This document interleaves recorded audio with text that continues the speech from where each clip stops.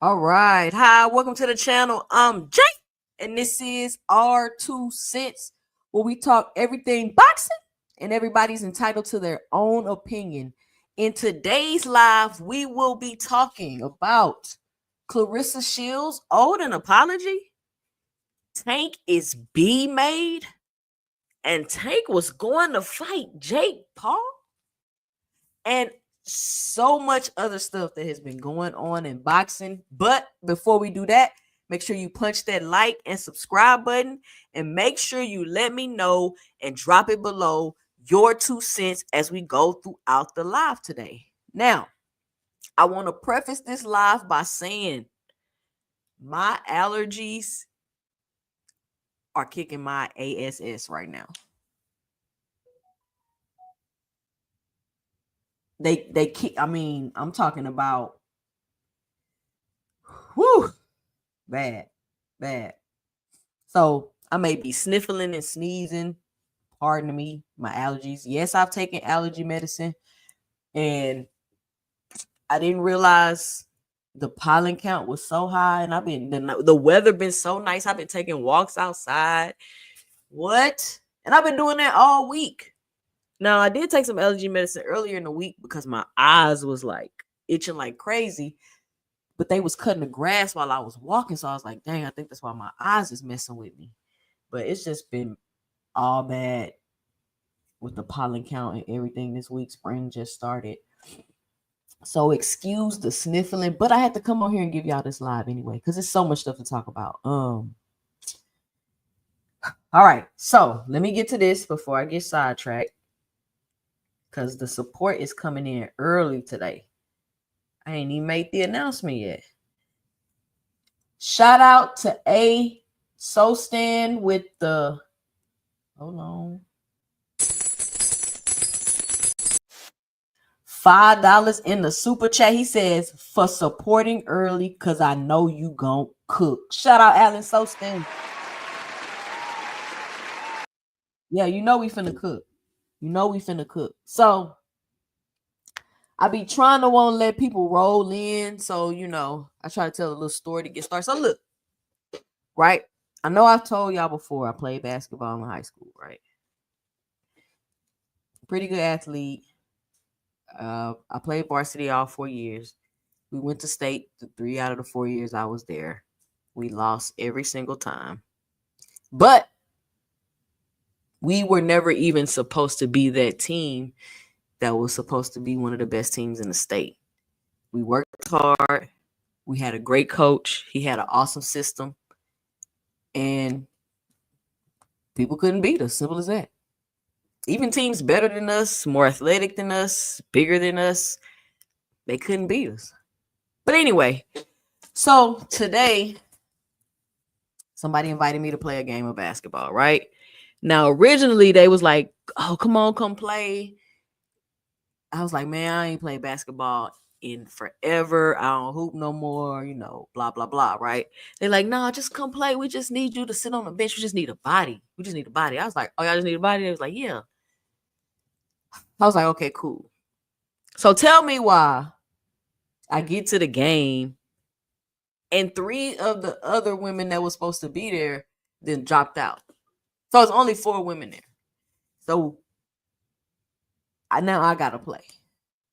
And I've told y'all before, like, I'm really, really competitive. And I don't really know how, like, to just kind of be chilling, especially in the game, people watching, you know what I'm saying? So I was like, I'm just going to relax. I'm not going to try to do too much today. So I relaxed. I ain't do too much today.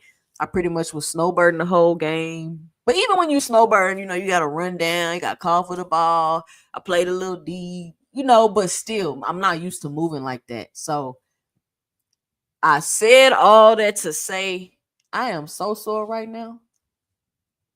I am sore. Like, I thought I was going to wake up and be sore, but no. I'm sore already. But you know how when you used to be an athlete, like your mind is still there, but you trying to do things, but you ain't been practicing, so you rusty, so your mind is working faster than your body. Like, I couldn't catch today. I was wide open and blew so many passes. And I'm like, why can't I catch? Blew layups. Like, I was looking crazy out there. Like, made me feel like I'm finna go to the gym and work on this. But I'm not. I'm chilling. I'm not doing that. It was just for fun. It's not for real. I'm not gonna play again. This is how I have to talk to myself, so I don't be dribbling and working on my handles type stuff. But that's just me. I'm a competitor. I compete with everything. I'm competing with you. You don't even know it. But that's just because that's how I motivate myself. That's all. It's nothing personal. So how y'all doing tonight? How's everybody weekend? Trying to let some folks pull up in here. All right. Let's get started cooking. Please make sure you punch the like and subscribe button. I would like to have 100 likes by the time I get off my live. By the time the live end, please make sure we get 100 likes. So you see new people coming in here, tell them hit the like button. You see folks in here, numbers ain't going up. Tell them smash that like button. Like my man Cash Crypto say, hit the like with your looking, you know what I'm saying? So it says 2 cents. You be dunking. You got to stop dunking on people, man. I'm telling you. But I grew up in the and one day, so you have to be able to dribble. Like, you're not at the court and you ain't got no handles. You ain't got no crossover. You ain't behind the back. Like you damn near had to be hot sauce on the court back when I was growing up and we was hooping. See, that's the era I grew up in. We was between the legs, throwing the ball behind the back, spinning, rolling on the ground with the cross. Like, you had to embarrass people. And I'm a girl. I don't know if y'all know that. So I really had to know how to play to get my respect on the court. I really had to know how to hoop. So it is what it is, though. But I love track. Like, track was my main sport, right? Track was my main sport. And I've been running track. I started running track in 2nd grade. I didn't learn to play basketball until the summer of my 6th grade year of middle school. So I learned to play basketball in 2 months because I would go to the gym, first I was playing outside, right? And they was teaching me the rules, like, oh, you got to take it back here. So I used to play outside. That's how I really kind of learned how to dribble, and that's how I learned how to play outside. Then I started going to gyms, and I would just sit there and watch people play because I was like, dang, I'm not that good. And then I started playing, and then I got good, and then I got better. So the 7th grade year, I played on a basketball team. That was my first year ever being on a basketball team. So I learned how to play basketball the summer of my 7th grade year. In 2 months, I started playing basketball in 7th grade. And my freshman year, I was on a varsity team. And then I was on varsity for all 4 years in high school. That's the type of athlete I am, or I was. But anyway, so let's start cooking. Absolutely. Absolutely. Me and all my friends play basketball, though. We all played basketball. We all was hooping. That was the thing to do. That's what everybody was doing. Like, what was you doing if you wasn't playing basketball in the 90s? Especially when the AN1 era came out. But that was a long time ago. So let's get started. Let's talk about this. Let's talk about this one first, because I definitely want to hear y'all 2 cents about this, because I know y'all gonna have something interesting to say. Oh, no. Hold on. Oh, I haven't even put it up here. Let me put it up here. Let me see who all in the building. We got Cash Crypto in the building. Supreme Cam in the building. All Things, what's up? Cornelius Burnett in the building. Milan. What's going on, Milan?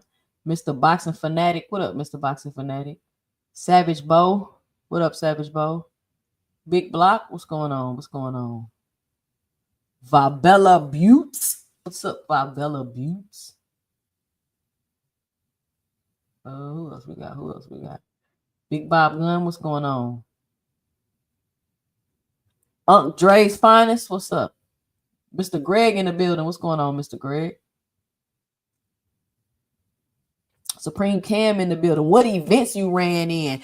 I was a long triple jumper, and I ran the 1 and the 2. But my main event was a long jump. I bet the 100, Cam.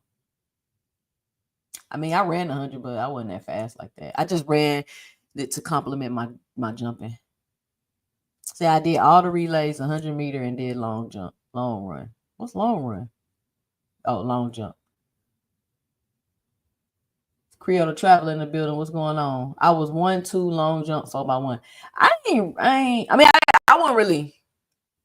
I wasn't slow, right? But I wasn't like winning. You get what I'm saying? Like, I wasn't slow. Like, I wasn't losing, but I wasn't winning either. So that's why sprinting was like not my main thing. But I wasn't slow, not by any means. And I did the 100 hurdles, but I got a scholarship for long jump and triple jump. Tomboy, a girl who enjoys rough, noisy activities traditionally associated with boys. I mean, that was the stigma back in the day. But as you can see now, it's girls doing all kind of sports. Like, they don't even call girls tomboys no more that do sports. They really don't. D-Town Funk in the building. What's going on? Ace So Stan, shout out to you, Savage Bo. Mr. Greg, you should make a channel if you don't have one. Your perspective on boxing is A1. Absolutely, Savage Bo. Mr. Greg, I got a video coming out with you in it. Yes, I do. Mr. Boxing Fanatic. Yeah, I started hooping in the 2nd grade. And then my freshman year, I got moved to. Where you got moved to? Oh, varsity. Yup. What up, Lee Jackson? And it was crazy when I went to high school because, like, I was a street baller. You know, it was a difference between like street balling and then like playing organized ball in a gym. So I had to learn to play like that. You know what I'm saying? Like, because I had never played in like an organized system like that. Like, We at the black school. We just out there hooping, crossing people up. We doing the same thing we doing on the. We doing the same thing we doing at the open gym. We wasn't setting no picks like that and rolling and full court pressing and boxing 1 and 2 threes on. We wasn't doing none of that. We wasn't doing none of that. I could have considered it back when I met Marty. I still might. Thank you for mentioning it. Shout out, Mr. Greg. So let me add this real quick, and then we finna get started because I've been talking too much. But I try to be a little personable with y'all because really I'm an introvert by nature. So if y'all couldn't tell.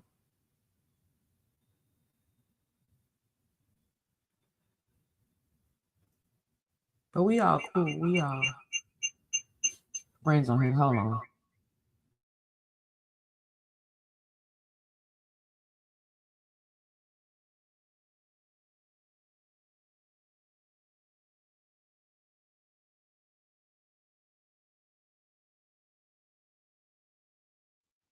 Okay, so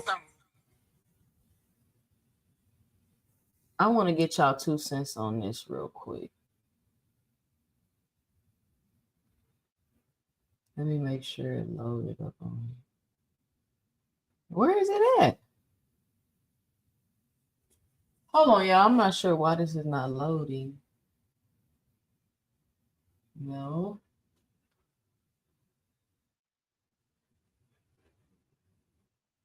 Give me a second. Hold on.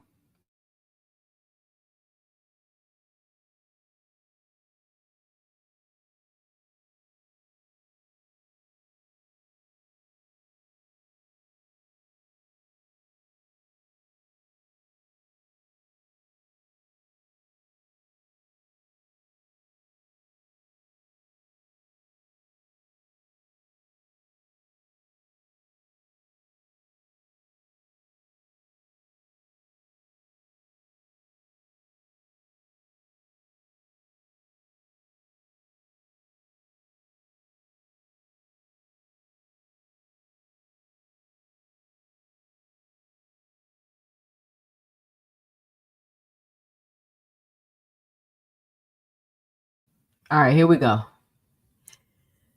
Clarissa, the Quote T-Rex Shields says, what? Y'all want a cookie? Man, listen, every network that posted I was suspended for a positive marijuana test, you better post that it was an error with a faulty test. Shouldn't be reporting ish till I got the chance to defend myself. Y'all just ready to report anything bad on me. Y'all ain't never gonna have nothing on me. Give it up. I'm going to always win. Now, I'm gonna give y'all a second. What is y'all 2 cents about the statement? If you don't know the story, Clarissa Shields tested positive for marijuana after her last fight and was suspended or about to get suspended.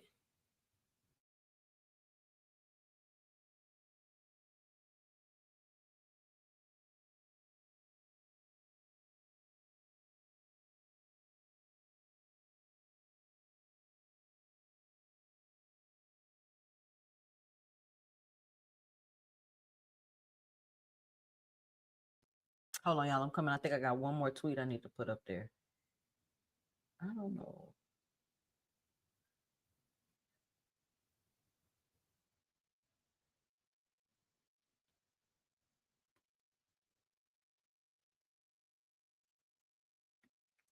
Okay. And then she goes on to say, hey, at World Boxing Org, I'm sure y'all got the news. Make that apology as loud as y'all disrespect was. I've been a champion for y'all organization for many years. So to threaten to strip me from my title that I worked very hard for and not stand behind me and supporting me till I at least had a chance to prove my innocence, that was foul. Not you, not how you treat a 4-time undisputed champ who have carried y'all belt with pride for all these years. Now, I'm gonna get my 2 cents about the situation, right?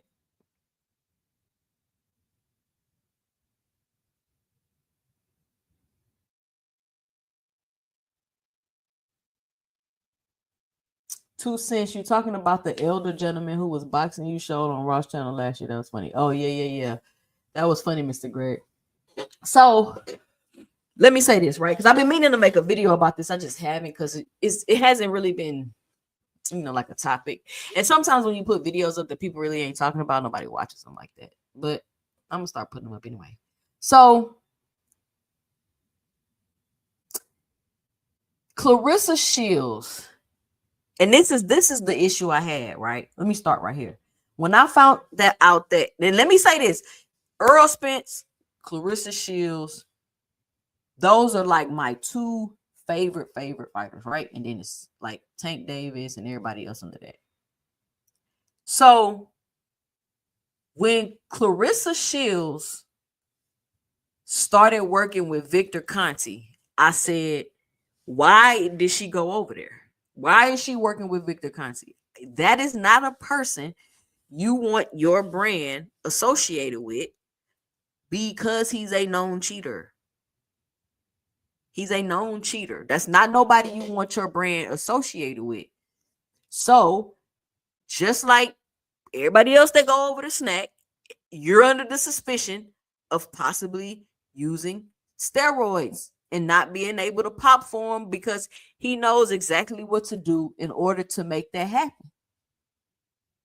And that's always the case. And I'm saying this to say the point that just because she's my favorite fighter, don't mean she can't be cheating with Victor Conti.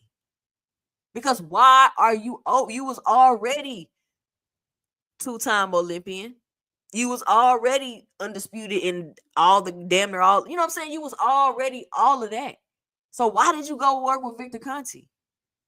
Like, I don't be getting it. Like, why do these fighters get to their peak? Oh, let me get your wrench. I don't know what happened to your wrench, Mr. Box Fanatic. I did have to redo people's wrenches because some people had super wrenches, and I don't even know how I did that. I was new at the beginning when I was giving out wrenches, and then people was timing, running around popping people with wrenches in the chat. So I'm like, what is going on? I'm gonna get you back right, Mr. Boxing Fanatic. So I'm like, what was I saying? Why at the height of your career are y'all associating yourselves with Victor Conti? And I don't think anybody should associate their brand with Victor Conti. Not publicly. I wouldn't. Because of what comes with it. So then, boom, you whip Victor Conti. Everybody seeing it. Everybody talking about it. You snack. You got the snack stuff on. Some people like, oh, maybe she just, sponsored, woo, woo, woo, but you're not sponsored. He's already came out and said he's been working with you. So you working with Victor. So now you're under that suspicion and you're under that scrutiny because your brand is associated with a known cheater. Then you come out your fight with this heavyweight, big girl that you knocked down, really, you ain't knock her out. And then your fight before you got a knockout, you ain't been getting knockouts. You working with Victor now. You moved up in weight. Now you knocking people out. I'm not saying nobody doing nothing. I'm just saying the optics. This is what it's looking like, right? So then after that fight, you pop dirty for marijuana. Now, nobody is really caring that it's marijuana. They just knowing, oh, Clarissa failed a drug test. Oh, cheater, blah, blah, blah. That's going to happen because of who you've associated your brand with. Because who you've associated your brand with, any little anything, you're going to be called a cheater. You're going to be called this. You're going to be called that. Now, with the post that she's put up, now that's that. I just want to, because I feel like that's the elephant in the ring. At least it has been for me because I haven't spoke on it. And y'all know how I feel about Snack. And you know how I feel about boxers that work with Snack. I'm not saying nobody's doing nothing. I'm just saying you're under the suspicion because of who your brand is associated with. And not only who your brand is associated with, but what he has the power and the abilities to do and the knowledge that he has of circumventing beating drug tests, his connection to Vada, which he does have a connection to Vada, whether you want to believe it or not, and the fact that you need to be able to know dates of drug testing to circumvent tests, like, it's just all crazy. But I'm not saying nobody doing nothing. I'm just saying common sense. So she puts out the tweet, and I'm wondering, and this is my question, y'all let me know and drop it below. If I'm a champion and I fail a drug test for marijuana, you get stripped? Do you get stripped? I don't know. Do you get stripped if you fail for marijuana? And I really do think that she's right. And once again, I haven't even read the comments or how people are responding to her about this. I hope it's not negatively, because I don't understand why y'all wouldn't let all of this go through before y'all even started talking about stripping her. They was already saying, the numbers is with contamination. It was a mouth swab. It's blah, blah, blah, blah, blah, all this other stuff, right? And then you got other people coming out, hopping on a train, talking shit when allegedly some of these people know she don't smoke weed or whatever. She don't smoke. They know she don't smoke. People that know you don't smoke, whatever. So, first of all, if she was smoking, I don't think that's like nothing to be like. I mean, I guess you shouldn't be smoking because you got to fight, but it's not steroids. It's not cheating. It's not none of that, right? But why did all the publications and everything, like, they're going to do that anyway. But you got people coming out saying she popped for steroids. You had Rick Glazier coming out saying she popped for steroids, when that wasn't even the truth. And I know Rick Glazier most likely knew what the true story was. He just probably wanted to put that out there because he's a shock jock. He like to just make up stuff and put it out he be engagement forming. You know what I'm saying? That's what I realized Rick Glazier is doing. Because I started screenshotting contradicting tweets, and he does it a lot. He's always contradicting himself if you pay a little bit of attention to Rick Glazier, but y'all just read one thing and then get emotional, run with it, read something else and get emotional. You're not critically thinking about what you're reading, but I digress. But that was to be expected.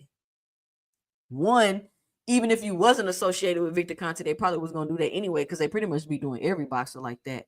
And two, now that you are associated with Victor Conte, they're waiting on you to mess up. They're watching to see if you get popped or caught doing something.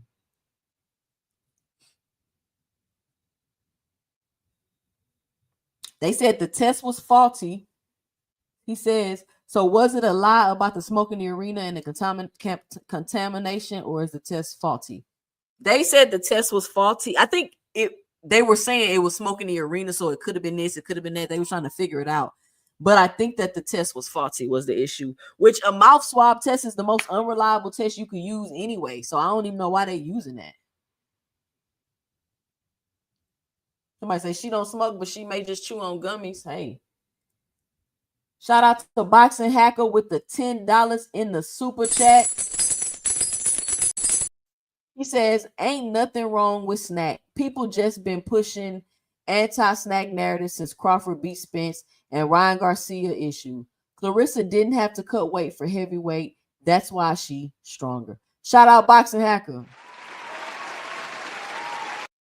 Now, I'm going to say this, Boxing Hacker.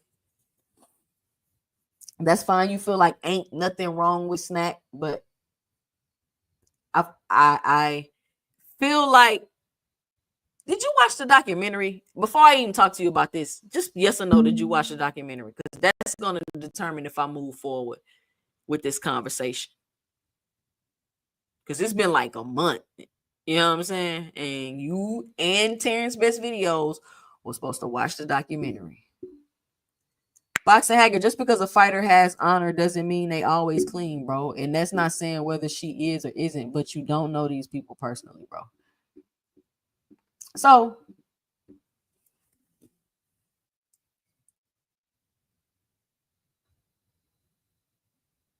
Hold on, y'all. I got another Cash App. Hold on with the support tonight.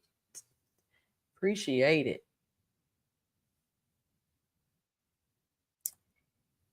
We got JS. I'm not going to say your name. He says, for peace from Puerto Rico, Island Verde, 2 cents. $10 in the super chat. Oh.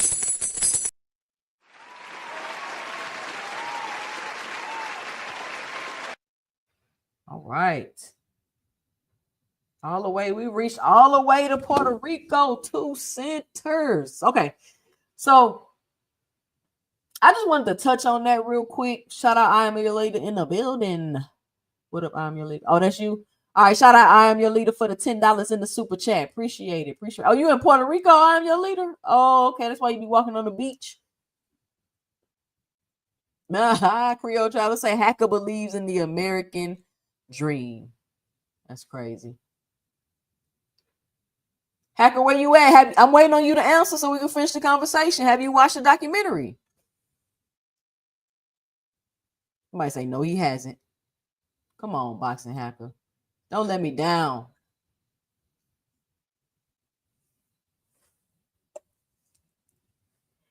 So I just want to talk about that real quick.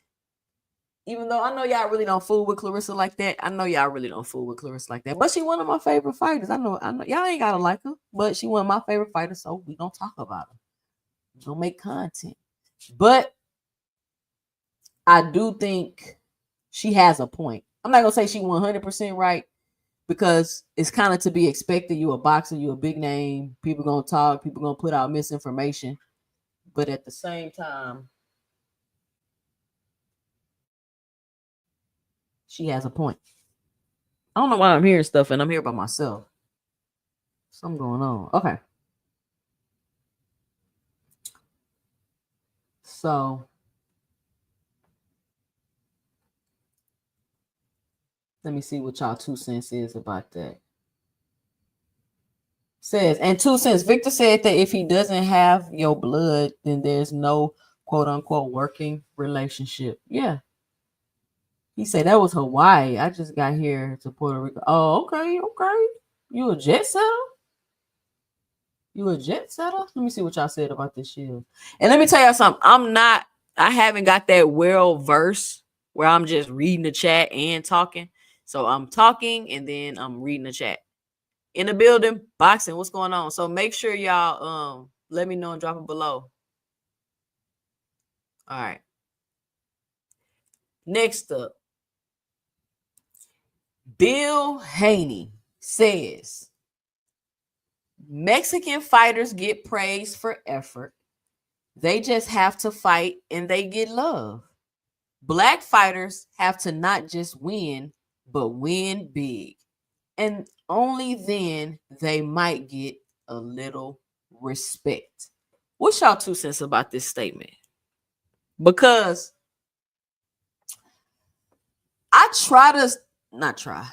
I really don't talk about, oh no, fly frequency, you was out of line, bro. Yeah. Hold on. My bad, y'all. Let me fly frequency. You was out of line, bro. You was timing people out the chat. Hey, y'all don't time out flyer. Nobody time out flyer. Nobody time out flyer. But you was timing people out the chat, bro. What you thought was gonna happen? I had to take actually a lot of people wrenches because y'all had the super wrenches. I'm gonna give you your wrench back. You ain't the only one that came in here without the wrench, so don't get all in your feelings. I'm gonna give you your wrench back, but don't be timing nobody else out in my chat without going through the proper procedures and protocols. We don't do that over here. Let me know if you agree, if you understand.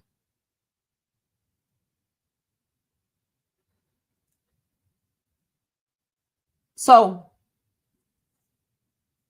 it's boxing definitely has a big race component. And like like when VA Money Group comes on here, he's like, it's not really a race component. It's more like, countries. It's supposed to be our country against your country.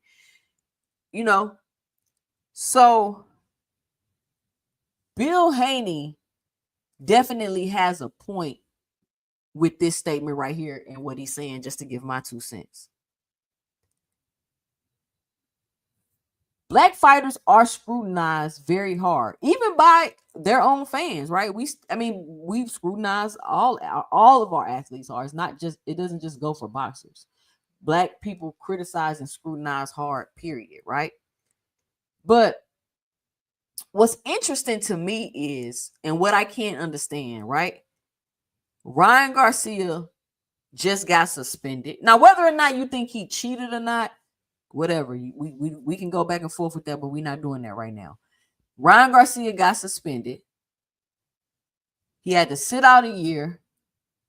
He on podcast talking about how he was doing shrooms and losing his mind, and he shouldn't have been messing with the mushrooms, because really I think what happened is he was messing with the mushrooms and it threw him into a psychotic episode, which is what I was telling y'all. If y'all go back and watch my videos, that's exactly what I said. That's exactly what I said.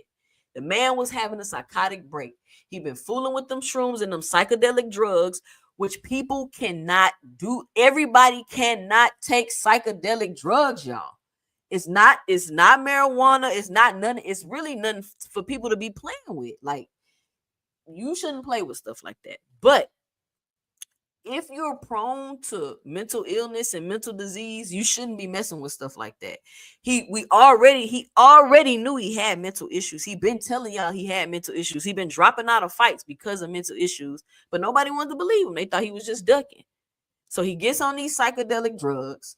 He acting a fool to the buildup. He drinking. He partying. He putting on motorcycle helmets and tearing up and crashing his room. He talking about trafficking and all this other kind of stuff, which is what, if you ever known anybody that's been, and this is not to say that anybody that's talking about this stuff is crazy or is having an issue, but if you've ever known anybody that's had a psychotic break, I've literally been around this, seen it happen in real time. That is what happens. They start talking about stuff like that. They get deep into stuff like that. They seem like they cool. It's almost like they seem like they faking, and you get upset. You're like, man, stop playing. Stop playing. Like, you really start to get irritated. And if I wasn't already educated on things like that, because I'm just a nerd and I like psychology. Anyway, I read a lot of books. Let me say that. I read a lot of books. If I wasn't already educated on things like that, I wouldn't have been able to tell the family what was going on so that they can get him the proper help that he needed. And I don't know how bad it would have went. And that's what happened with Ryan Garcia. And after that happens, you never really fully get back all the way okay. So Ryan Garcia he was already messed up before the shrooms. He's even more messed up right now. He might be out that trip he was in, but he's not okay. So after Ryan Garcia does all of that, he comes back, and his first fight is a championship fight. I mean, a title championship. His first fight is a title fight, and he's supposed to be getting paid $20 million. What? How?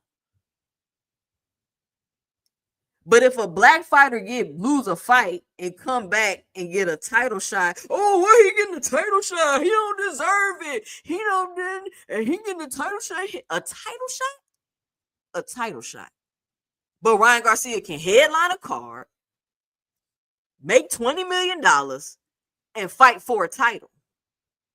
And people want to run around and act like that's cool, and then for Devin to be on the undercard, like, it's no type of disrespect there. Like, I don't get that, but that's just my that's how I feel about it, right? That's my 2 cents from the information that I know from the YouTube streets. And it's crazy for Bill to say this, because he's like literally in the situation right now. Like, literally, like, Ryan Garcia basically, what did he do to, quote unquote, deserve to headline a card, get paid $20 million, and fight for a title? But you can have a fighter that been you know what I'm saying, beating up people, winning, collecting belts, showing that you know what I'm saying, whatever. Lose a fight and get a title shot. Everybody all in the uproar. Why he get a title shot? He don't deserve it.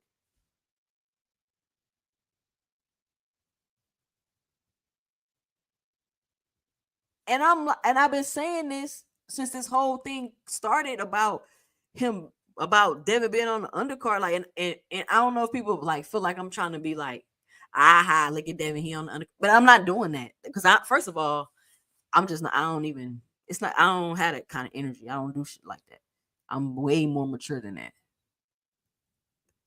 I told y'all, if y'all go back and watch my videos, when Devin announced he was coming back, I was going to follow the story to see what path he take because I want to see him come back and have this great redemption.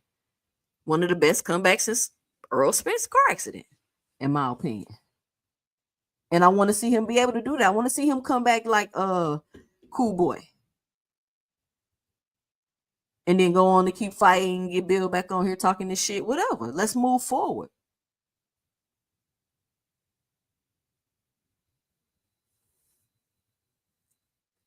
Andre Smith in the building. He say salute to since performing a park. What does that mean? And you got the boxing hacker and the Haney hole saying Devin getting paid more than Ryan. Sugar Shane Mosley said he never tested positive. You see what I'm saying? Boxing hacker, you doing everything but answering me. Hold on, let me say this. Let me go back and scroll up before I say you ain't answer the question. Y'all, did boxing hacker answer me? Did you watch the document? Nope. Boxing hacker, let's see. Hold on. Oh, here we go. No, I didn't watch it. Boxing hacker. We can't talk. You cannot talk to me about Snack and Victor Conti until you watch the documentary. Why do people that got fighters associated with Victor Conti don't want to watch the documentary? Can somebody tell me? I've talked to so many people that try to act like, I don't know why Snack a big deal. I don't know why y'all, just because they with them and just because they did the oh, did you watch the documentary? No, I haven't seen it. What? Then that's why you don't know why. You keep saying you don't know why because you haven't done the research to see why. To even if you don't agree, you won't even do the research to even try to understand our perspective. You just trying to tell people that they wrong and you don't even know. Don't do that, boxing hacker. That's not a very intelligent thing to do. And I'm not taking no shots at you. I'm just telling you, if you're going to argue a point, be a little bit more informed. I promise you, if you watch the documentary, you would not be saying there's nothing wrong with Snack. You wouldn't say that. You just wouldn't say that. Put a 1 in the chat if you've seen the documentary.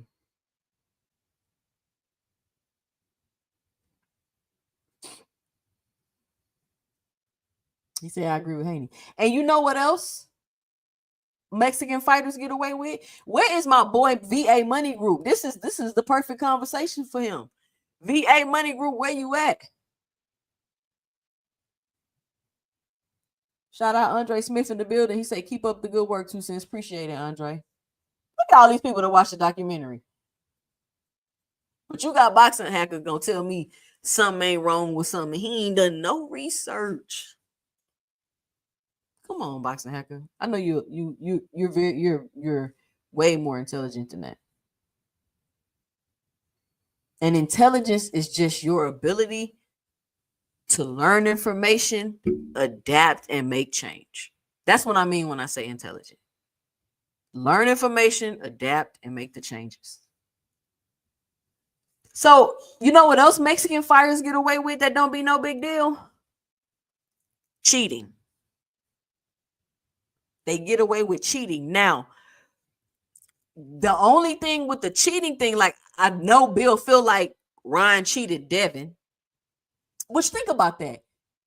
Ryan taking shrooms, drinking, psychotic episodes, probably bullshitting in the gym, overweight, need to lose some weight, take something somebody gave me, had something in it, made me pop.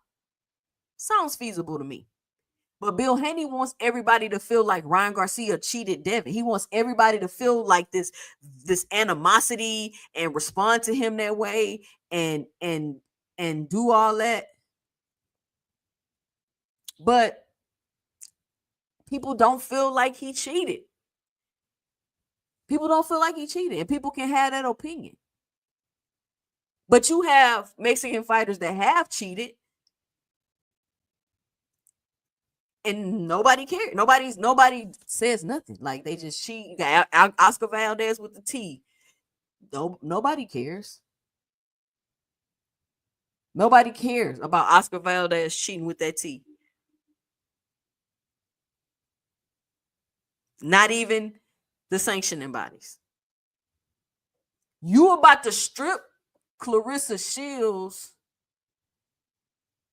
for a faulty marijuana test, but you let Oscar anyway. Y'all get where I'm going? Y'all see where I'm going with that? So Bill Haney has a point in this tweet. And Bill Haney says things that make sense. And I do agree with some of the things that Bill Haney say. My only issue is that Bill be manipulative with the things that he's saying. You get what I'm saying? So I be really on like high alert when I'm trying to agree with Bill, because I'm trying to see where you trying to spin this, or if you know what I'm saying, trying to play victim or something like that. But I think he's absolutely right. Like black fighters across the board are judged differently than all other fighters. They get away with things that black. Like imagine if a black fighter cheat, like it's not gonna be just no swept under the rug type of thing. Canelo cheat, swept under the rug. He cool. He back on top. People throw it in there. Oh, y'all know Canelo cheating. Just keep it moving. But you know, though, these people have got popped and caught for things. Tyson Fury, known cheater, has gotten caught cheating several times. Several. Cheats Deontay Wilder in a live fight, glove flopping back and forth like the wind blowing. Nobody cares. They didn't even they act like they didn't even see it. They act like they ain't even see the glove flopping. Oh, it was a flick jab. It's when you flick it. I ain't never seen that happen since. I ain't never seen no glove flicking since. But anyway, I digress. I want to stay on topic. So let me see what y'all saying about this Bill Haney. I'm about to drop the link. How long have I been talking? Oh, I've been talking for an hour. I'm not even done. Y'all. Y'all want me to drop the link and then let y'all come up and let me keep cooking, or y'all just want me to keep cooking? So apparently Big U was arrested on a RICO charge. Now I'm gonna tell y'all, this segment of the show, it might get a little gossipy, but it's still about boxing. It's still about boxing, but y'all my friends, so we can, you know what I'm saying, do a little gossiping, you know what I'm saying? Big U wanted Adrian Broner beat up for not checking in with him after he took a total of $6.5 million from NBA All-Stars in a fixed dice game. Big U then charged $100,000 to each player to help them get their money back, offering protection and enforced check-ins. So, y'all, it's so many things. When I read this, when I first seen this, because I was like, man, I don't even know if I want to talk about this. You know, I'll be trying like to kind of like stay away from like the pop culture type drama going on. But I said, first of all, you win $6.5 million in a dice game. In a dice game. You mean to tell me y'all running around? I don't care how much you make. Y'all running around blowing this much money to the point I can win $6 million in a dice game? Not only am I losing $6 million in a dice game, I'm being cheated in the dice game by Adrian Broner of all people. So not only am I wasting wealth, I'm getting cheated. And then after I get cheated, I gotta pay another 100,000 for you to help get my money back. You ain't say you would get my money back. You ain't gonna help me get it back. That means we might not get it back because you might not be able to help me. That's crazy, y'all. That's crazy. Like these young guys, these athletes with this money, they're running around being uber irresponsible. Uber irresponsible. But I mean, what they say, 90% of all athletes go broke. This is why. This is part of the reason why. You won 6.5 million. You can retire on 6.5 million. You can retire on that. You literally could live the rest of your life off of 6.5 million, invested in the right vehicle, getting the right rate of return. And y'all blowing it in dice games. And then you paying another 100 to get help to get it back. And Adrian Broner, you finna get beat up because you ain't checking in. These dudes is extorting. They was extorting the mess out of these celebrities. And I don't understand how you get like, I don't get it. You feel what I'm saying? Like, what y'all gonna do? Y'all gonna come kill me? I don't know. Maybe I don't know. But listen. I don't know. I don't know because I just don't understand. 6.5 million, man, that's crazy. Imagine getting 6 million in a night. Yeah, you blowing money fast. You blowing money fast. You could get, and I heard him telling another story about he won $3 million another time in a dice game. Like, bro. And you know you finna win because you cheating. Man, people finna come looking for you, Broner. Y'all see, y'all doing all this, y'all running around, y'all scamming people, y'all extorting people. Y'all think this stuff don't got no end, or you're gonna be able to do it forever? Ain't nobody ever gonna come back on you? Like, the universe don't work like that. It's definitely gonna catch up to you one way or another.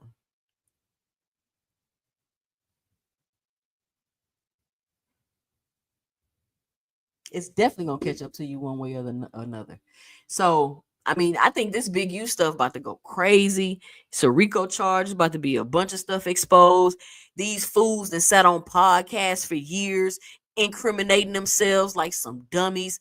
I don't understand these young criminals. Like, why do y'all want people to know so bad what y'all are illegally doing? You want notoriety and to be a star from being a criminal.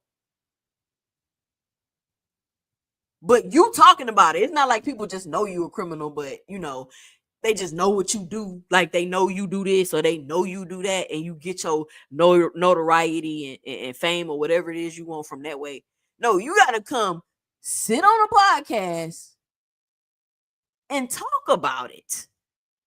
Fans just sitting, they don't gotta tap your phone. They just sitting there taking notes every time an episode come on out. They don't even gotta watch it live. They can go back and replay it. They can keep watching it over and over. They can cut out pieces and make a whole expose to put for you in court with all the incriminating stuff you said about yourself voluntarily on a podcast like a dummy. I don't get it. And I know it's not about boxing, but it's about boxing. And once again, AB, one of my favorite fighters, so we're going to talk about it. But I don't want to get too deep into all that. I mean, if y'all want me to keep going, you can keep going, or I could just drop the link and we can get everybody up here. And let me see if I put anything about that. Y'all do know that Yellow Beezy was arrested in connection with Mo 3's murder. And you know when the topic came up, Earl Spence' name was gonna come up. And I've heard some people saying some pretty ridiculous things about the situation. And I don't get it. Like, I don't understand why y'all feel like that. Why would you want Earl Spence to be charged and go to jail? I don't understand why y'all saying that. I would never want Terrence Crawford to be charged and go to jail. Like, he hasn't been implicated or anything. I mean, I know what the rumors are. But he ain't been picked up or questioned by police as far as we know. So why y'all running around saying y'all want him to get charged and go to jail? Like, that's crazy to me. And y'all don't even know what the situation was.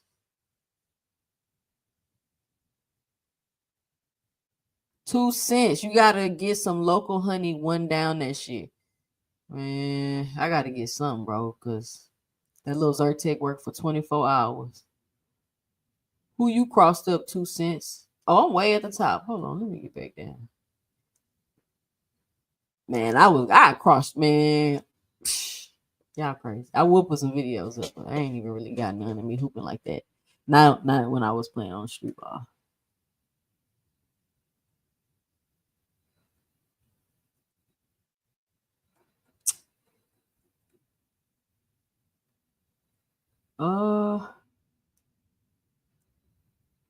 All right, y'all. Be sure to punch that like and subscribe button if you're enjoying the conversation. Make sure to help support the channel by hitting the Cash App at 2 Cents Boxing. Or you could drop a super chat with your 2 cents in the chat. You can definitely call into the show to give your 2 cents. If you don't want to sit up there on the panel, you just want to call in and give your 2 cents, say what you got to say at 281-845-2103. I'm about to drop this link. I've been talking the whole hour. And man, I just had a lot to say today. Like, people been tripping. Oh, Tank fighting Jake Paul. Tank B, man, they ain't even got to that yet. But I'm about to drop the link. Mr. Boxer Fanatic say, hey, 2 cents, I believe he definitely set up that murder for show. I'm surprised it took them 5 years. Mo 3 didn't have no issues with nobody besides Yellow Beezy. How you know it was? Nah, they was saying he was messing with the dude, the girl, and she had a baby daddy she was with and all that stuff. So I remember that was like a motive they were saying at the beginning. Creole the Traveler say, don't get it twisted. Shout out to the Resistance. There is the link. Come hop up on the panel with me. So there is this thing like where somebody said that Tank was fighting Jake Paul next. And that's not even actually what they said, right? But for some reason, people was like mad at Tank because he was in talks to fight Jake Paul next. But he not fighting Jake Paul next. He's fighting a rematch next. So I don't understand. Like, it's like you being mad at somebody because they was gonna do something and something else came up and they did something else. So they didn't do originally what they was finna do. And they doing something else. He's going into the rematch, immediate rematch with Lamar Roach. He's not fighting Jake Paul. That's why when they kept saying that and talking about it, I'm like, why do y'all keep talking about this? They're clearly talking about fighting each other next. Why do y'all keep talking about Jake Paul? And I'm just like, if he was fighting Jake Paul next, so what is the big deal? He fighting Jake. Y'all obviously know it would not be a real fight. It would be some we in here BSing for the fans type thing. They can't fight for real. Jake Paul's too big. They're not going to sanction a fight like that. It's just, you know what I'm saying? An exhibition, maybe, but it wouldn't be a real fight. They'd probably be doing 8 rounds or something stupid. Just, it wouldn't be a real fight. And I don't understand why everybody's in an uproar. And they say, oh, 2 Cents, you got to hold Tank accountable. You don't never hold Tank accountable. First of all, I don't know Tank. I can't hold that nigga accountable. I don't know him. He a grown man. But what I'm saying is, if he was to fight Jake Paul, and this is my thing, right? If he was to fight Jake Paul, he obviously would be making a big bag. When any other fighter is doing any other BS, but they quote unquote getting a big bag, nobody got a problem with it. Oh, Terrence fighting Avanesian for 10 million. And he getting that bag, though. Yeah, he getting that bag, man. Forget Earl, he getting that bag. When this nigga, you ducking on the fight, prolonging negotiations, you doing all this extra. Everybody want the fight. Everybody wants this fight. We waiting on it. You playing in BS and you run off and go fight Avanesian, but that was okay because it was for a bag. We're getting the bag, he getting 10 million. Who believed that the guy's getting 10 million to fight Avanesian? That just didn't even make sense anyway. But it's okay. It's okay for Shakur Stevenson to run over the Matchroom, go fight in Saudi, go fight prospects and dudes on short notice. Oh, it's okay. He getting the bag. He getting the bag over there. He getting the bag. Turkey getting him the bag. It don't matter who he can go fight anybody. He getting the bag. So it's okay for everybody else to go get their bag. But Tank has the opportunity to go get a bag. But y'all mad. I don't understand. I don't understand. I mean, y'all tell me if I'm tripping. Let me know and drop it below. Shout out to Mr. Greg and Cash Crypto on the panel. What's going on? Salute. What's going on, too? What's going on, Mr. Greg? What's your 2 cents? What you got for the show? Hey, you touched on some subjects. I'm going to try to be very fast and touch on the things you said. Let me start with Clarissa. I like Clarissa Shields, and I understand why she's on 10 all the time. If you notice, she had to go through being called ugly and all those kinds of things. If you notice, she's doing a whole lot of glam shots now. You've seen her posted up with what I guess y'all call thirst traps. She's doing that. She's showing up to fights in designer wear, the Fendi and things of that nature. And so when this thing came up about the marijuana and so forth, I understand her being upset about it. She's on the verge of getting some endorsement deals, some really big ones. So you know how companies are. They're very touchy. They're very sketchy. They're very scared of being accused of anything when they side or sign someone who then gets called a cheater and so forth. So I understand how she feels about that and why she kind of posts what she did. I'm glad they cleared it up, but that's just something that you don't need. And she expressed that to the fans. That's where I stand on Clarissa. On the thing with Bill's not wrong. This goes back before I was born, when Jack Johnson was fighting. If you think about it, you read some history, they were writing laws to govern all of us that had something to do with Jack Johnson beating white fighters in the ring. And this is back when fights were sometimes 20 rounds and so forth. And so what has been established, you can see if you look at fights throughout the generations, the black fighters have been the ones who are most superior in the ring, not just in strength and longevity, but technique and skill and talent. So there's always been regulations and rules and so forth that were created to sort of comprehend or bring under control black athletes. Just like even in the NBA, if you remember, or if you know, at one time, players couldn't dunk because only black players were able to do it and do it very well. So they wrote a rule: you can't dunk no more. The great players played in the Harlem Globetrotters because they could do things you couldn't do in the NBA at that time. So the same thing is true with the fighters. They always are doing something because there's a attitude toward black people, period, that goes back to where I said about Jack Johnson, and it spills into the rules and how they're treated and how they are looked at. And to me, they're compromised in a lot of ways. So Bill is not wrong in what he's saying. I think Bill probably is a messenger that everybody looks at sideways, because he wants to be like a Don King, but he's missing the match. But overall, Bill is right in what he's saying that black fighters are held to a standard because black fighters actually set a standard. And a lot of fighters still, until reaching the last generation or so of different fighters from different parts of the world, started catching up. So that part is true.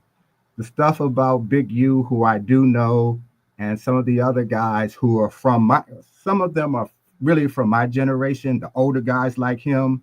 He's a few years younger than me. I think somebody mentioned the dude from Mob Ties, Jay Prince.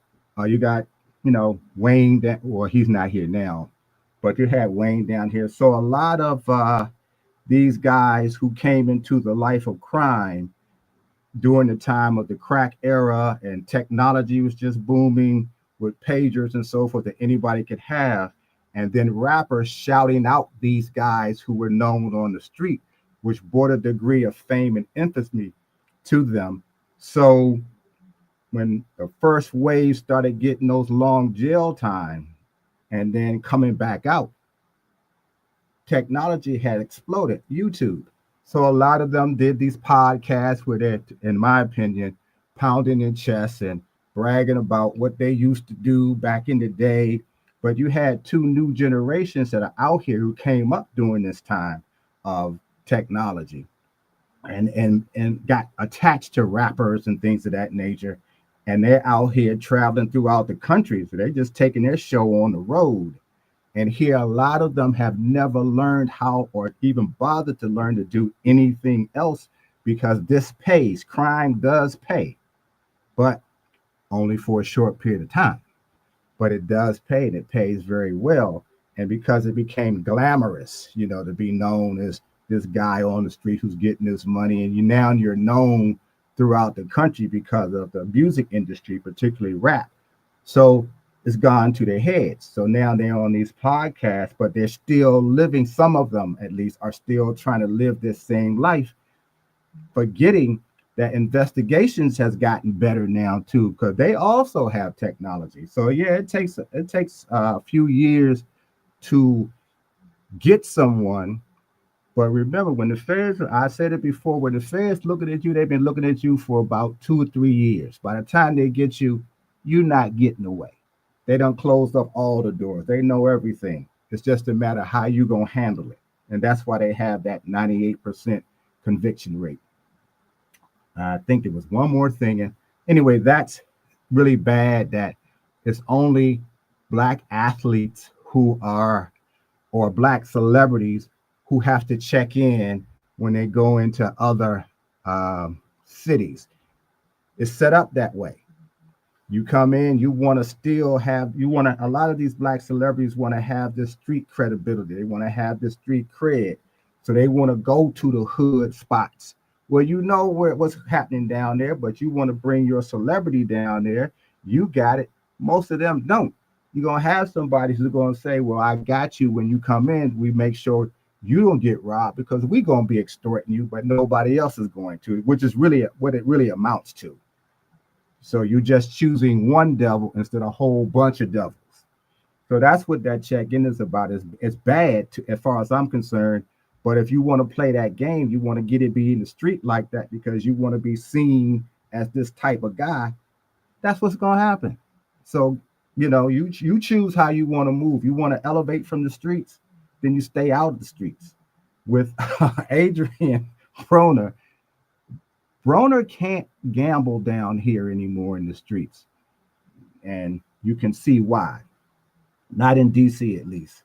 But they ran him out of DC. Broner, I don't want to get too deep into, but as far as I understand, and I think my understanding is pretty good, Broner can't come down here gambling. He got a friend or two still down here, but all that gambling stuff that he's doing, the stuff he was doing in the pool halls and at the bowling alleys, don't come down to. That's why he got in that fight at that bowling alley. Oh, that was about gambling. Yeah, that was about. What was he doing at the bowling alleys? Well, they were gambling, and he was losing, so he decided he wanted his money back. And Ah, that happens. A lot of guys get gamble, they lose, but they can't handle it, so they get the tool, as they say, and want to get the money back, and it can cause some problems that go way beyond just that particular game. So, that, but these basketball players and so forth, like I said, they want to be in the streets and all that kind of stuff when you should be at home or you should be at the gym perfecting your game, but you want to have that street credibility. And a lot of guys came off the street who could play ball, but they want to still keep one foot in the street. So you're going to have those kind of problems too. With Broner, I don't know if the 3 million, I don't think he won that much. I'm guessing on that. It could have been, but I'm just going to say I don't think it was that much money. But it was a lot of money. I know Michael Jordan used to lose money gambling in the high six figures at least because he was a heavy gambler. And when you have that kind of money, you tend to be a little silly because that's how the strip club stuff started. The making it rain stuff started. You want to go to the club with $10,000 worth of ones and show off to show that you got it. And a lot of guys fell into that same pattern because it became glamorized. You hear it in the rap videos, you see the videos, you hear the music, and you want to then relive it. Except you don't know what problems you're causing for yourselves until years later you're getting arrested for something stupid that you did that been documented. You think you older and you try to hide behind having these kinds of organizations that are designed to help young men, where at night you still doing your dirt out here in the streets. It comes back on you.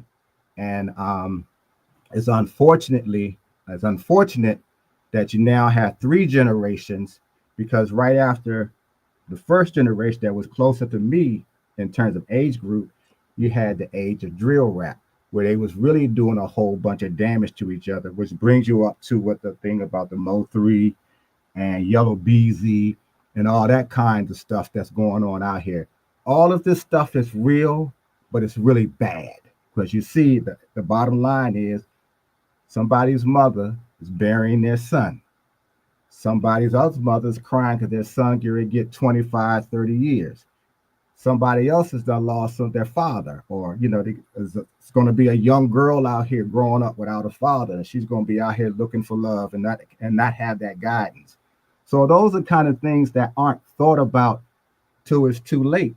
But when you can't even listen to older guys who did some of this stuff, who are like in my age, I would never be on a podcast, regardless of what I might have done when I was younger, talking in a way about some of this crime stuff that maybe I have been a part of or been around, unless I was doing it as a cautionary tale. Don't do this. Here is why. Not pounding my chest about, I had 30, 40, 50,000 a day. I was driving this, I was wearing that. Those are the kind of things that young boys really are attracted to. They're not hearing you could get this time. They're not hearing you could find yourself in the grave. They're only hearing what has been glamorized to them. And that's what attracts them. And that's what the street does. It's a poison to me. It's a drug to me that attracts you. It's exciting. You're doing things. It's been glamorized. Women, if you got money coming after you, dudes, if they respect you, they're going to be around you. Dudes who want to rob you, watching you, see if they can get at you. All of those things seems to excite young guys. And here you have it now. Look, there was nothing good about this story about these people. Nothing good. One going to jail, two going to jail, one dead. That's what I can say about that. And I hope Adrian don't get in too much more trouble. oh, The he probably Jake, definitely will. yeah, the Jake Paul and Tank fight is funny to me. We all know what that is. If Tank gets some money from that down the road, bravo.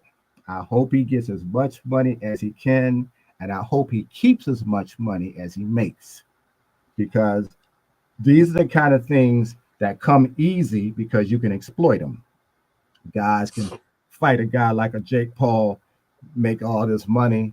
and there's going to be people around them, praise them, patting them on the back because they got their hand out. And sometimes some guys aren't as smart with their money unless they got a good, solid, honorable team around them. And I think Tank has some of those people because although I think I mentioned you got to have a plan, there has always been a plan for Tank that, for all practical purposes, has worked. He's a pay-per-view star. He's gotten some money.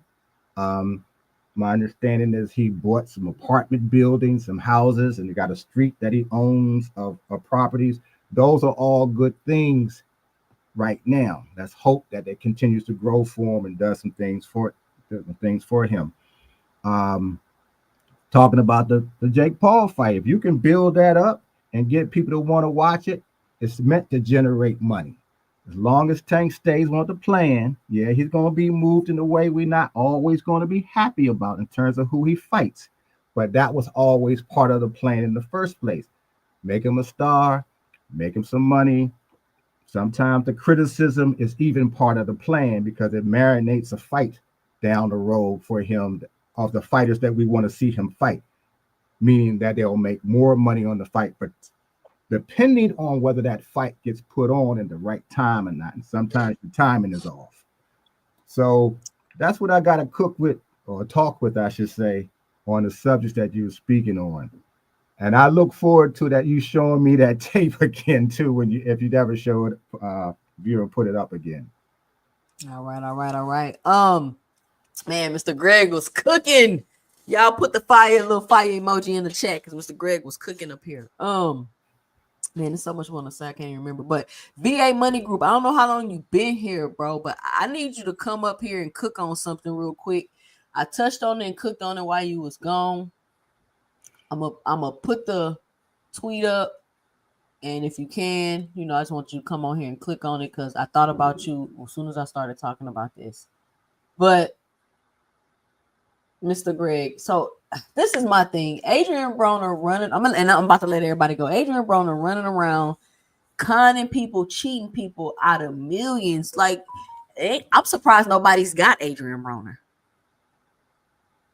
Like, I don't know who he run with or who his crew is, but that's crazy. Like, he's been cheating dudes out of millions. Like, how do you even lose millions? Like, you just be like, I'm gonna wire it to you. Like, what are y'all doing? Just wiring each other hundreds of thousands of dollars back and forth? That's crazy. You can't have 4 million cash with you. 5 million cash. Like, there's been some intervention. Trust me on that one. From what you just said, how you got away with it. It's been some intervention. Let's put it like that. Okay. Cash Crypto. Listen. We got a lot of topics to touch on tonight. I still got some things I haven't touched on. I might have to save them for Sunday, but my Sunday show is so short. Cash Crypto, what's your 2 cents? What you got for the show?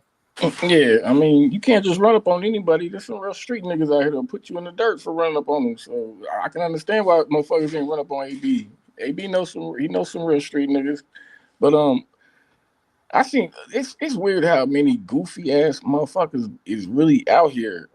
Not only in the streets, but on YouTube, man. Shit, I seen a lot of people laughing and giggling about the the like EJ possibly being part of it or going to jail. Like, man, just for you to even be laughing about someone going to jail, it just shows you never spent a day behind bars. Because 99% of these bitch ass niggas will be in there getting their food took and be in PC crying and shit. Like, so if you ain't never did a day in jail, man, like, you shouldn't even be talking about jail, man. Like, why you even got a fucking opinion about this shit?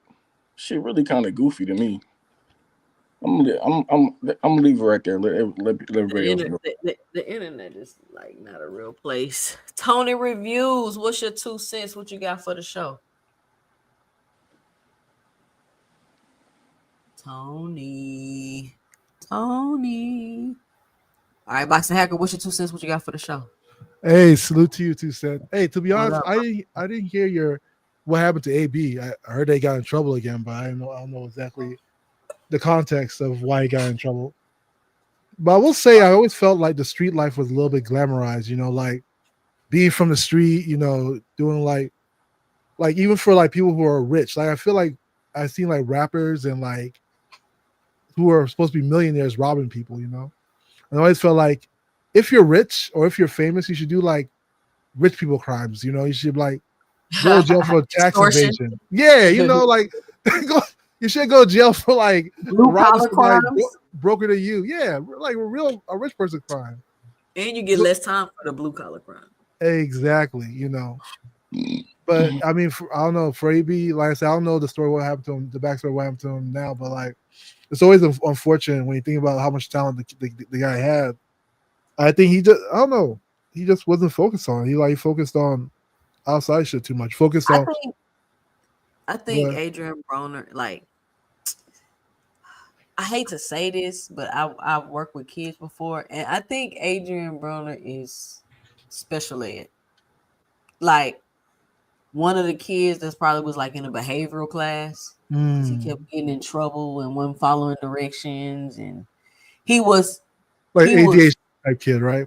he was smart enough to like do stuff and get away with it, and maybe because he was a boxer and he was good, he got kept out of a lot of things. You know how they protect the good athletes and things like that, let them get away, cover up and things like that. But Yeah, I feel you. Like I don't know about him being. I just think like he wasn't like he wanted to be like he wasted part of his career trying to be like Floyd, and then like he wasn't he was like he was more about the fame life, you know. And then when that wasn't working, then he was about the street life. I'm like, bro, you still have a name. You can do something with your name. You know what I'm saying? You don't have to do like broke people crimes, you know. oh, but you know what? I did meet my homie D35. He said he knew AB in high school. He said exactly what I just said. Nigga was always loud, getting in trouble, Yeah. bullshitting, fighting, gambling. Like they said, he sure did. My homie D35. They get I don't know pushed why I don't through. see D35 no more. That's what happens. So, They get pushed through classes because teachers and schools don't want to be bothered, so they just push them forward without teaching them anything. Because if you hold them back, they'll be back there forever because they're not learning that they should. yeah. What you talked about in terms of it had the whole street life has been glamorized to the nth degree. Oh It's yeah. so stupid. It doesn't even make any sense. I'm Yeah. like, Like, listen. Let me say this real quick, because this is what I don't get, right? And I ain't gonna lie, I listen to the music, blah blah blah, right? But I just don't understand how y'all brag about being trapped. I don't yes. get, like, you were literally on here, you in the trap house, you in the trap. This your trap phone.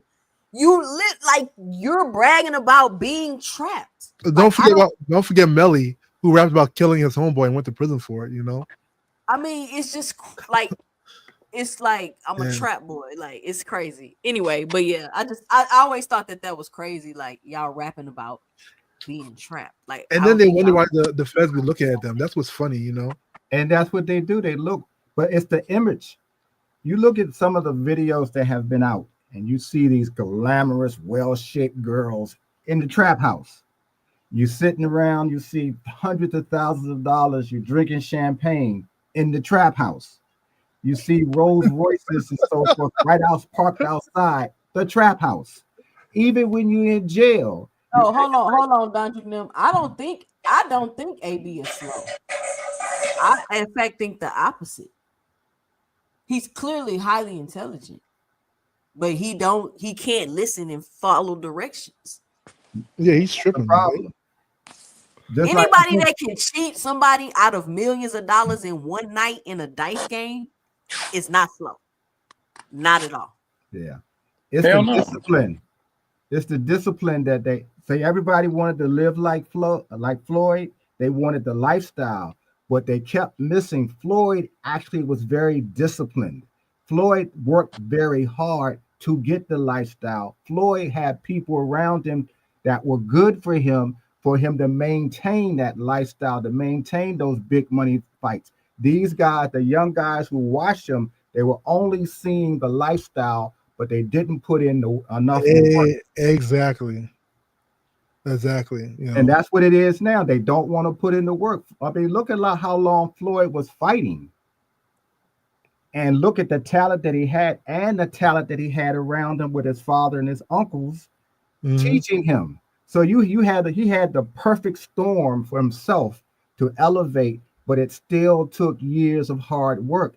These guys don't want to, these guys got spoiled a little bit because you had a good guy like Al Heyman who said, listen, I'm gonna get y'all paid quicker. And so when you miss a step to getting those big money fights, it shows up on you down the road. What it results in these young guys get nice money, but fighting every 18 months, but then don't have the infrastructure around them of how to live like Floyd Mayweather, how to pay their But taxes. I heard AB say like, I didn't have because listen, AB one of my favorite fighters. AB is he's one of the reasons I really got into boxing. I'm talking about got into it, like watch every fight, follow you, watch everything, but he said in an interview that I watch all his interviews, everything. He said in an interview that he didn't have anybody to guide him through his career. And I'm thinking like, is that because you had people just trying to eat off you or whatever? Or did you just not listen? Both. He listened. Like remember he started carrying Max Stafford in the middle of a fight. I think he just didn't listen, man. It's both. Yeah. You don't have the people around you. You end up having a lot of yes men because you feed everybody. So ain't nobody who hasn't had anything just like you haven't had anything. You the cash cow. If the cash cow say run to the store, you run into the store. Get me some liquor, you going to get a couple of bottles of liquor, even though you know you shouldn't. But that's how you getting paid from I'm just using that example. So you don't have people around you, and you never knew to have what kind of people you needed because you didn't know what was going to happen for you. You didn't know you were going to get some multi-million-dollar fights, but you did. And when you started getting it, the images that were around you was carrying all the money. You got some firearms in the car. You talking the latest talk. You in the spot. You showing off. And of course, money will attract all of those things you always wish you had. The women, the guys, the possible persons coming, AB, let me tell you about this deal. And you feel this sense of importance. It was interesting that he would out of his let me get this cash out real quick, Boxing Hack. A shout out to Big Block with the $10 in the super chat, and he just supporting the channel tonight. Big Block, appreciate the support. Thank you. To me, it was always interesting that out of the crew, like Adrian's like team, like with Bunny and Rashid, that Adrian was the one who blew up. I always thought Rashid. Boxing Hacker, you sound like you got your phone inside your mouth talking. Can you hear me now? Yeah. So it's really interesting that out of Adrian's crew, like with him, Bunny, and Rashid and them, like it was Adrian that was the one who blew up, right? I always thought Rashid was going to be the one that was going to blow up out of them because Rashid was the one that went to the Olympics twice.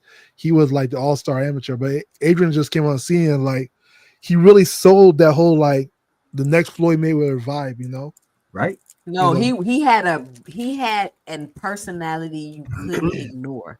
Yeah. And AB, and even though AB be tripping, he's very genuine and he seems very caring. But you think that, but then it's like at the same time you cheating niggas in the dice game. He seemed like maybe he got two different extreme personalities or something. You know what I'm saying? It's exciting. He's crazy. He's likable. Crazy, that's all. He's likable. People like him. He's funny, but he also has other sides to him. And when you just said you didn't know who was going to make it, just because a lot of guys win the Olympic gold and go absolutely nowhere or turn into a bust. Howard David comes to mind, for instance. The guy that was supposed to be the next De La Hoya, I can't think of his name right now. He comes to mind. So you have those almost rans. And then you have somebody like AB. People liked AB down here. Really did. His fights were fun. His interviews were fun. Even the after-fight post interviews were fun until he started losing. And then you saw some of the other sides of him that weren't always so kind or so much fun. You know what Bill Haney said really played the part in AB's career.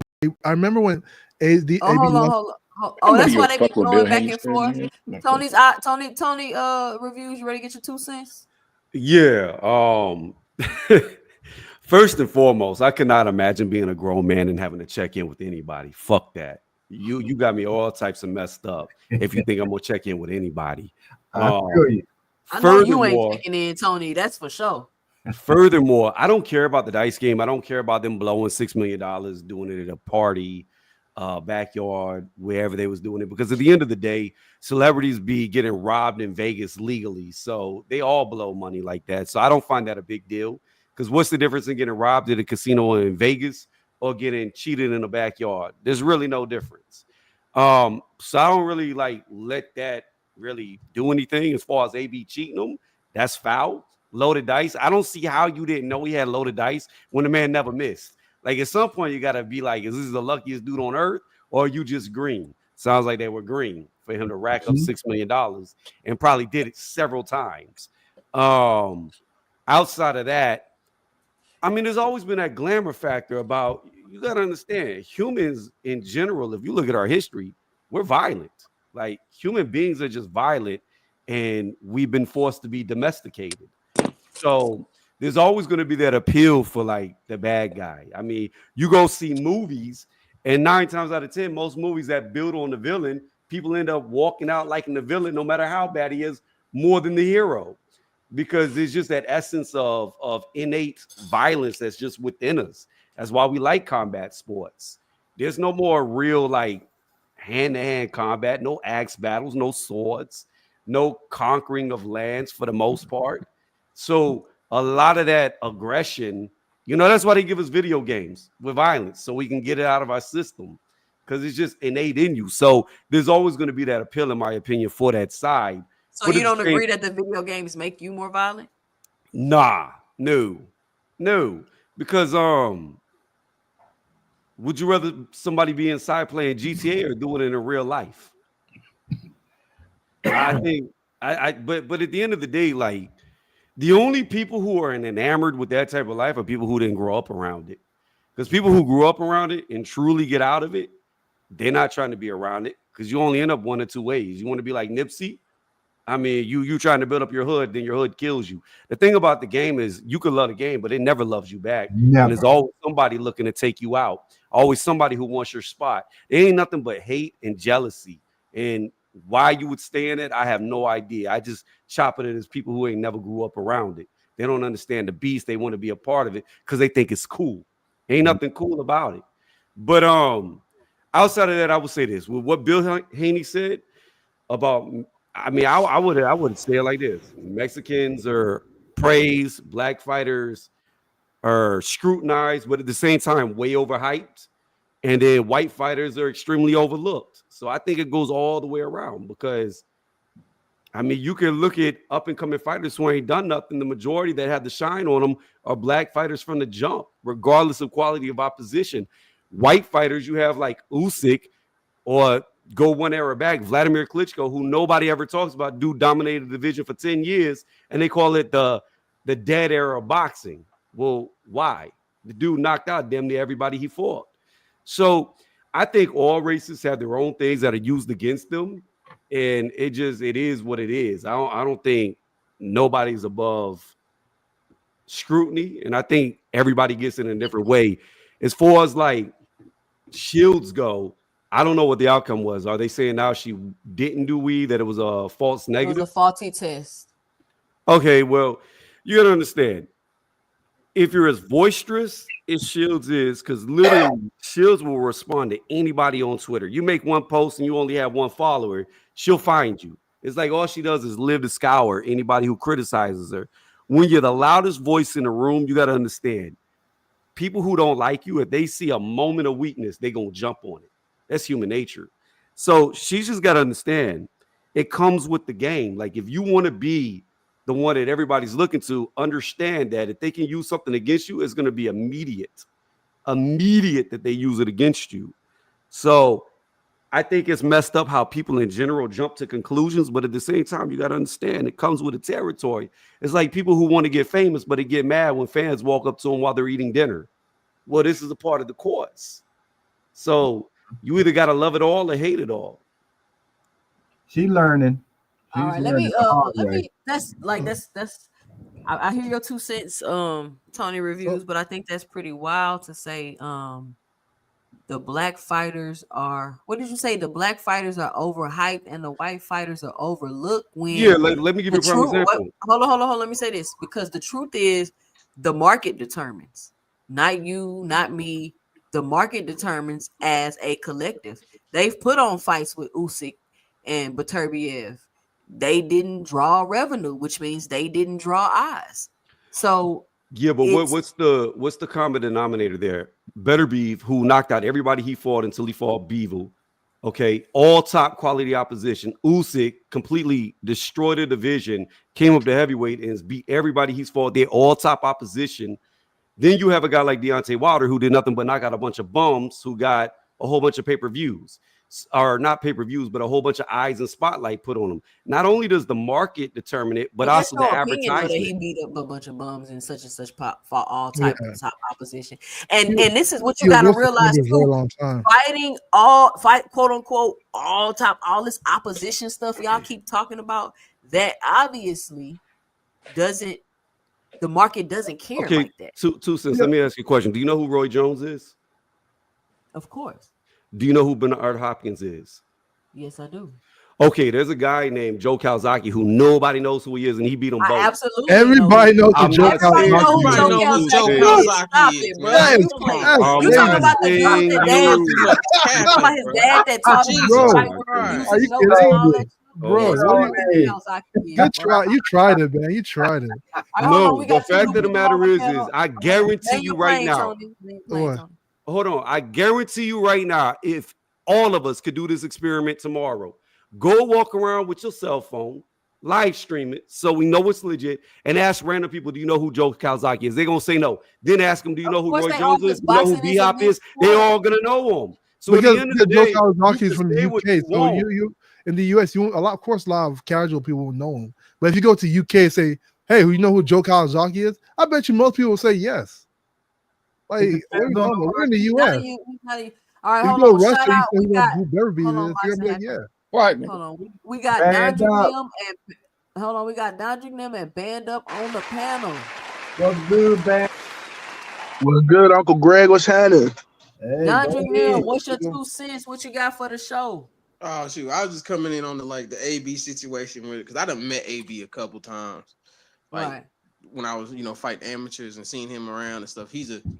Dude's intelligent. He's kind of like me as a kid. Like when I was younger, I was trying to find somebody to talk to and somebody to be around. And he got with the wrong group. And I could say people could say it's partially him and partially Floyd, because Floyd gave him a horrible example by showing him, oh, you can do all this, but Floyd wasn't really trying to help him. If you knew, But I knew somebody that knew him in high school. They say he always been like that. yeah, he's always been like that. Like even when he was at the amateur fight, because he number what? I think But now year I older don't than think me. AB is slow. Like not slow Nah, like he's not that. slow at all.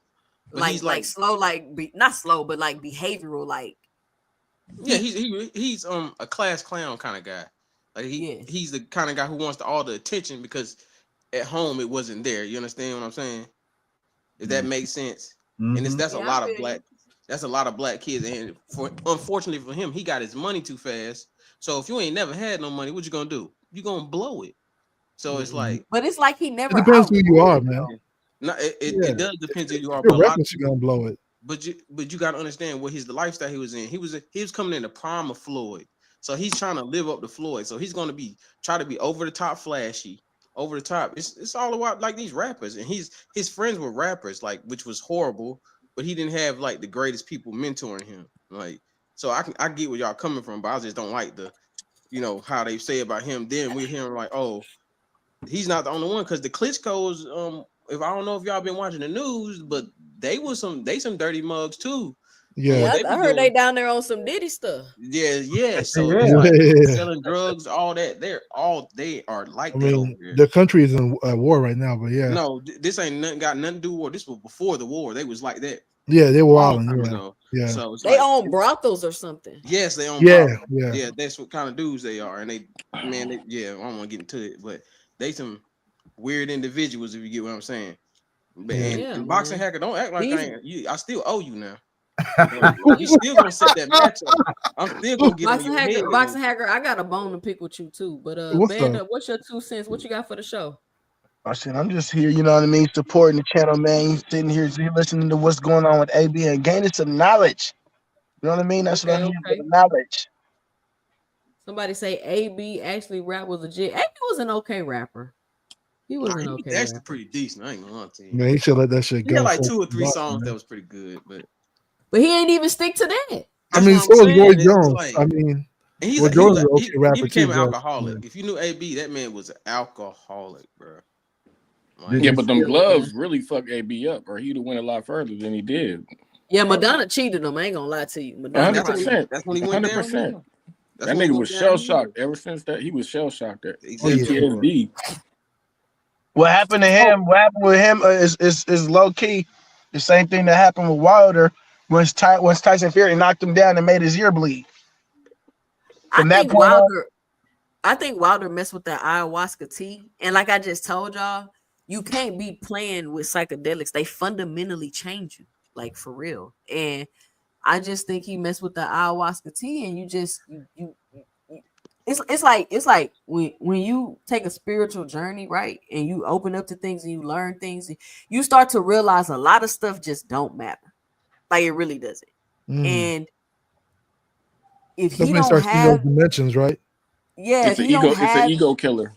yeah, if you don't have that no more, he's not about to go in there and be knocking nobody out. I mean, maybe he might can come back around, but I don't know because Wilder, he don't seem to be all too there either. Like I done read stuff and stories and all kind of crazy stuff about Wilder too. Like y'all gotta think these are characteristics of boxers. Like they're not all there, y'all. Like they get punched in the head, they getting hit. They drinking, they doing drugs, they taking psychedelics. You already kind of not all the way there, probably to even be boxing like that. No offense, Don them. I'm just saying, like, it's certain characteristics that boxers have. Like, they just have them. They stubborn, they don't listen, they won't do their own thing, like all of that. And even with my sons that box, like they have those characteristics, and it's like it's crazy that. We definitely don't have it all there. Especially with the heavyweights, because of how they're being. And see, a lot of the damage happens in training. It don't necessarily happen in the ring. But heavyweights have always been that the ones that I've known and seen have always had a degree of craziness that you have to, make sure you watch them out the corner of your eye. Ike Beabuchi is a prime example. Remember what he did outside of the ring, which is why he can't even be in the country anymore. They get crazy, they getting hit. And what you said about the psychedelics, I meant to say something on that because when I was coming up as a teenager, if you remember LSD, Mr. Acid, all those acids that hippies were taking, a lot of those people are still weird 50 years later. So I agree with you 100% from what I have seen. I've seen people break down. We've seen people break down in the ring before. If you recall, who was fighting Lennox Lewis and he just broke down in the ring? Nobody remembers. No, you got it, OG. You was there. We wouldn't. You know what I'm saying? Hold on. Fly frequency. How are we stereotyping boxers? I said characteristics, bro. Y'all gotta listen. It's the same thing like somebody who was in the infantry like me, like because I went to boxing and I went to the military. It's the same kind of mindset you have to have. You have to be ready to die at any time.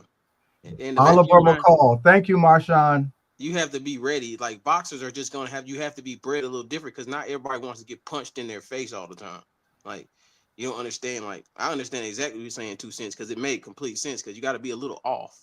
Yeah, you can't be all the way there. It was Oliver McCall. Marshawn just reminded me when he was fighting Lennox Lewis, he literally stopped fighting in the ring. I remember that. He was walking around the ring, and that happens. James Butler, he did something different. That's why he's locked up. After the fight was over, they were shaking hands, and he went on Friday Night Fights. He knocked out the guy after the fight was over. They took the gloves off and everything. And then he ends up killing Max Kellerman's brother and burned the apartment down. These are things that sometimes happen to you when you snap.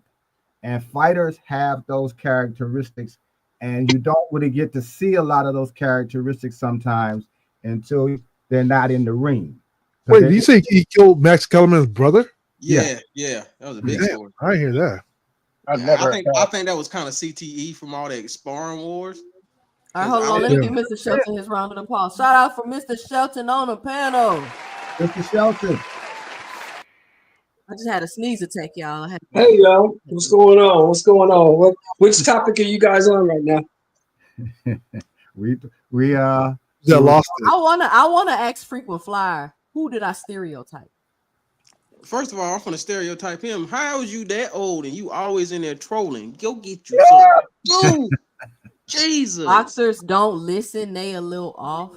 That They is not don't. a stereotype. That's a characteristics. They box. No, okay, that's a stereotype. Though, is Earl Spence hard-headed? I'm Is not he saying hard-headed? they all are, not every single one of them, but the people. Wait, when you put it that way, these when you put it in that term, characteristics, it's a stereotype. If the lot of majority of Can I them are ask- the same can I way, ask you it's a not a question? stereotype. It's a characteristic. You have to be somewhat off to want to get punched in your face at all. I don't know about that. Boxing. Can I ask you a question? You said you boxed, so I want to He know. don't. I He don't. That's enjoyed why he don't believe. I enjoyed being in the ring and fighting people. It was a thrill to me. And you understand that? Like it's Well. a thrill. Like I get Well. happy, I get excited. You have to be a little off because if you're scared or timid, you get knocked out. Well, I Yeah. don't know. I mean, Mike Tyson said he And always you got got to be a nervous. tad bit emotional. I mean, being nervous doesn't mean that you don't enjoy the thrill of the fight. Why you Yeah. think he come I back? didn't say nervous. I said No, scared. Don, what I was saying is what Hacker said. You got no, I mean, you could even be scared before a fight. That don't mean you're actually scared to fight. You just Right. don't want to look back in front of the people. You got to understand, if Mike Tyson was truly nervous or scared, he wouldn't have came back at damn near 60. The thing about it is once you a fighter, you always a fighter. You always a fighter. You always want to come back. It's addiction you'll never get over. Yeah, because the rush is different, right? The power of knocking somebody out or besting another man. Well, you said you boxed, so you should already know that. Man, I know that he nigga was ain't lying. never That boxed. nigga ain't never He don't box. boxed. He do Wii box. He box with the Wii. Yeah, yeah. Yeah, I'm saying you saying that you boxed, so you should already know these I things. said, how many But- street but- fights but- you ever been in? Street fights. Yeah, how many street fights? I've you been in? been a lot when I was younger. You know, I don't fight. Zero. You got another one coming when I find you. I've been in a lot of street fights when I was younger. Did Zero. you win them? Huh? Did you win? Did you win them all? Are you one of those guys that won them Not all? the majority. No, No, I got my ass whooped a couple times. I don't know what you talking Yeah. about. The majority, but If you ever really been in a fight, if you ever really fought, you Yeah. had your ass whooped more than you won. That's just the way it goes. no. I So what don't Yeah. know about that. Yeah, because fight- Hey, listen. I don't know. The most never- dangerous. They No, never the end most- up one-on-one. They never end the up most one-on-one. It's always dangerous- somebody the most jumping in. dangerous- Fights The most that dangerous I person love. is the one. The most dangerous person is that person that ain't scared to get beat up. Mm-hmm. They crazy. That's the most dangerous person. The Hey, most dangerous person. say is that the one again, that- 2 cents. Person Say who's- that who's again. Anger get I I overtaken. mean, Dangerous. Shelton, that ain't really true. Or not all street fights end up getting jumped. It just depends on where the fight happens. Like if a fight breaks out in the middle of a grocery store, you ain't gonna have 5-6 people with you. You're gonna be by yourself. If a You fight might in happens in Walmart. a parking lot, you might be by yourself. Now, if it happens in the Hey, club Tony, or Tony, I don't in know where front you of your live. house, I don't know where you live. I live in Los Angeles. Fights never end up one-on-one out here. First of all, You y'all always bring do. dudes out there. First of Shelton, all, I could go on YouTube right now and hit you with millions of videos one-on-one in LA. Get I the feel fuck like- out of here. Fights end up. Nah, I'm from I ain't Seattle. gonna- I'm from Seattle. You know, a lot of cats. There's A lot of the cats. You gotta wildest thing know I've ever somebody to heard. get that All street one-on-one. fights end up in You can jumping. No, get they your don't. one-on-one out here, but best believe somebody gonna have something for you on the back end of that. That's why it be a sticky situation. You got to figure out who you want to go one-on-ones with. But me, I'll beat somebody's ass. I ain't got time. I ain't gonna let you reach for it, and I got it on me. See, But that's you the know what's crazy funny thing about is street when we was fights? fighting, I always it thought it was wasn't funny. it wasn't none of that jumping junk. Like if you jump, it was a problem. Like if if we shoot the ones, we shooting the ones. I'm from North Carolina. It's different. We Yeah, it's country. different out That's there. the It's country. different. We That's shoot the the country. ones, we It's shoot the different. ones. That's what it Yeah. is. It's Yeah, like, but city is different. if it get too crazy and somebody do some wild shit, yeah, somebody gonna get jumped. But like if it's ones, it's ones. That's a man thing. Like, hey, you beat me, I beat you. That's what it is. But that's Take country, the bro. pride out of it. You lose, That's you lose. country. You win, you win. Nah, niggas out here is different. But you know, back when as you get older, it becomes like that. But when you're younger, ain't nobody trying to take no losses.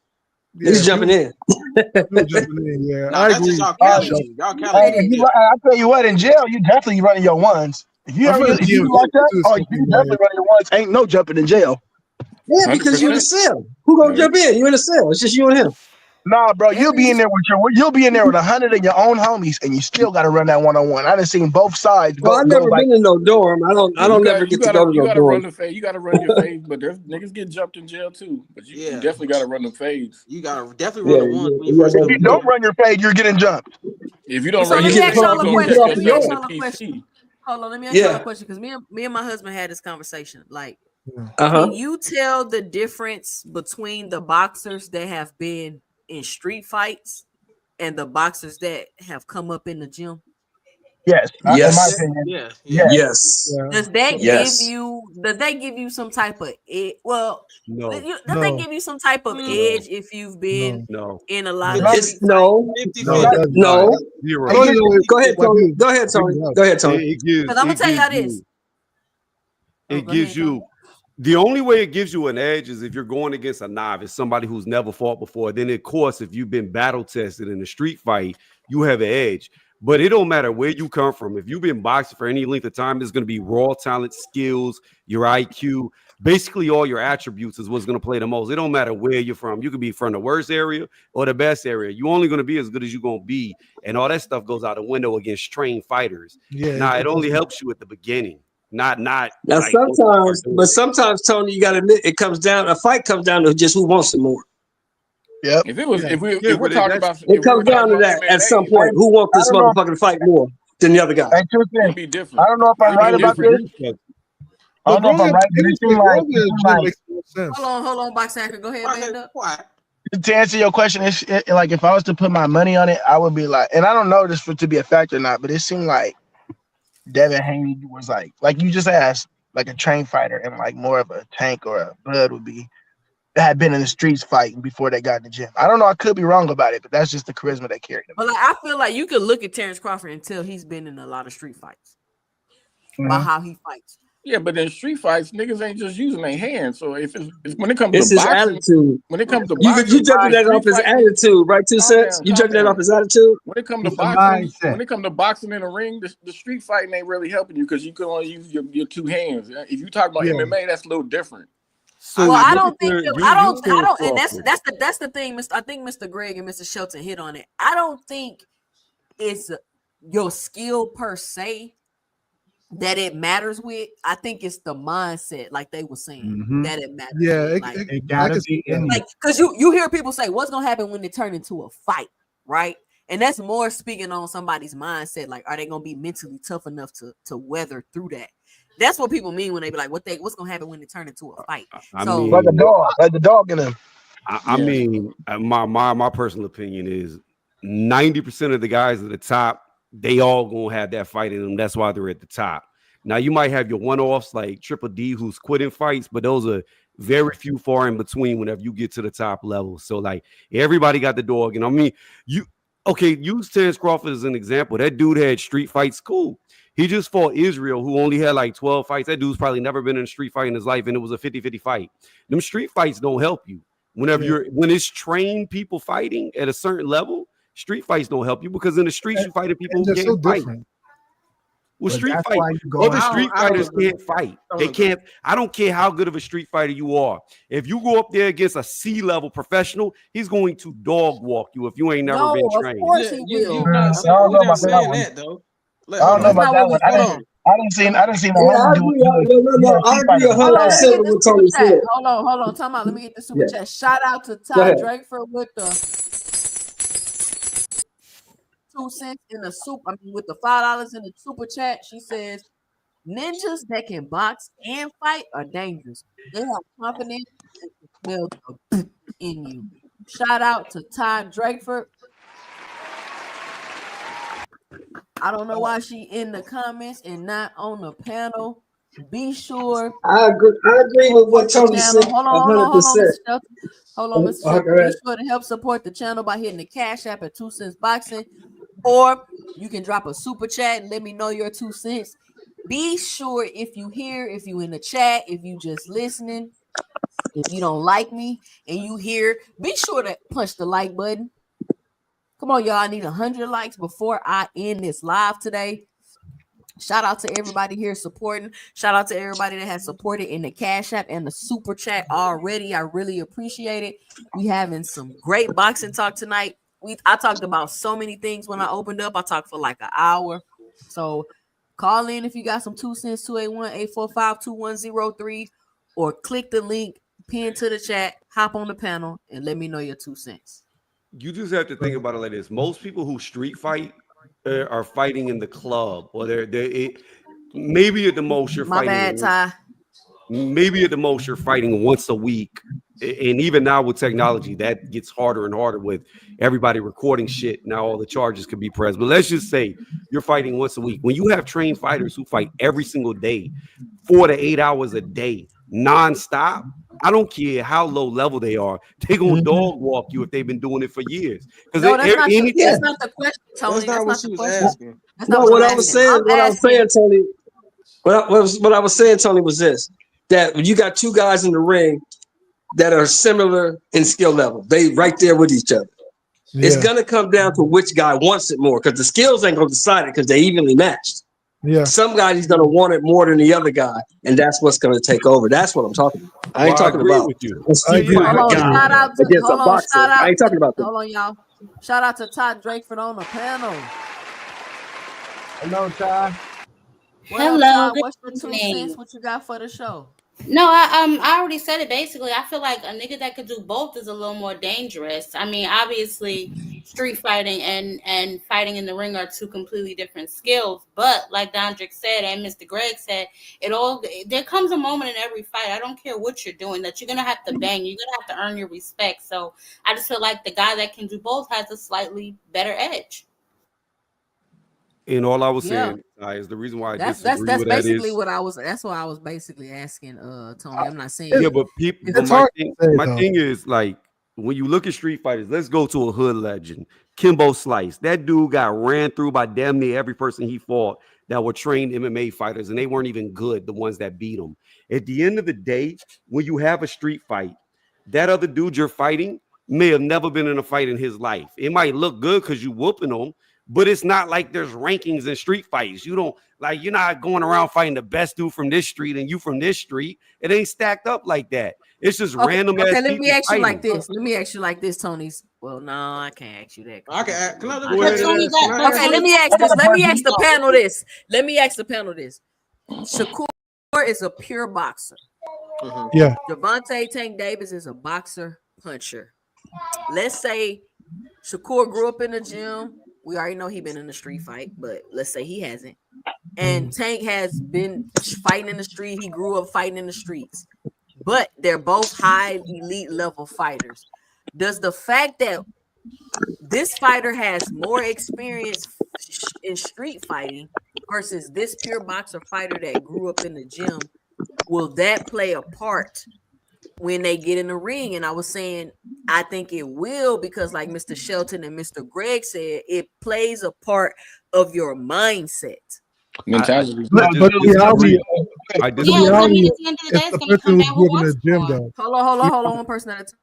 Yeah, so I the was- reality is the person who grew up in the gym. Like you see it so many times in boxing. Like you'll see a kid like maybe who like you said, probably like grew up, fall on the street. But there's also these kids that were in the gym since they were like 4 or 5 years old. Those kids, they have some kind of awakening and they end up being the best ones in the gym. Like it's seldom you see a kid that just walks off the street and who's like, been rough, a street fighter, and then he just becomes like better than the kids who grew up there, That's because false, you got, boxing hacker. Can I That's answer false. the question? Yo, can I say Can I something answer the real quick? question real quick? Can I answer? Because I got to get off in a little bit. I Go literally ahead, seen Don. it happen in the gym I'm in. Go ahead, Don. Go ahead, Don. Yeah. Well, I think it comes down. Everybody's like, people are trying to say like the dude coming from the street has no training. No, the people we saying is the people who been in the streets and have been in the gym consistently, and then they have the dudes who've only been in the gym. That person who's been in the streets is going to have a different type of mentality a lot of the time. That's why y'all can say, 100%.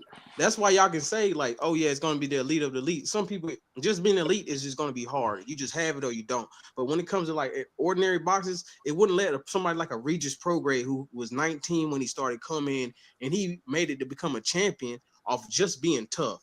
Because Regis is not skilled at all. And we can say that same thing with Wilder. We can say all we want that, hey, these guys that have been in the gym. No, you have to be elite to beat those kind of guys because you have to think. But if those guys have that brain and they are elite, you can't beat those guys. That's what Floyd was.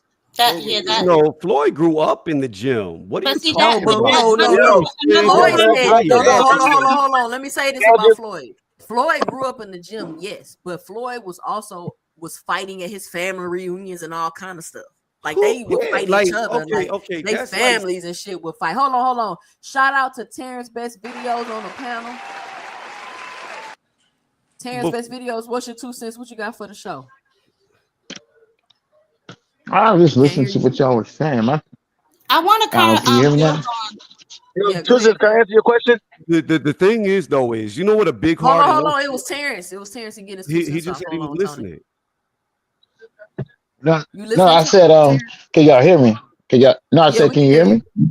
Yeah. I just wanted to say, no, I was just saying that, I think boxing is like any other sport. I mean, if a kid starts at 5 playing basketball and another kid starts at 11 or 12, and the other one's just been playing street basketball and the other one's been being refined on all of his skills, he typically, that the one that has the skills is going to be better. So just think absolutely. I don't know. Why do you say that? You did not explain. You didn't hear my you didn't hear my story at all. That's absolutely false. Can you get my 2 cents? The thing about it is you gotta understand. Hold on. When it comes to sports, hold on, boxing. When it comes to sports, right? Just in general, in any sport, it doesn't matter if it's fighting, basketball, football, etc. You have to understand something. Humans are not created equal. You have some people who are just naturally better. They can get off the couch and they can perform at the top level. That's the human aspect.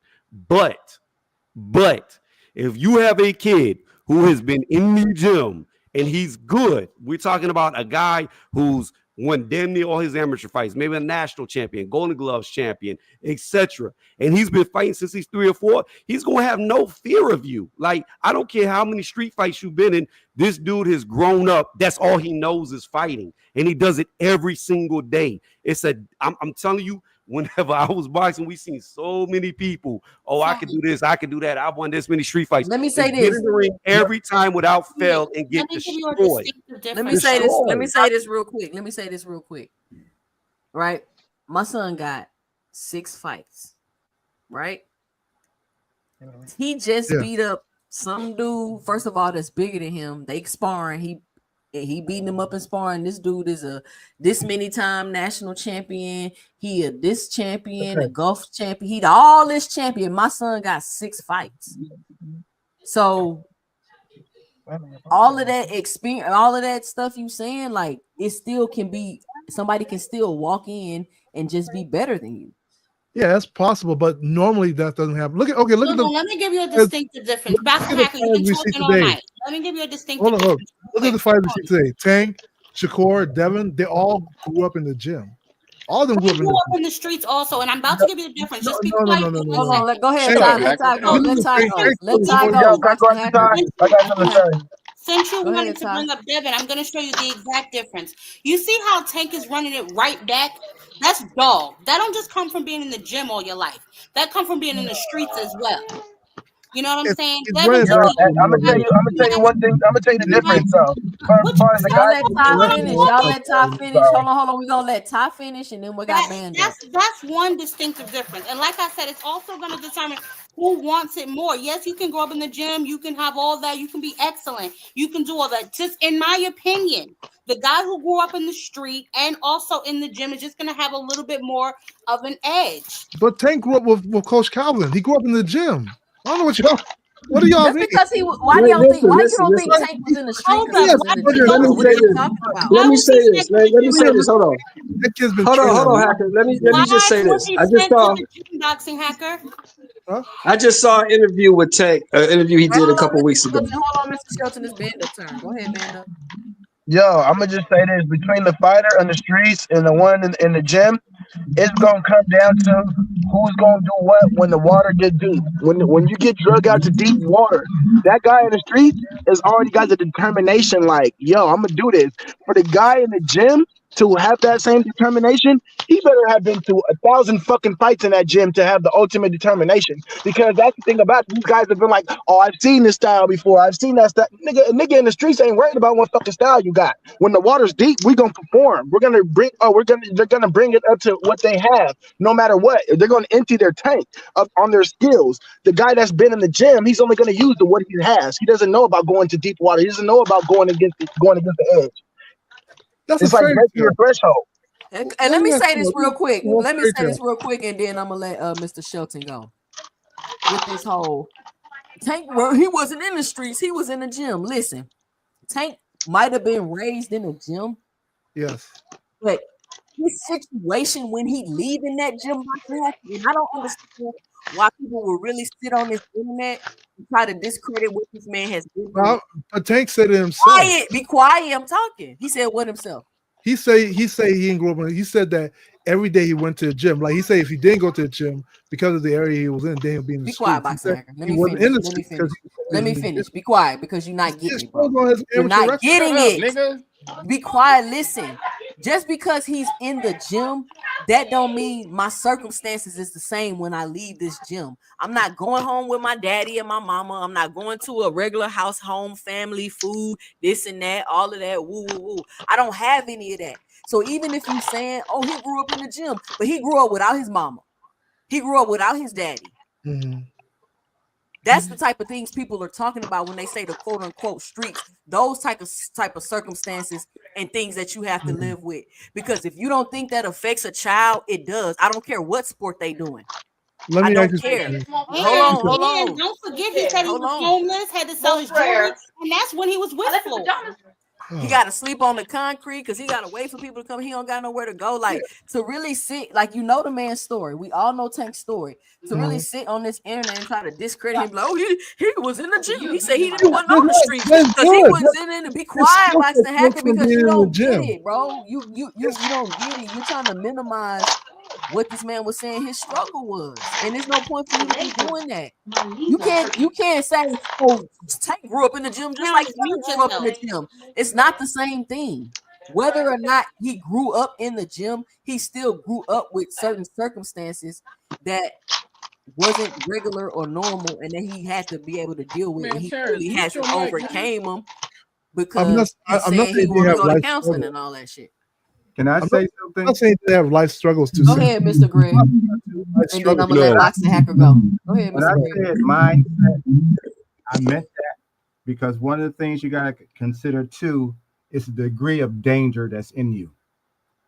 When I was coming up, a lot of the guys who were in the gym came from the streets in the first place. A lot of times their reputations weren't just in their neighborhoods, because what would happen is if there was somebody who was exceptionally good with their hands in the streets, there's somebody in another neighborhood who he had to get down with at some point in time, because that's just how it went. This is how a lot of coaches at that time were finding fighters to get off the street and bring into the gym. A lot of those guys were absolutely dangerous because of their mindset. You take that savagery that they had, you take that speed, because it was about also a lot of guys were known for having fast hands. We say he was fast with the hands. A lot of those guys were brought into the gym and then shown how to use all that aggression, all that energy, all that speed, all that power, and learn skills to take into the ring. That's why you saw guys like Ernie Shavers, for instance, Tony. That's why you saw guys like Joe Frazier. These guys were absolutely dangerous in the streets.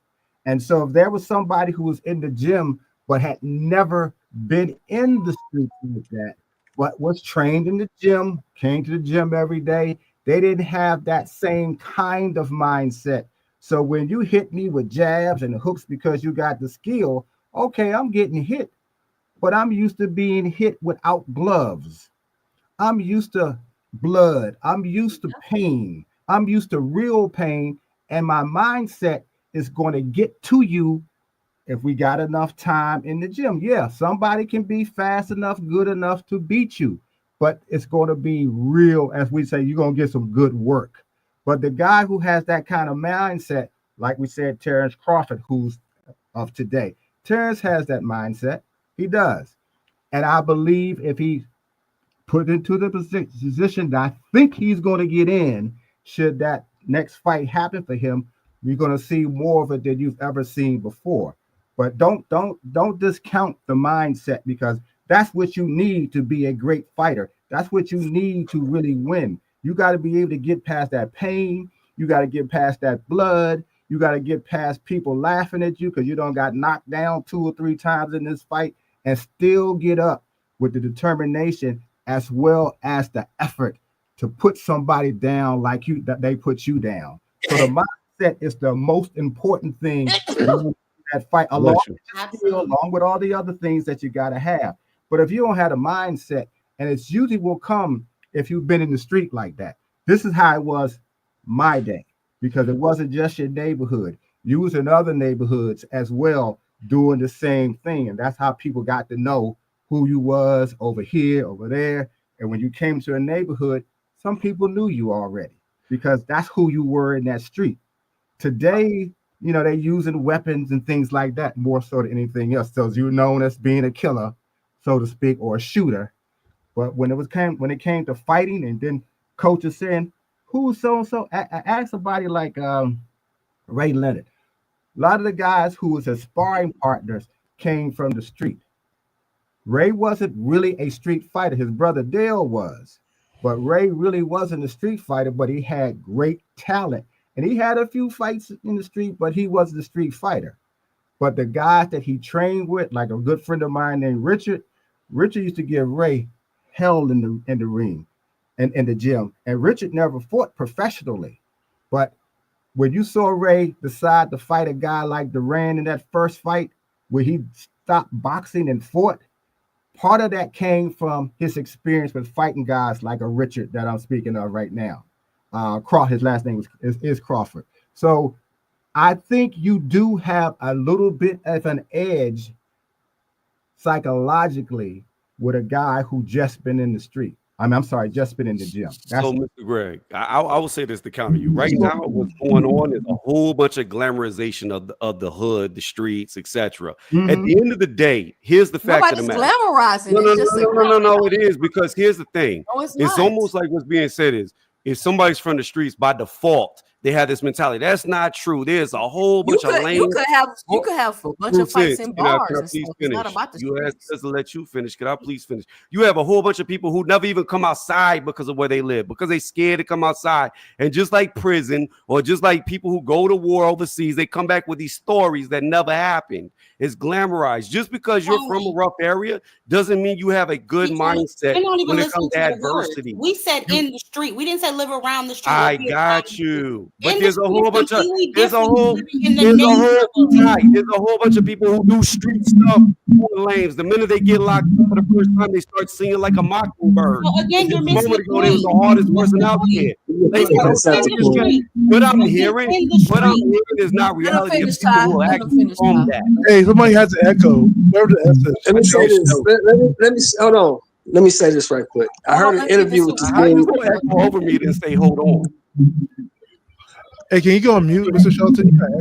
But again, like I said, at the end of the day, you have to understand, when we're talking about strictly fighting, a kid who is 2 or 3 years old growing up in a gym is going to have the mentality of not wanting to lose. He's going to have the mentality of having his nose busted. He's going to have the mentality of losing and sparring. So all that stuff that you're talking about is going to be innate in somebody who started from a young age, and that's all they do. That's all they know. See, somebody in the streets, they may know a hard life, but that doesn't equivalent to being know how to fight. When you grow up and all you know is fighting, that's all you know. It doesn't matter where you come from. If all you know is fighting, that's all you know. That's why you see so many people who claim that they're good street fighters. They get in there with professionals and they get dog walked damn near 99% of the time. But you're talking to Tony. Yeah, I don't 100% think on that. you understood Never what I was learned trying how. to say. I said people that can do both. I understand what you're saying. People that just live in these neighborhoods or be around these neighborhoods, that they, when they go out here and they shout where they're from. I'm not talking about that. I'm talking about the people that actually get busy in these streets. That's who I'm talking about. And then I'm talking about taking that skill and applying it, or maybe horning it in to develop it into a boxer. That's what I'm talking about. So to me, that is different than just proclaiming to be from somewhere and not going outside. I'm talking about when you really outside, really getting busy. That is, to me, going to provide you with a different edge. And yes, kids that have been in the gym since they've been 2 and 3 and all they know is getting punched in the face, that's cool. And there's nothing wrong with that. But to me, you got a different hunger from if you leave that gym and you go home and you watch a big screen TV, you go in your kitchen, you make yourself a sandwich, then if you go home and ain't a damn thing in your refrigerator to eat, your mother's on crack outside in the streets. To me, that is going to give you a different type of hunger.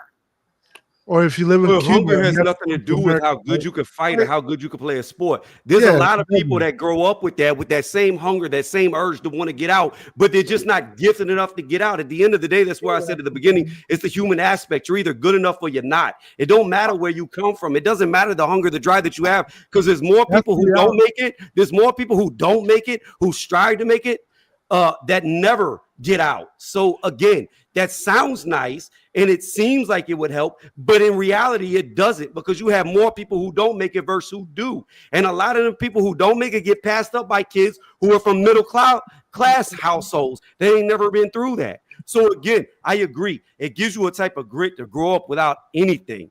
I don't think most people on here, I'm not even going to get into that. It doesn't matter. It's irrelevant. The fact of the matter is, yes, I agree. It may give you a type of hunger. Let me get the super chat. Lay your plan. I'm just going to say it may give you a type of hunger that somebody who's never had to starve doesn't know, but it's not going to make you good. All right. Shout out to Dondrick Nim. Hold on. I'm sorry.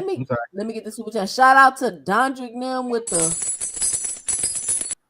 $2 in the super chat. He says, boxing hacker cut the malarkey. Shout out Dondrick Nim. Let me respond real quick. And I think, can I respond? And I hear what you're saying. I'm not saying you wrong, but I think we're having two different conversations. My question is not even simply about the streets. You don't necessarily have to be in the streets to have gotten in a lot of fights. You could be in a middle class home and you and your family used to fight when y'all got together, or y'all just toxic like that. You don't have to just be in the street to be getting into a lot of fights. When I say street fight, I mean you got into a lot of fights outside of a strategic boxing ring. You could be a white boy and get into a lot of fights at a bar, or was in a fraternity in college and y'all was always fight. Anything. That's what I mean. I'm just saying, having that experience of fighting outside of the ring. I'm not glorifying. This ain't about no street life. This ain't about none of that. And nobody's glorifying. It's truly different though. Like street fighting and as VA Money Group has just so eloquently stated, great fighters typically do not come from rich areas. And me and my husband had this conversation about. Me and my husband had this conversation like, do I have to can I come from an affluent home and be a great boxer? Like do I have to have had some form of struggle? Do I have to have had, some form of altercations all the time, or grew up in an aggressive type of environment like that? Like, just like VA Money Group just said, you don't really see no Devin Haney, maybe, but you don't really see boxers. It's just like, yeah, but you said that's all sports. Like rich family, you got to understand something. That's all sports. You normally don't see rich kids in sports. That's not true. That's not true. That's it not is true. You got basketball players that didn't necessarily. You got NBA basketball. His daddy was rich. Come on. Middle class homes. You got football players that come from. I know them. What I'm telling you, 2 cents is, and they came from middle class homes. Okay, middle class is not rich. They say rich. What I'm telling you is, most rich kids don't even go into sports because they have the best education. They don't have to play sports. They're the ones that they're becoming doctors, lawyers, etc. They're the ones But agents. Clay Thompson was already The higher your income, the less likely you are to be an athlete. So, Tony, you bro.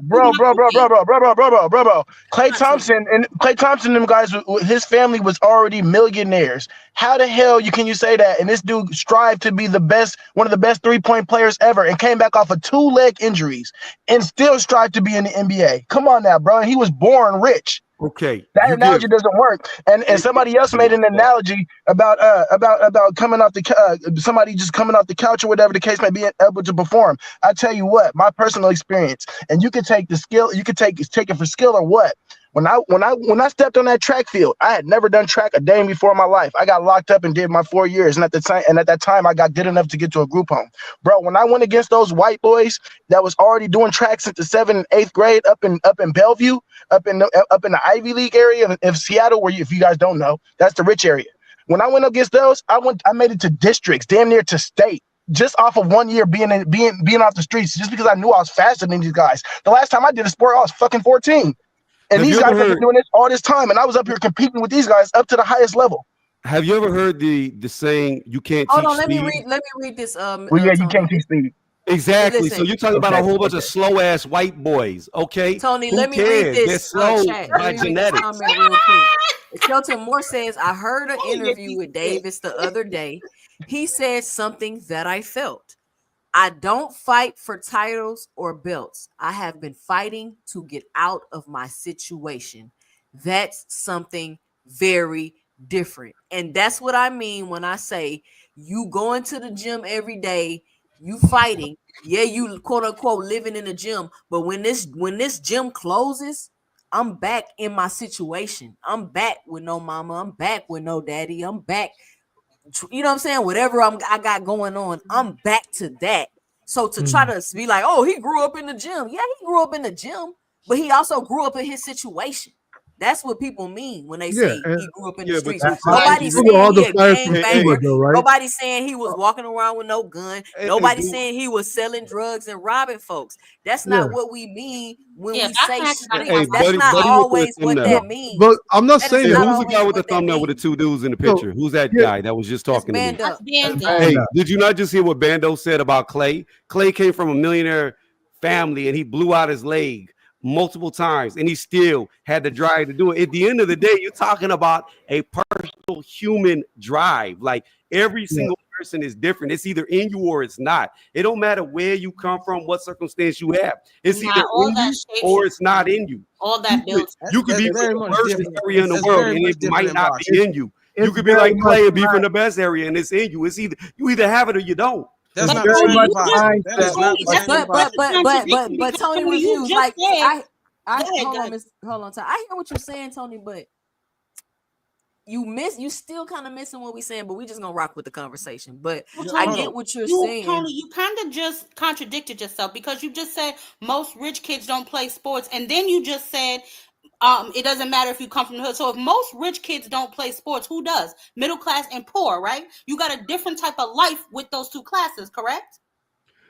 No, you have to make it in a different way because certain avenues and doors can't open for you. So you have to find a different way to make it. So therefore you revert to something that you can actually do. What avenues and doors can't open for somebody in the hood? Hold on. I can explain a little bit better. I can explain a little better. You know those dudes in the UFC. Who's running the UFC right now? What country? Russia. Dagestan. I got you. Dagestan. Do you know how poor Dagestan is? It's a reason though. It's a reason those dudes are trained the way they do and do the things they do to take care of each other. It's because they're poor and they never wanted to go back to that. Same thing with the Klitschko's and all these other guys. Those dudes didn't come from great families. It works both ways with that because John Jones is that guy. Let me finish. And you know where he came from. Let Dondrick finish. Don't cut him off. Even a guy like Conor McGregor who came from Ireland, he was poor. You can say that he was poor and he was on the top of his game before he got full of himself. It usually comes from that. But yes, I can say that the higher class guy, the best fight I ever seen was a guy who got killed when he was 14 years old. And I'm talking about when he was smashing dudes. He just couldn't get out the streets because he needed money to eat. And most time we see the best athletes we ever see are the ones that never make it. So I don't understand where we're coming from because everybody understands that, and most of the time it's nothing to like glorify, but most of the best athletes we ever seen was people who don't make it. So I understand what you're saying, and they have a different type of mentality because when they are doing it, they're usually the best at it. But Don, They can't flip you that just switch. proved my point, though. You just kind of proved my point with you said the best guys in the UFC right now are the ones from them stands, which is the broken up USSR. Yeah, all right. So all them little stand countries right now because they're extremely poor. When you look at the countries George Foreman died. What? What? When? When? NHA, you trolling, bro? I gotta look this up. No, hold on. That's what you said, Mr. Greg. I just saw NHA said it too. Moment of silence for George Foreman. Rest in peace. Oh my God, I'm about to cry. I don't see nothing online about it. Wait. You see it? He did pass away March 21st. Oh, George Foreman died, baby. Oh, yeah, he shit. was 76. I'll be back at home. My dad's favorite boxer. Did they say what it was? I know he's gonna be sad, man. Hold on. Did they say what it was? I don't see where it say he died at. It was a Reddit post. Post it in the chat, Tony, or NHA. Post it in the chat if you can. Yep, I see it on a Reddit post. Heavyweight champion crown Houstonian George Foreman died at 76. They posted it 10 minutes ago. Yeah, I see it on a Reddit post 29 minutes ago, but I don't see it anywhere else. I'm gonna see if Roland Martin posted it because he usually be on this stuff. NHA2, shout out to NHA2 for the $2. RP to George Foreman, man. Oh, it's on Boxing Scene. Yeah, he passed away. Yeah. Does it say what it was from? It says George Foreman, one of the greatest heavyweights to live, passed away age 76. Rest in peace, champ. No, there's no information. Oh man, that's a hurtful thing to hear because I like George a lot. We all should go get a grill. I like George a whole lot. Support. Damn, that's crazy. He was 76. Oh, yeah. Wow. That's a kid. I mean, prayers to the family, man. That's tough. Yeah, prayer to him. And that's one of the examples when I talk about mentality. Mentality to win. But here's what I was trying to say, guys. I'm not saying that people might not have a tough drive, because they grew up in a rough area. I mean, you see it all the time. You see people in Cuba, you see people in Africa, they all have tough drives. What I'm saying is that if a person, so let's just say you have a child in the gym who grew up in the gym, right? They also are able to gain a drive because of all the years of being pushed. Like it's tough. Like it's about a mindset, hacker. It's a mindset in the gym too, though. You don't get the same. You don't get the same. How could you possibly get the same? How could you possibly get the same drive as somebody that don't got no mama and no daddy and no food to eat and nobody to support them? How could you possibly get the same drive to somebody that just sat and said that they're fighting? Right? He's in 19 times. How can you possibly have the same drive as somebody? I'm about to break you up, Boxing Hacker, but you gotta let me talk because you don't get it, bro. Andre Ward. Andre Ward came from. How can you grow up in a gym with your mom and your daddy, no financial issues, food to eat every single night, and have the same drive as somebody that don't know what they gonna do, where they gonna be, how they gonna support themselves? No mama, no daddy, no guidance, no none of that like that. No parental love, support, any of that. You cannot develop the same drive. Now, does everybody in that situation have that drive? No, they don't. That's not what we're saying. We're not saying just because you come from that situation, you're gonna have a drive. No, that's what about Andre Ward? What about Andre Ward? He grew up with both parents from a nice area. And he had some of the hardest drive you ever seen. You're always gonna have exceptions, bro. That's my point. Errol Spence. And I'll say he all right. I mean, he ain't nothing right. Andre Ward found you could say Earl Spence didn't have the same drive. You can say Earl Spence didn't have the same drive as Terrence Crawford. Exactly. You can say Earl Spence didn't have the same drive. Andre Ward Andre Ward found himself out in the street.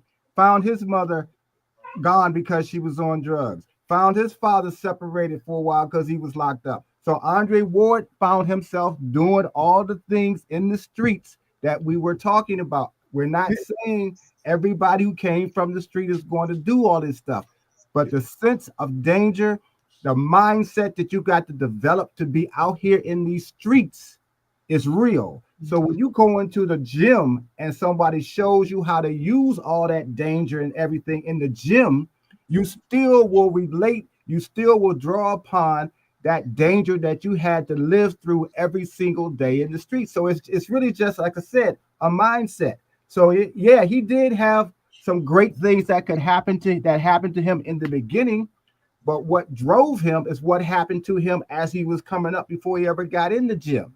So he that was never in the streets. He literally yes, grew he up in the was. Bro, this gym thing Hold on, question. y'all. Like, hold on, hold on, What hold deported on. you to Listen, drug He was dealing? raised by listen. Virgil Hill. What are we One at a talking time, about? everybody. One at a time. Hey, Y'all, can I respond listen, because I was listen. talking? Hold on, listen hold to on. Andre Ward's story, T, when you get a chance. Let me say this because we got two new people on the panel. Boxing Hacker, I'm gonna let Fight Sports Talk and NHA get their 2 cents off. To the chat, the panel is now full. So if you want to get through, give me a call at 2. Y'all know what? Y'all probably been calling me. I ain't even got the Google Voice thing up, but y'all ain't saying nothing in the chat. Lord have I'm mercy. I'm about to put the Google Voice up. Ain't nobody said they tried to call, so y'all ain't even trying to call. All right, I'm about to put the Google Voice up. It's I need scrolling somebody down. to I need somebody to give me a test call so I can make sure it's working. This is a great conversation.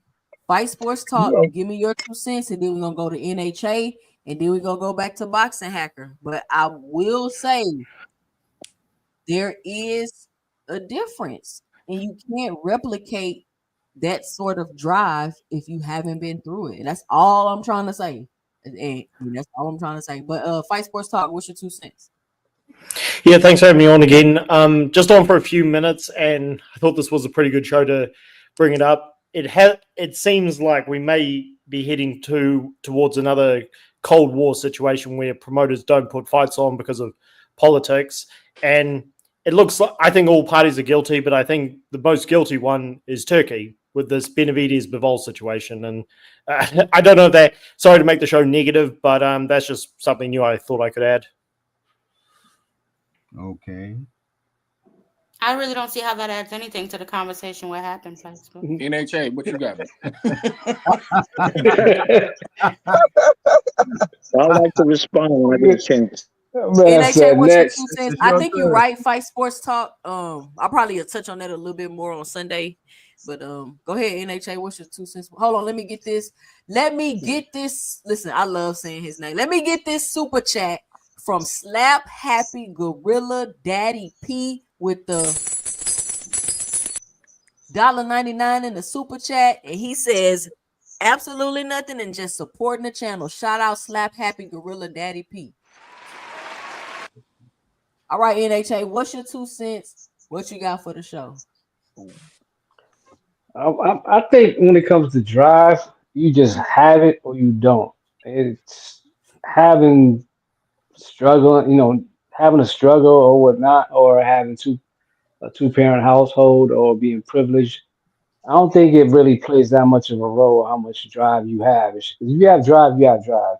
There's been a lot of motherfuckers, super successful, saying people in all types of aspects of life in sports and whatnot that had, that came from a privileged background. And likewise, in people who, like, just since we're talking about Tank situation, like him too, that have, used that the struggle to help them push them to drive them to be the best that they can be. But I think it could be a double-edged sword. I'm saying if you from the gutter from the streets, it could be a plus or a minus because all the trauma you don't And suffer, it's it more could be so gonna be a a minus. Like, let's say it be honest again. about that. I say it's more so gonna be a minus. Let's be honest about that. It's a minus. Yeah, it's a minus.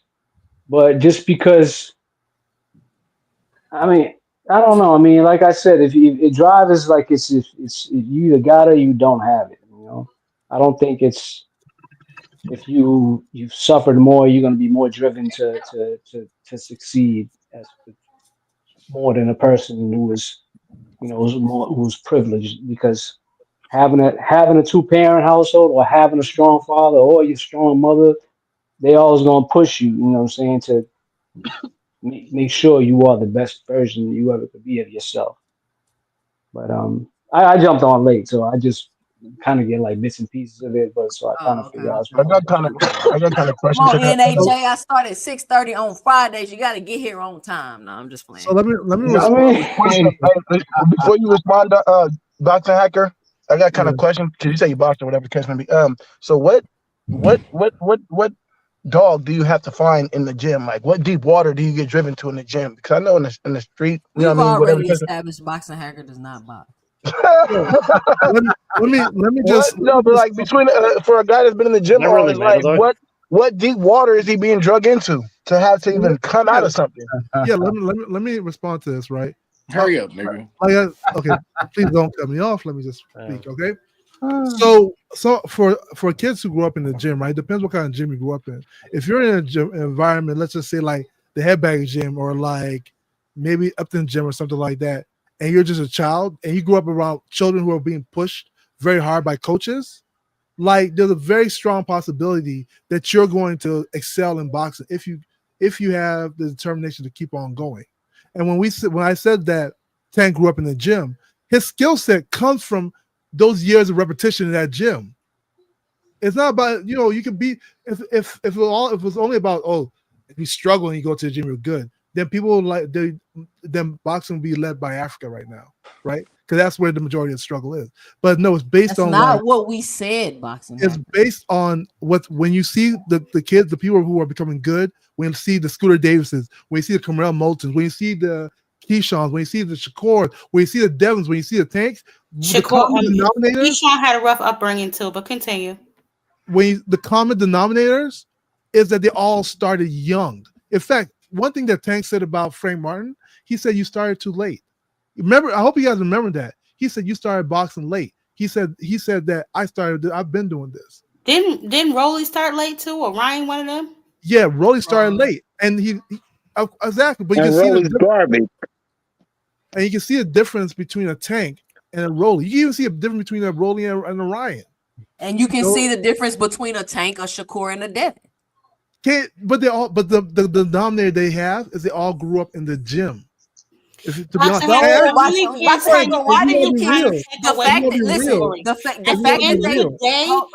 it doesn't really matter. Well, more What is the difference between Tank and Y'all let Ty finish. Boxing Hacker, when Tank left the gym, where did he say that he went? I don't know. He went home. He was sleeping outside of the gym or at Calvin's job waiting for him to get off work. Did he not say that? He said he was sleeping outside the gym until the gym opened. When Devin left the gym, where did he go? He went home. Up to Henderson, Nevada, to his mansion, right? Yeah, he went home. So but check this out though, Ty. Let her finish. Let her finish. And now respond to us finish. Do you see the difference between the two? Is what we're trying to. And I mean, Ty, let's use Devin and Tank as an example. We saw Tank get in deep water and take a knee. We saw Devin get floored 5 times and keep getting up. Yes. So we're gonna praise Devin getting dribbled off the camp. The bottom line that I'm trying to make is God. this. Instead of I'm just asking, where was that mansion mentality whenever Devin kept getting off the canvas and then Tank didn't? That's a good ass point. Well, can I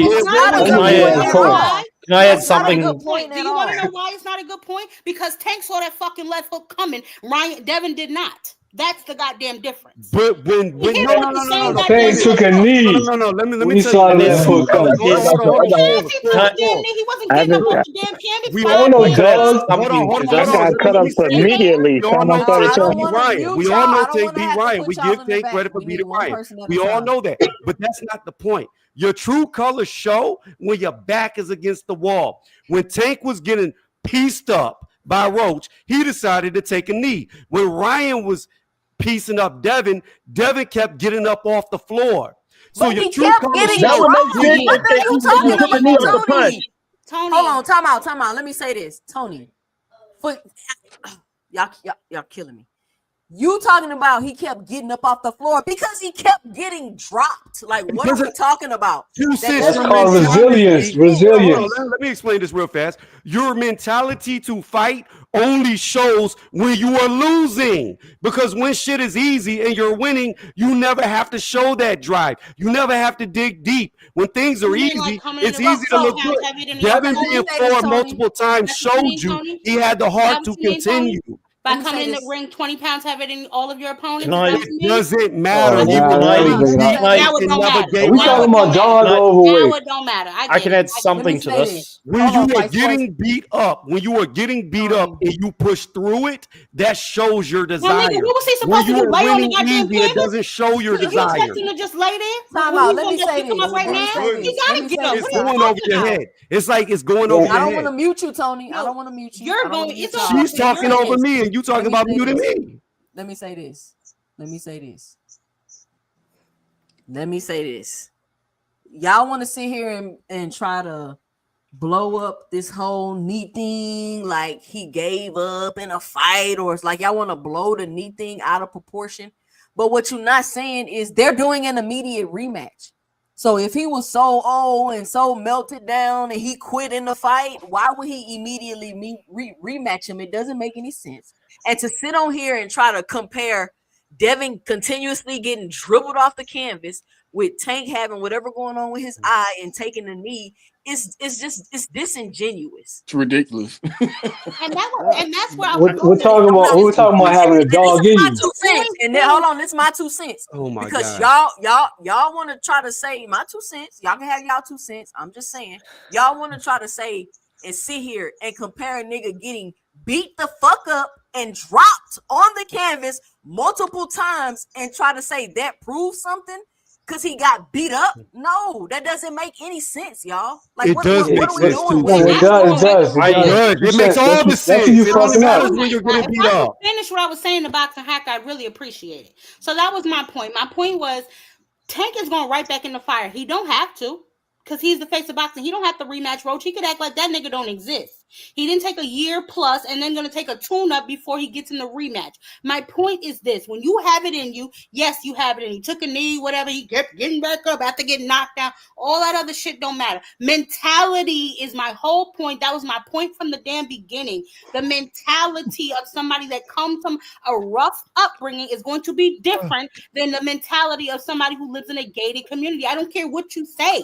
That just is what it is. No, it's yes, not. there are anomalies. So if Devin, it really isn't though. It really is not. It's really not. Because if Devin was such a dog, why he ain't rematch Loma? Huh? Why he didn't immediately rematch Loma? Why did Listen, I'm not saying Devin's not a dog. Listen, I'm not saying Devin's not a dog. I'm not saying Devin don't got heart. I'm not saying Devin is not resilient. I'm not saying none of that about Devin. What I'm saying is y'all really sitting up here with this disingenuous comparison to Tank. Like, that's crazy y'all doing that. That's crazy y'all doing that. But I thought Devin lost the Loma fight. I thought Lomachenko beat Devin. But Devin literally said out of his mouth he'll fight him again. Literally said it. Yeah. But did he? Tank is literally fighting him again. Tank is literally fighting him again. Tank campaigns. And what are we talking about? Did Loma pursue the rematch? No. Tank had a regular title. That rematch would have been at 140. From the damn beginning. Loma didn't even pursue it, and it would have been at 135. Died making that weight. Come on now. It would have been at 135. It would have been at 135. But y'all know Devin couldn't make 135 no more. Let me finish my point. It would have been at 135 because Devin was going to fight one more time at 135 against Shakur. Shakur decided not to take the contract for the 25%. He was going to have one more fight at 135. So it most definitely would have been at 135. The bottom line is Devin said he would rematch Loma. Loma never pursued the rematch, so you can't just put that on Devin. You're right. You're right. Let's not make this a Devin rematch Loma conversation. I think y'all were trying to say that. I think we got here because y'all were trying to say that since Devin got his ass whooped and dribbled off the canvas, and he grew up in a mansion, he has more heart than Tank because Tank took a knee when he got grease in his eye in the road fight. Let me finish. And then you're saying that proves that being from the streets doesn't mean you have some type of advantage or mentality that somebody else doesn't have. If I'm correct in saying zero. that, y'all are being very disingenuous, in my opinion. That's all I'm saying, because you can't even compare that. Look, y'all entitled to your own opinion, but I'm just saying I don't think that you can Hold on. compare the let two. me explain. Let me Said, explain. are you I'm from gonna the, let me who's from explain. the streets here? Because we should have had Who actually from the streets? if it's really the mentality y'all talking about that y'all trying to discredit and say, oh, he don't got it, but he got it. There should have been a Ryan Garcia immediate rematch. I should have been fighting you as soon as you was available for me to fight you. He tried I to. should have been, man. He didn't try to stop it. What are you talking Stop about? it. He's suing Ryan for the rematch. Can I add one thing to this? He literally is suing Ryan to get him to Yeah, do but the I didn't say rematch. anything. No, he's not. He's Oh, go ahead, suing for fight. Hold You're on. gonna have Let to me fight jump in, Fight fight Sports for it. time. Time out. I didn't get to say anything. Tony, that's not the truth. He is not suing for a rematch. Fight Well, Sports Tony Talk. know What's that. your 2 cents? Lying. Yeah, Go ahead. Whose turn is it? there's levels It's to there's Fight levels Sports to Talk. there's levels But he to went street twice. toughness. I I didn't go mean, yet. if you compare Joshua to Tyson Fury, most people look at Tyson Fury as the mentally strong guy and Joshua as the weak guy. But there's some things that Joshua is a little bit stronger at than Tyson Fury, and they both came from rough upbringing. So it's there's not everybody's. There are some guys like Joe Frazier who will fight their entire career blind in one eye, and some guys who will tap out if they can't see properly with one eye. So there's levels to toughness, and for people who come from tough situations. Mm-hmm. So this is all Hold I'm on, y'all. saying. Let me get these super chats real quick. Shout out to Slap Happy Gorilla Daddy P with the $1.99 in the super chat. He says Discoplin, Eli, and Peyton, Crawford, and Tank. Shout out Slap Happy Gorilla Daddy P with the $1.99 in the super chat. All right, I'm about to hop off because I got to go work out. But this is what I'm going to say. When it comes, I got one more super chat. I got one more super chat. Okay, go Shout ahead. out to Slap Happy Gorilla Daddy P back in the super chat with the $1.99, and he fixed the typo and put it back in the super chat to correct it. He says Discipline, Eli, and Peyton, Crawford, and Tank. Shout out Slap Happy Gorilla Daddy P back in the super chat. He spent the block with the $1.99. Before you go, T. So thank you for supporting the channel. Can I go? Before you go, Hey, T, I'm about. before you Go go, With T, Mr. Gregory, because I'm about to hop off to go I know. work I'm out. just gonna say this real quick before you go. I know you're gonna finish. Oh yeah, go ahead. It's a big difference to get up and win, and get up and hold on. Because that's what Devin did. When you talked about he kept getting up, he didn't get up and try to win. He got out and tried to hold on to survive. Great But point. that's what you're supposed to do, So Greg. hold on. Now everybody else is going to chime in. So I disagree because after being floored several times, he still came back to win rounds. So it's not like it's not. In fact, after the first time he got dropped and got back up, he hit Ryan with the best shot of the match, where Ryan had to stop and shake his head like, you landed a good one on me. But here's what I'm going to say. When it comes to this mentality that you're talking about, the only time you truly see it in anybody, it doesn't just have to be in boxing, just in life in general, is when all odds are against you, when you're getting beat down. That's when your true colors show. Do you fold or do you get up? We saw Devin in the worst beating he's ever gotten get up every single time and continue. That shows that determination. That shows that heart. That shows that mentality. Now, on the flip side of the coin, to bring Tank back into it, we saw him in a fight where he was getting pieced up and he decided to change the rules of boxing and take a knee in a self-proclaimed timeout. If that's the mentality you're talking about, when somebody's losing and they take a knee at will, and that's the drive you want. All right, have a good night, Tony. Thanks for coming out. Where you going to work out at, Tony? Why? You want to meet me at the gym? You want me to live stream from the gym? I might bring my gloves down there. Hey, look, Mr. Gray, I respect my elders. I'm a big dude, so I'm gonna just have to let you steal off on me, and I'm gonna take them licks. I'm not gonna throw back on you. Tony, are you a bodybuilder? Hell nah. Oh. I was born an athlete. I'm just big and in shape because I decided to stay in shape. What weight are you? What weight are you? I fluctuate in between like 258 to 264. Whenever yeah, he's not on you snack. bigger than me. Yeah. Tony, you try Yeah. snack? What? Tony, you try snack? So here's what I'll say about snack.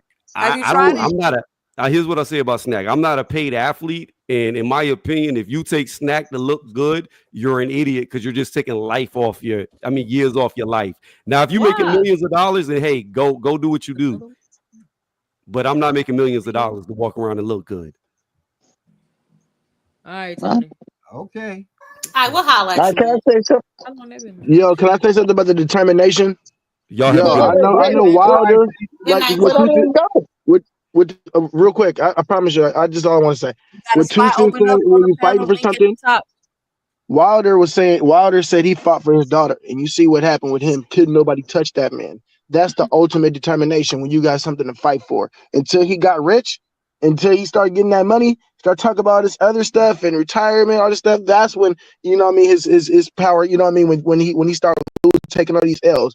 But up until then, when he was still upcoming, fighting King Kong Ortiz, getting up, getting hit in That the head, hunger. getting dropped, you know what I mean? Yep. He had determination to win. Yep. He was That fighting for hunger. something. Like, Hey, what about actually, he Prodigy? showed. Can I go? Street life. It's your third Hold on, time. hold on. Let me get the super chat. Then we got Terrence Best videos. Shout out to Broke and Dangerous with the $1.99 in the super chat. He says R.I.P. George Foreman. Shout out Broken Dangerous. Word. Damn. Just didn't know about that. Yeah, this happened Go ahead. like 10 minutes ago, 20 All minutes Go ago. ahead, Terrence. Go ahead, Terrence Best right. videos. Thank you. Okay, so I wanted to touch on that's the point that I was trying to make with the gentleman that just spoke, and that was just like in a Rocky movie. Y'all remember? I don't know if it was Rocky 3 or Rocky 4. I don't know which one it was, but y'all remember he got fat and sassy, and he got the money. Rocky got the money, and then he got his ass whooped because why?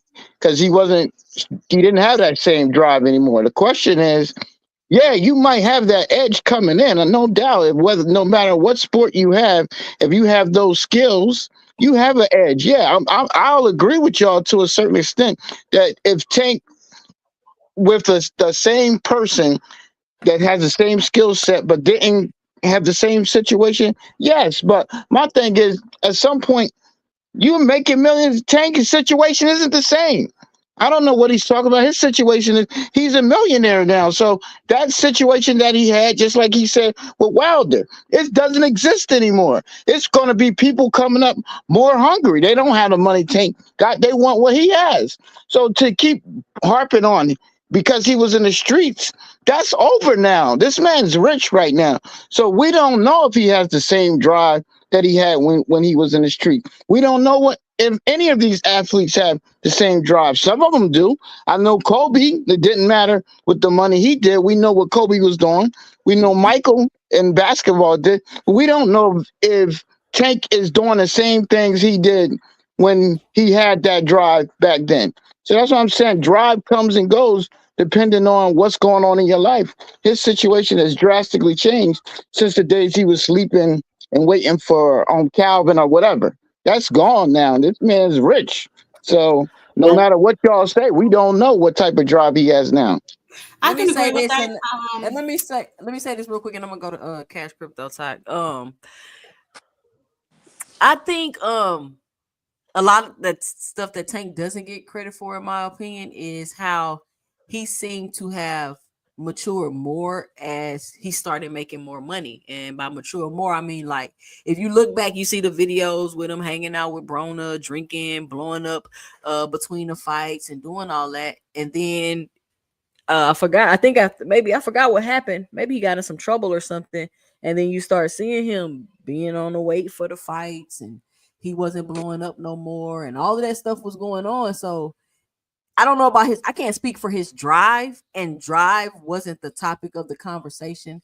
I simply was just asking, if you got any more street fights and you fight a fighter that grew up in the gym, do you have any type of edge? And we came to the conclusion that the edge is your mentality. Now, you can grow up in the streets and have that mentality like a AB and it work against you. You get what I'm saying? So that was just the question, but we You kind can grow of up in the gym and have that mentality. veered I off don't. into some other stuff.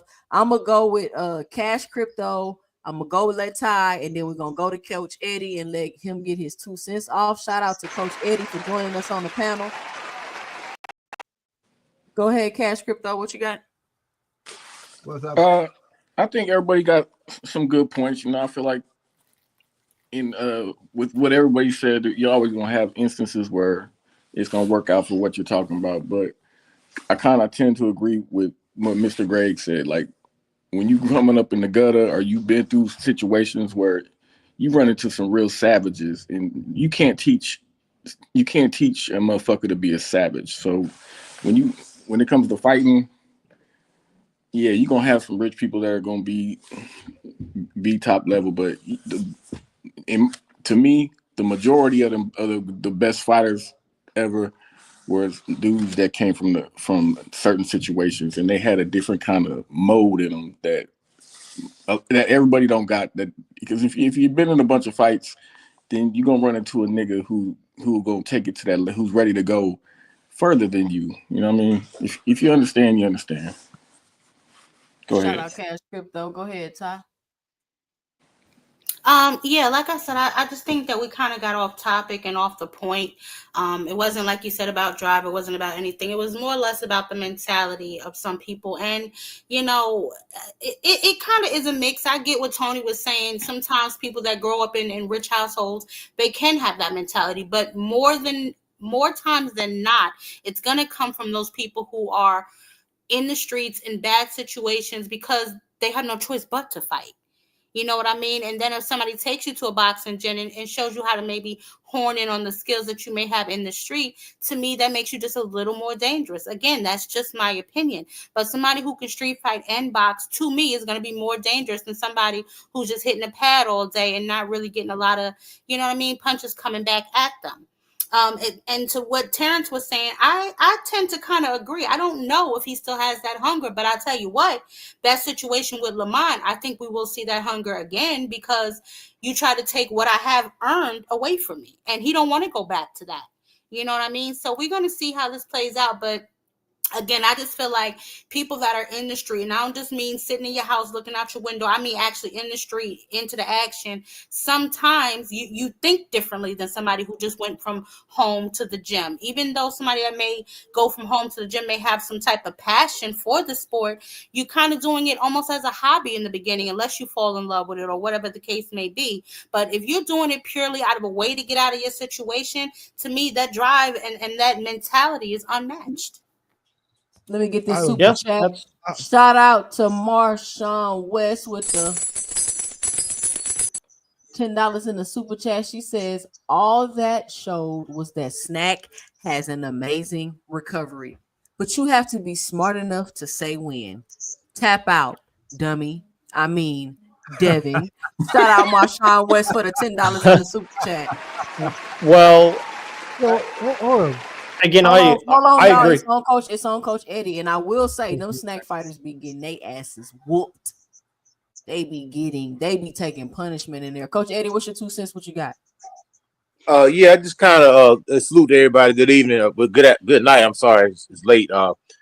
Kind of what the young lady just said. I don't know her name, but she hit some valid points. Now, back in the day, like these hood dudes today, they can't fight. Their hand game they have zero hands, trash. That's why they shoot all the time. So I don't, that right there don't mean nothing to me. That if you tell me you coming from the hood, that's probably telling me that you can't fight, first of all, because it's different. Second of all, you take guys like Triple G, those guys grew up fighting all the time. You know, street fighting, Canelo, them dudes fought all the time. So it does help, you know, if guys fight all the time, you get used to it. You're not scared anymore. If you got brothers or whatever, or you grew up in a boxing family where everybody's boxing, like Freddie Roach, all those guys, all his brothers fought. As far as Tank Davis, like Marvin Hagler said, it's hard to get up and run when you're sleeping in silk sheets. You know, Tank has arrived. Anytime a fighter start talking about retiring, start talking about getting scared to get hurt, getting scared to get knocked out, he got 1 foot in, 1 foot out. You know, he does not have that hunger anymore, and it's hard to get it back. We've seen it with Anthony Joshua. When Anthony Joshua started making millions and millions of dollars and started getting knocked out all the time.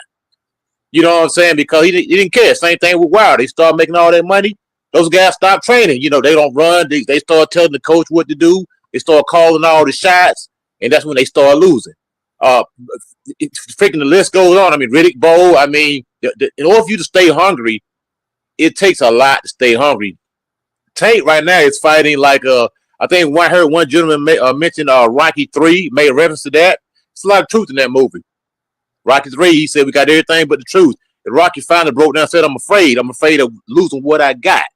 He said back when he was coming up at the club fight, he didn't care, get busted up, nose broke, bleeding all over the place. Now he's afraid. Not saying Tank is afraid, but that happens with fighters. They get civilized.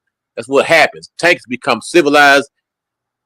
He no longer, he might be able to get it back. He might have to do like, go see Apollo and get the eye of the tiger back, but he may have lost it. He lost that edge right now. He don't have it no more. He's a millionaire. He's sleeping on silk sheets. And it is what it is. That's a part of boxing. I remember, I'm going to land my plane right here. Sugar Ray Leonard talked about when he knew he didn't have it. When he looked in the mirror and seen Ray Leonard and didn't see Sugar. He said he knew he was going to lose. And I experienced this when I was a fighter. I knew when I didn't have it no more because everything started to hurt. When I took punches, it started to hurt. And when I was training and really into it, it didn't hurt. So when a fighter starts, feeling that pain and everything starting to hurt, and you're talking about you don't like training no more, you don't like doing this, you don't like doing that, you're going to lose. You know what I'm saying? It is what it is. Hey, I'm going to let my plane right there. All right, Coach. Coach Eddie came up here cooking. I need a little sizzle sound. I just don't see the difference between because we were talking about Tank need to go to Russia. So we were talking about mentality, and I agree. And yes, we went in a lot of different directions, but it's still when you talk about mentality. I'll just use a little metaphor, and I'll stop there. There's a difference between a killer and a shooter, and it's basically what each one of their mentalities is. Which one are you? Wait. Call me again. Yeah. I don't know if you're a professional shooter. Hacker, you ain't think- Go ahead. Fight Sports Talk. It's on Fight Sports Talk.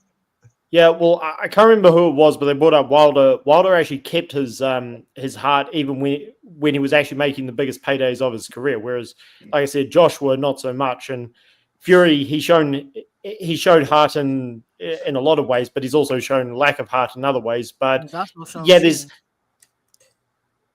well, actually, that was going to be my next point. Guys like Pacquiao and Holyfield and Margarito, when their certain cheating tactics, whatever, weren't when they didn't have that, when they weren't able to use it, they still showed incredible heart. Like Margarito should have tapped out 1,000 times against Pacquiao, but he stayed in there. And Holyfield, same thing when his certain juice wasn't enough. So some guys show heart no matter what, and Wilder stopped.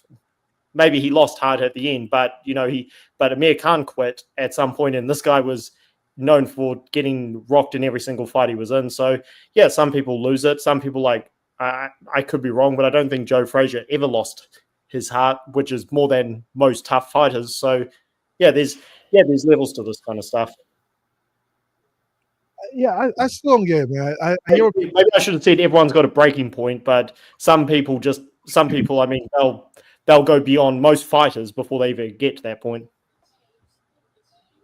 Yeah. So here's what I'm saying, y'all. Like, yeah, you have mentality, but if you're comparing these people who came from the streets to kids who grew up in the gym from young ages, look at boxing That's not today. what we're doing. But that's literally the conversation, right? No, it's not boxing. Hacker, you always trying who to has the shoot edge? shit. No, the question was who has the edge. The person Nobody who wants to hear you repeat yourself over and over, nigga. Yeah, but look at our sport. A lot of the people you see who are top stars grew up in the gym. Roy Jones was trained from a young age. Andre Ward, all these fighters, Kyle Zagi, all these fighters trained from young ages. What made them good was years of hard work and repetition.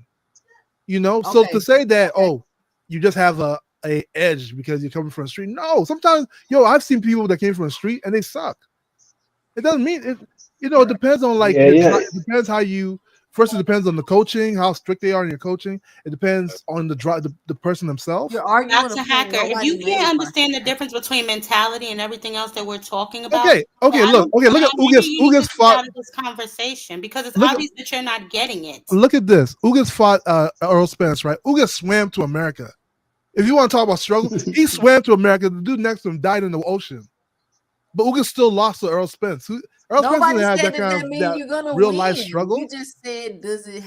It Bro, just nobody depends. said it All means there's more And I factors. also said and there that's are your opinion. anomalies It where it doesn't depends. also count, but the main totality. Okay, so like y'all was saying before, all basketball players, this, and the third. You take a regular basketball player, yes, an NBA star, maybe he can go to the court and bust ass, but you can't tell me ain't some niggas from up the block that's gonna come and shake them up.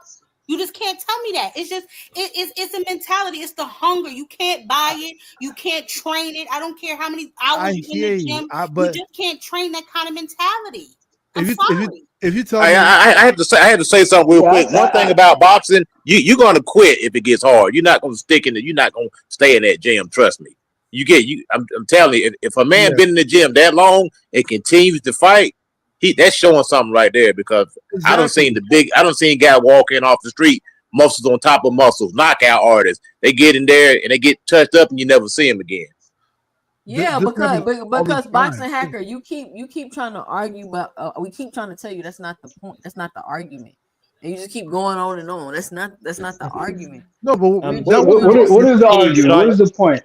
Eddie, could I ask you one question? So it was a simple question, but we finna change the subject. Remember the initial conversation between me was that okay, who has the bigger edge, right? Somebody who grew up in who came not from who has the bigger edge. Does it give you an edge? Does it give you an edge? But we're comparing one to the other versus a kid who just grew up strictly in the gym. It's no comparison. It's a yes or no question. Like, can we ban him? Can I start a petition? Come on, guys. Who want to help donate to him? I don't know. Damn. Damn, y'all like.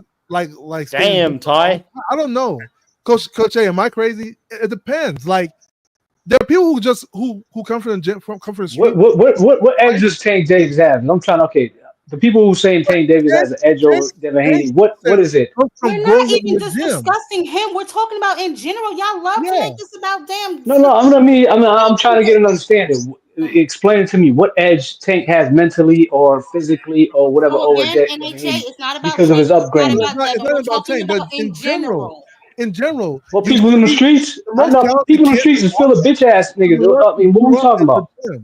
Like this is reality in the amateur. I don't even know what we're talking about, but y'all up here. The national champion. I have no idea what we're talking about either. Look at. I know NHL. You just coming up here. Guys that had tough. Like, came from the streets or whatever. That means something. Hold on one second. The guys that had really tough mentality are usually guys who did manual labor, like Marvin Hagler. He worked for a living. Joe Frazier. He freaking sharecropper. You know what I'm saying? These guys worked on freaking farm. They did hard work, hard labor. You know, and those guys had tough mentalities from the work that they did. Just because you're from the streets don't mean shit. The streets is full of bitch ass motherfuckers. That don't mean nothing. Nobody says it means. It's just a glamour. It's just glamorized. That's all it is. And how many times everybody's glamorized? Yo, and the motherfucker from the streets will tell you this. I don't know, man. That's not how. Like you see the top level amateurs. Most of them grew up in the gym. They literally boxing grew up. Hacker. You keep saying they grew up in the gym, but I've told you that I'm not talking about the fucking gym. There are plenty of people that grew up in the gym, but still have the type of situation that we're speaking of. Yeah, it don't matter if they grew up in the gym. That doesn't mean that they're leaving the gym and going to a good situation. That situation. No, but that's cool. I'm talking. You gonna cut me off? You gonna cut me off? Go ahead. You gonna cut me off? You keep trying to say they grew up in the gym. That's okay. They grew up in the gym. So that doesn't. We're talking about once they leave the gym, what is their situation? You can stop saying they grew up in the gym. We all know they grew up in the gym. Most boxers that make it and be famous grew up in the gym. So you don't have to keep saying that. So let's cut off. Grew up in the gym. So what's the edge you're talking about? I mean, if we keep it a buck, Tank grew up in the gym too. Okay, when he left, he had to go sleep in the bed. What advantage did I give him? Y'all Yeah, can't help his yourselves. skill set Y'all came just from the can't gym. help yourselves. Y'all gotta bring him up. Y'all can't even help yourselves. All these fighters grew up in the Isn't that gym. what y'all talking about? Chat, Yeah. No, we're not talking about Tank and No. HL. Chat, can This y'all sounds give like me y'all Really? 2 cents and let me know what y'all think about the conversation? And if I'm I'm not gonna being tell you one of the clear, toughest men alive was a man by the name of George Chuvalo. The dude never been down as a heavyweight. He fought everybody. He was a freaking, I think he was a Romanian guy, tough guy. He fought Ernie Shavers. He fought you name it. He fought him. Tough. Everybody said this man was a tough guy. He had a tough mentality because he grew up over there in poverty in the cold weather. That's why I'm saying you can't sleep on them guys. If you growing up in cold weather, that is a hard condition right there. And that's what we're talking about, because we were only saying Thank that you. it's the mentality. Does your conditioning, does where you come from, and the mentality that you had to have to live in those conditions give you any kind of edge when you're fighting in professional sports? I say it's the mentality. That's all it was. It wasn't you're better than me or I'm better than you. It's does it give you an edge? Anyway, And the question I is, got to bounce. Thanks, guys. Yep. Bye, Fight Sports. you got fed up. Yeah. He got fed up. This ain't his area of expertise. We talking about struggling. Hey, have you Shut guys up, ever? Fight Sports. Have you Shut ever up, Fight guys Sports. ever Fight seen Struggle for a minute. have you guys ever seen a documentary called Facing Ali? Have y'all ever seen that? No, I I didn't see just that one yet. watched what was that documentary, Mr. Greg, that man Jamarty was telling us about. I just watched that yesterday. What is it? Inside the Ring? Yes. I just watched that yesterday. Yep. What Okay. did it say? What's this one called? Boxing is a poor man's sport. That's why they call it a poor man's sport. Exactly. What was that? And What was that? When you said the documentary, what's the name of it? I'm gonna watch that next. it's called Facing Ali. It's a great documentary. Okay. Yeah, Facing Ali. Every national boxing is an exploitive sport. It exploits people. It exploits poor people. That's why the Irish, why you think they got the name Fighting Irish, because they had a lot of Irish people that would come over here and box also, because when they came over, they was in poverty. So every race, nationality, and creed of person has shed their blood in that boxing ring because of poverty. You got And the that soup is sit. the point. Bingo. Thank you so much, Coach Eddie. Yeah. That's exactly the point we were trying to make. Does living in those circumstances, does being raised in those circumstances give you a different type of mentality than somebody who's coming into the gym and leaving and going home to their gated community? I said yes. Yeah, but see the thing about boxing, it's a skilled sport, so you can still excel in it because it takes skill. Yeah. And you can make money like Muhammad Ali was freaking middle class, greatest of all time. He never freaking worked a day in his life. So let me ask you something, Coach Eddie. Do you think being able to street fight and box gives you an edge? Because I say it do. No, it can. It can hurt you too, because sometimes street fighters don't want to listen. They think they know everything, so it's a double-edged sword. No, but that's what I'm saying. Like we're just basically asking being able to box, like being able to transform that street fighting into boxing. Do you think that makes you more dangerous? I said yes. It can, because, like I said, my man, what's his name? Ernie Shavers was a knockout artist. He was a tough guy. He was a collector. So a lot of those guys were freaking knuckle busters or head crackers, in the street. So they brought that into the boxing. Freaking Sonny Liston was the same type of guy. Walking around, a tough guy. So yeah, you can take those tough guys from the street and they can freaking knock people out, especially in the heavyweight division. You can move really quick. If you got power and you're a big guy, you can go a long way in boxing. I mean, look at Deontay Wilder. The man jumped off a beer truck and became a world champion because he can punch. You know what I'm saying?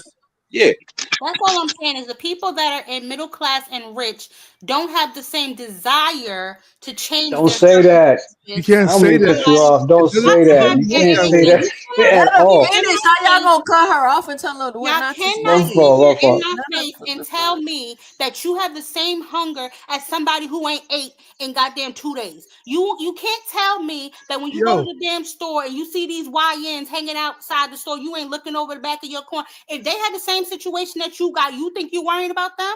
Are you worried about the nigga that's sitting in the If you got drive, you got drive. It don't matter what are you worrying about? What are we talking about? Economical background you come from. Why do y'all keep cutting off time?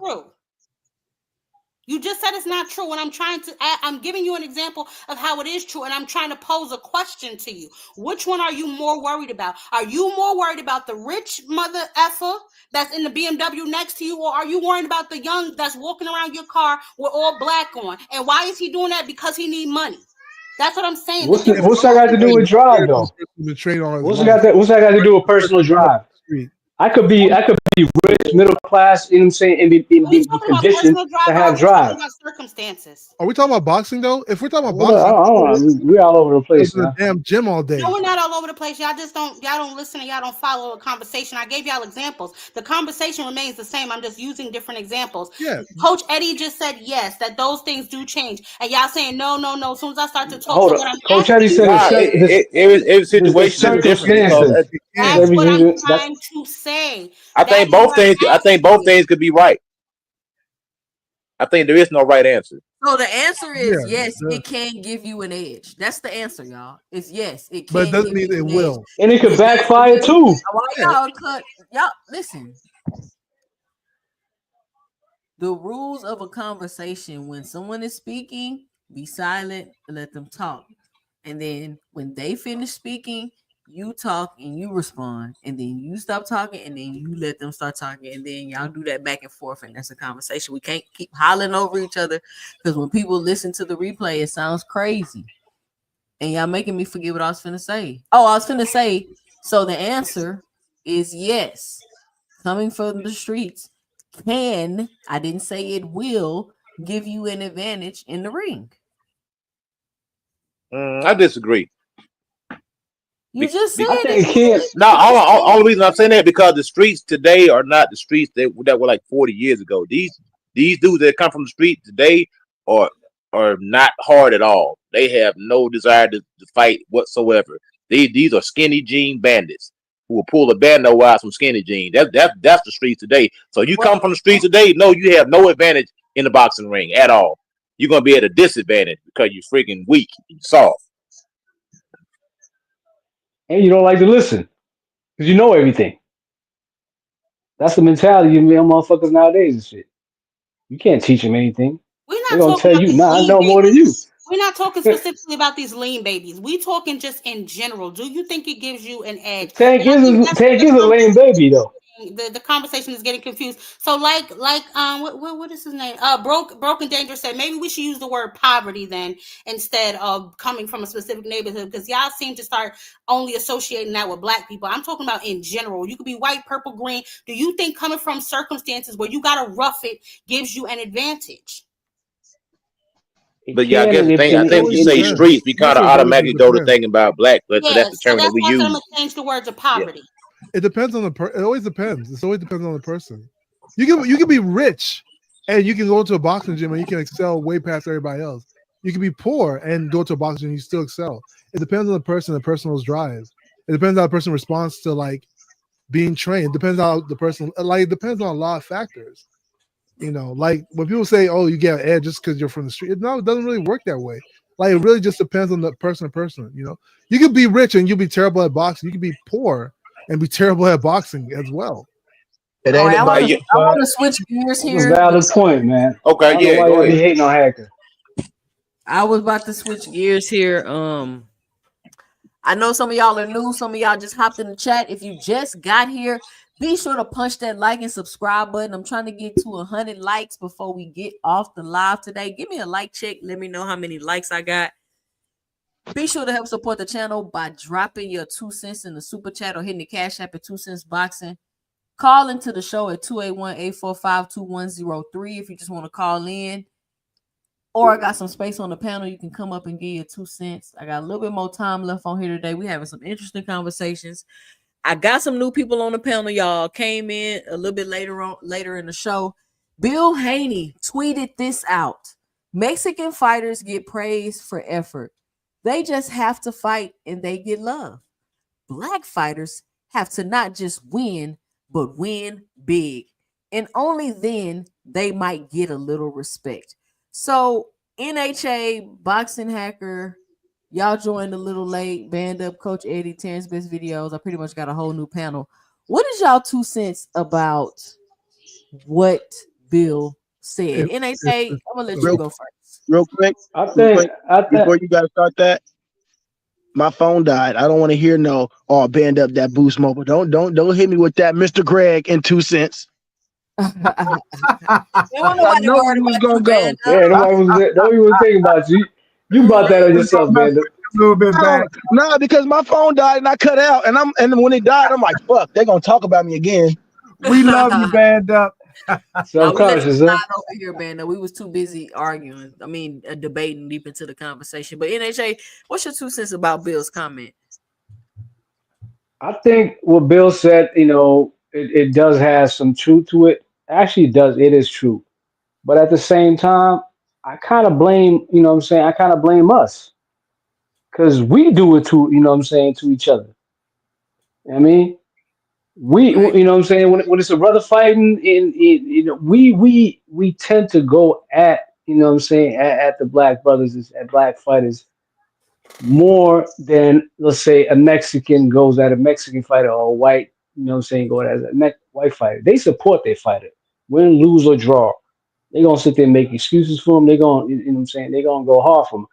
Now, when it comes to, what I'm saying, to to the minor, just to say African American community or or the black community, it's always about who you like or who you rooting for.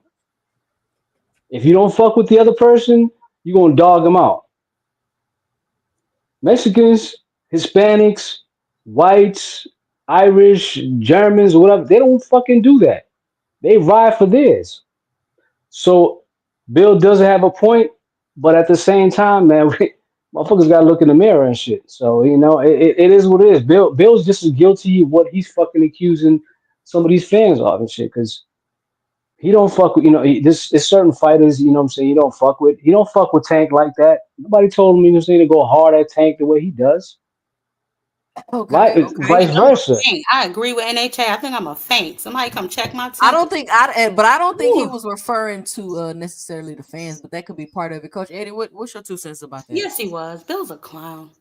Nah, Bill. I think Bill. Nah, Whatever he ain't a Bill. clown. I'm gonna go. I'm not gonna go that far, man, because I respect him as a father. I respect what he does and shit. But a lot of times and shit, he put, what I'm saying, he end Hold up on, putting it's his foot in his Eddie mouth. turn, right? You gonna Motherfucker, go ahead. go ahead.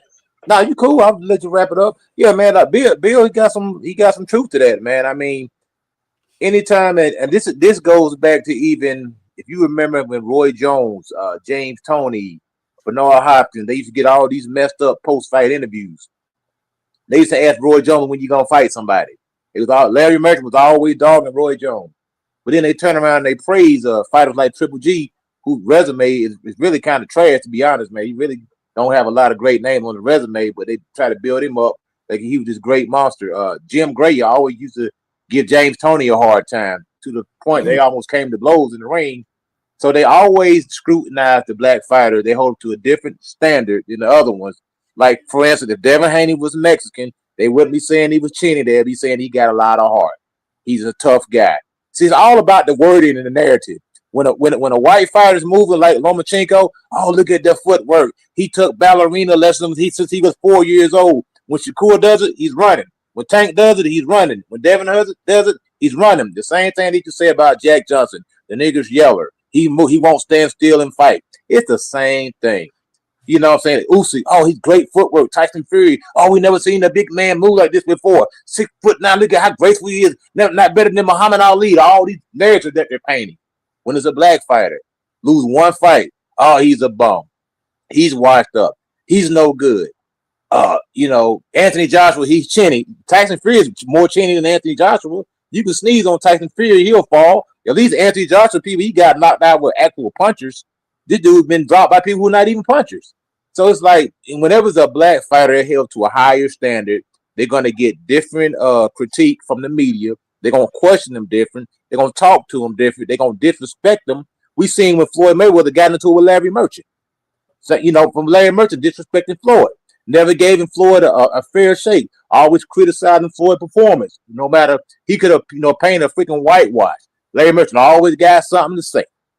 So Bill Haney's right on this. I'm gonna rock with Bill. All right. Terrence, best videos. What's your 2 cents? What you got about it to say about this? I would say this. I mean, I think in boxing, I think it's overblown. But I do agree with that because look at this. Let's say we talk about golf. When Tiger was on his run, every black person that I know, we were all just watching the sport because Tiger was playing. And you know why? Because we're not really present in that sport. We don't have a lot of presence in that sport. So, and when the Serena twins were doing their thing, you're damn right. We were supporting her. When the girl was ice skating and killing it in the Olympics, yeah, you're damn right. So it's certain sports, yeah. When we don't have a high presence in that sport, we're gonna rock out. But when you talk about boxing, that's a different because we pretty much dominate that sport. So that's why we have these rivalries like Haney versus Shakur versus we're running the sport pretty much. They don't. So if you're a Mexican, of course you're gonna be proud of your Mexican brethren that's boxing because he's not they don't have the same presence. At least I don't, and especially in the weight classes that we like. 147. I mean, they might run shit in 122 but shit, I guarantee you this: if it was just one black fighter in that division, we all would be behind them. It's just that we have so much variety in these divisions that we can pick and choose. Hey, we don't care about the other people because they don't really matter in the divisions we care about.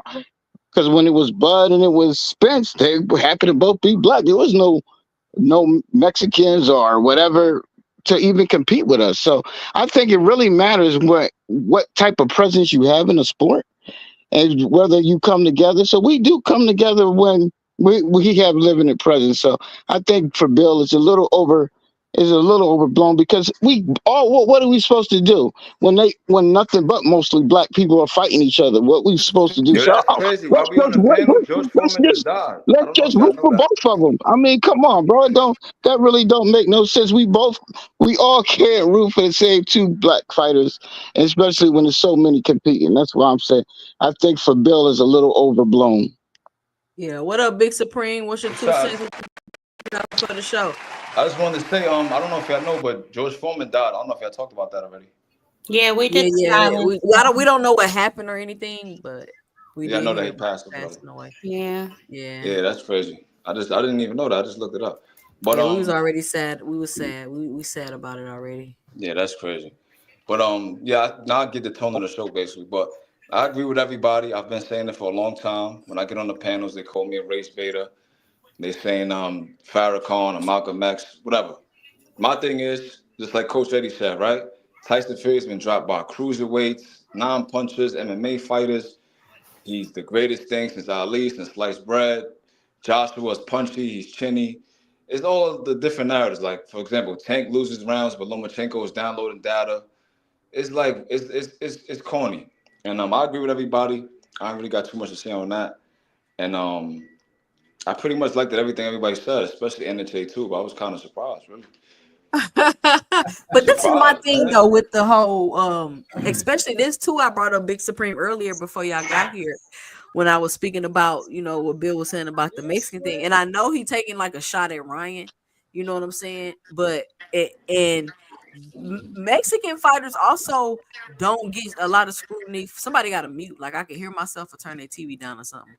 A lot of these Mexican fighters, they don't really get no lot of scrutiny for cheating. Like they really don't. And so I just think that for Ryan Garcia, and I think this is, to me, this is what I mean when I say I agree with Bill. This is what I mean, and I don't have no issue. Like I fucks with Ryan Garcia. I know y'all say he racist or whatever, but whatever. Ryan Garcia was acting crazy all the way through that fight, taking psychedelics, going through a psychotic breakdown, acting a fool, all of this stuff, drinking, off weight, bullshit, not training, doing all of that. Get the fight overturned, get in trouble for not listing his supplements, whether you think he cheated or not. That's not the point of this conversation. Get suspended for a year, come back off of suspension, get to headline a fight for a title and allegedly getting paid $20 million. I think that is what Bill is referring to, because that right there is what's ridiculous. And I also brought up the point when you got people that run around here and be like, oh, he just lost. Why he get a title shot? They all in the uproar over somebody getting a title shot off a loss. But I just listed you all that crazy stuff that Ryan Garcia was doing. Then he got no contest. Then he got suspended. If somebody don't deserve something, if somebody should be quote unquote in an uproar, if somebody should be saying something ain't fair and something, it should be the fact that Ryan Garcia is getting this opportunity. And it also should be the fact that Devin Card is on the undercard of the opportunity that Ryan Garcia is getting, that he does not deserve after he was the one damaged and allegedly cheated in the last fight. Yeah, that, but go ahead, Ty. I mean, no, I was gonna say, but don't you think that's more of like a Turkey Island Sheik problem? I mean, because let's not forget, Devin went over there and begged to be on this opportunity because he didn't want to go to BLK Prime.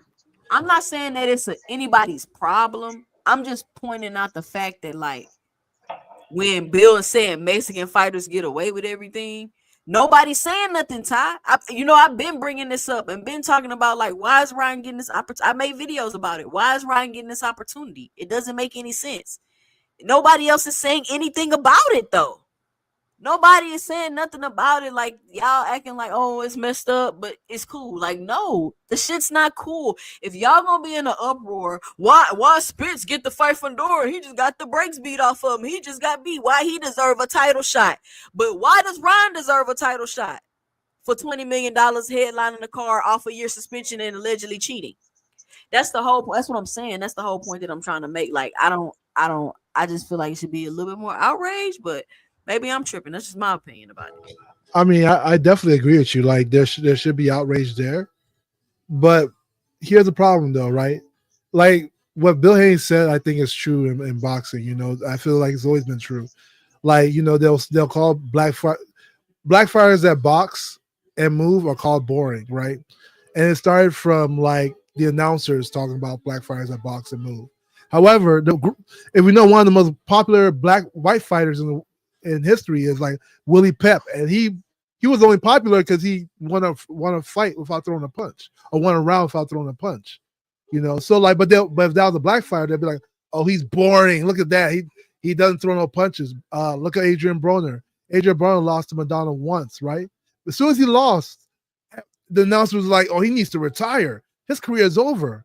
Man, Pacquiao was getting knocked out in the beginning of his career, in the middle of his career, and nobody ever said that, you know. But black fighters always get the pressure on them, you know. And it's funny, it started from like the announcers, but we as you know, African Americans, we sort of have hate for ourselves too, you know. I mean, we can't ignore that part about it, you know. Like they're like looking at like Floyd Mayweather, right?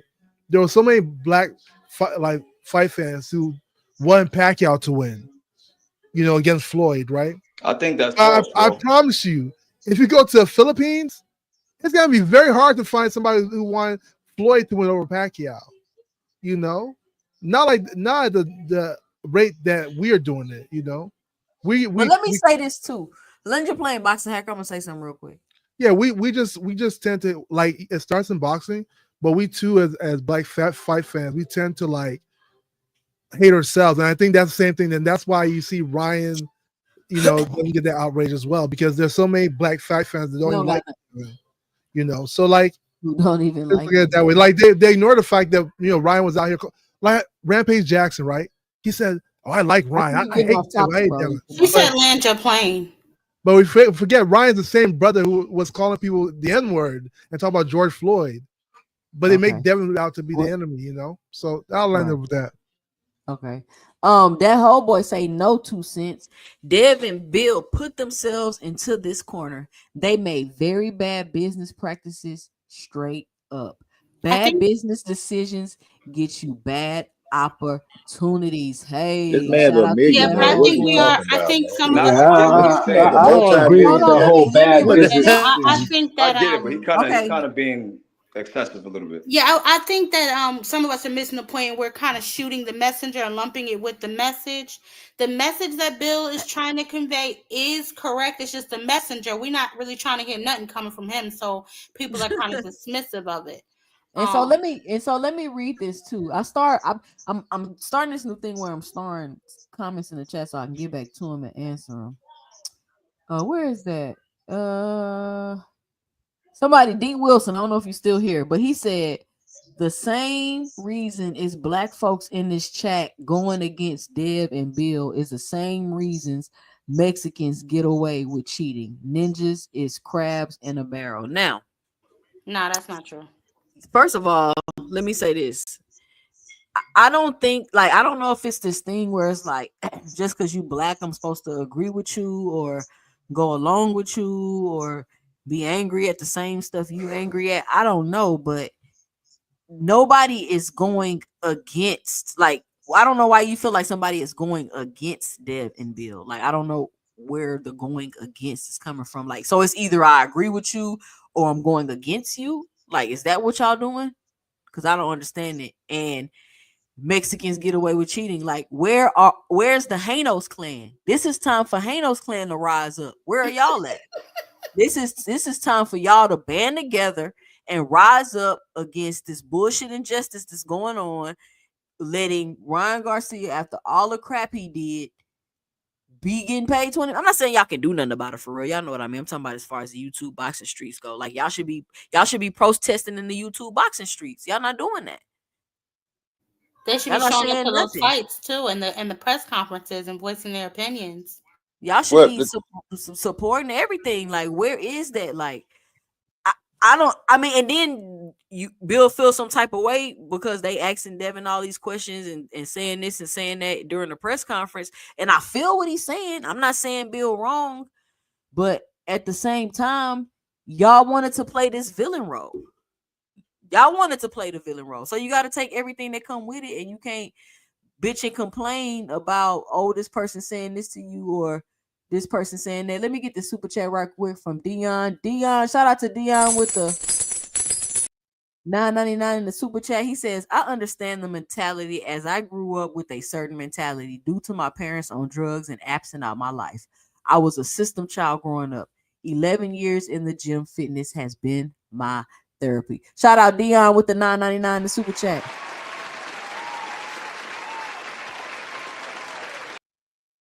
But I don't know. I mean, I'm not telling Devin not to get his money and all of that and this and that. I'm just saying, like, you're upset about Devin being mistreated on the undercard around Garcia. Like, that's what it is. Or am I tripping? Well, you know what, Tucson? I will say I agree with you about, maybe Ryan shouldn't have all these opportunities, but I think a lot of this is in part on Bill and his son and just how people are maybe getting tired of him. You know what I mean? And Turkey, I guess he looked at who he thought was the bigger star between the two, and he made his decision. I really don't know. But let's be honest. Like you said, Bill is having a hissy fit because things aren't going his way. Just a couple months ago, he was cloaked in a Mexican